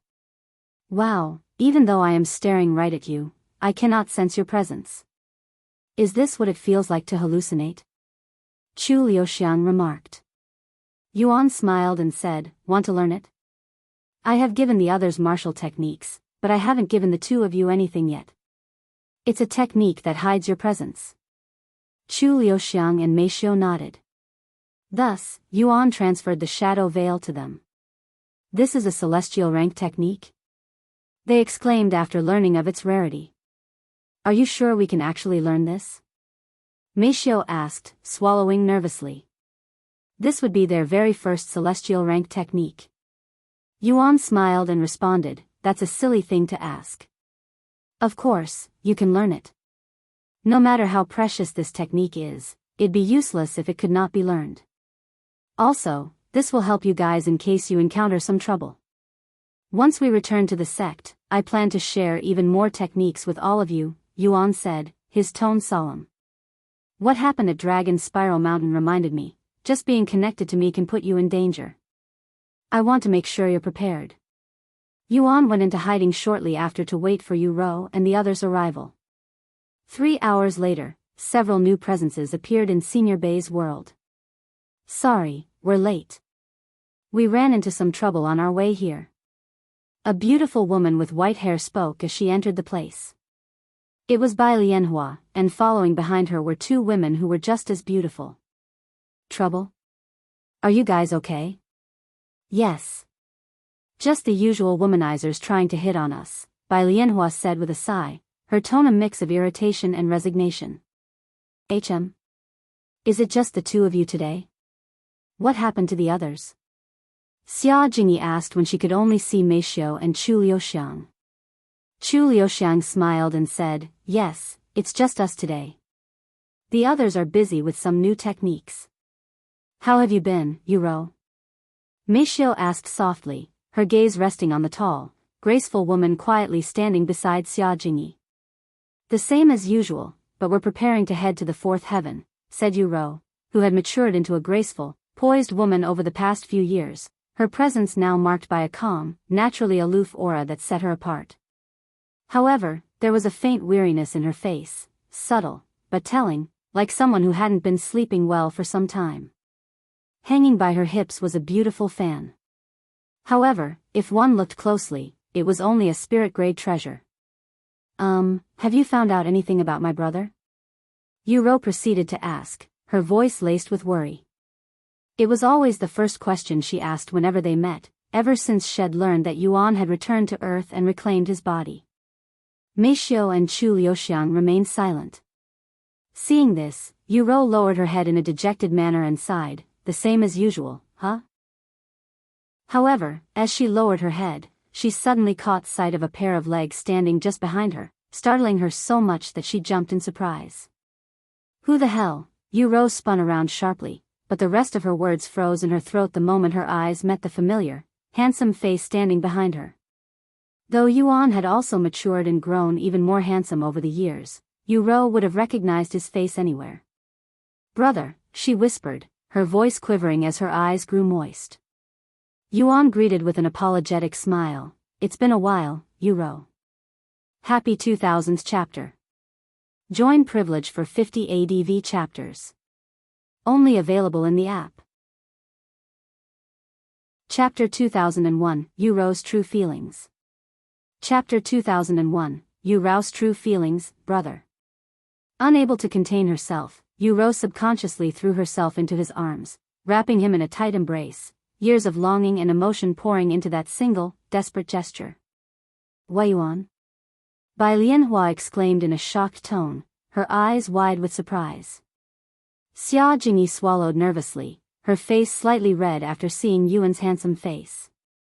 I'm sorry it took this long to see you guys again, Yuan said as he caressed Yuro's back, who was only a head shorter than him now. Yuro didn't respond, she simply held him tighter, burying her face into his robes as if afraid he might vanish if she let go. You were unable to log off for several years, right? How is your body right now? Bai Lianhua asked since it seemed like Yuro wasn't going to speak. My body is fine. If I weren't a cultivator, it would have been dangerous. So that is your real body, correct? Correct, he confirmed. Does this mean we won't be able to see you on Earth again? Bai Lianhua continued to ask. For now, but it's not like I cannot return to Earth ever again. Unfortunately, I don't know when that will happen. It could take years if not decades before I get to return safely. Yuro's body trembled at such words. Yuan noticed this and looked down, but he wasn't sure what to say. Yuro suddenly lifted her face from his chest and looked at him with tears flowing down her face. Brother. What if I want to come to the 9 heavens? She asked. Yuan became speechless. While he was certain the Celestial Emperor would do everything in his power to prevent him from returning to the 9 heavens if he visited Earth, he wasn't sure how the Celestial Emperor would respond to others attempting to enter the 9 heavens. After a moment of silence, Yuan finally spoke. That's not a decision you make on a whim. Choosing this path means giving up the life you've known. It's not something to take lightly. I know that, she shouted. After a brief pause, she continued softly, when you first left home with Meixiu, I realized just how much I hated being apart from you. Every day felt like a small ache. But I endured it, because, back then, I could still see you often enough. But after you moved to Dragon Spiral Mountain and I joined the Eternal Lotuses, we've barely seen each other at all. Then you couldn't log out of, and now it's been over half a decade since we last saw each other. Her voice trembled as she continued, I can't do this anymore, brother. It's become too much for me to bear. You're the only family member I have left, Yu-ro. Yuan didn't know what to say. He shifted his gaze to the others, who shook their heads in silence. After a moment of silence, Yuan sighed and said, if that's what you really want, I won't stop you. However, it's going to take some time to open the gateway between our worlds again, so you'll have to wait until then. In the meantime, I'll try to visit you as much as possible. Yu-ro nodded.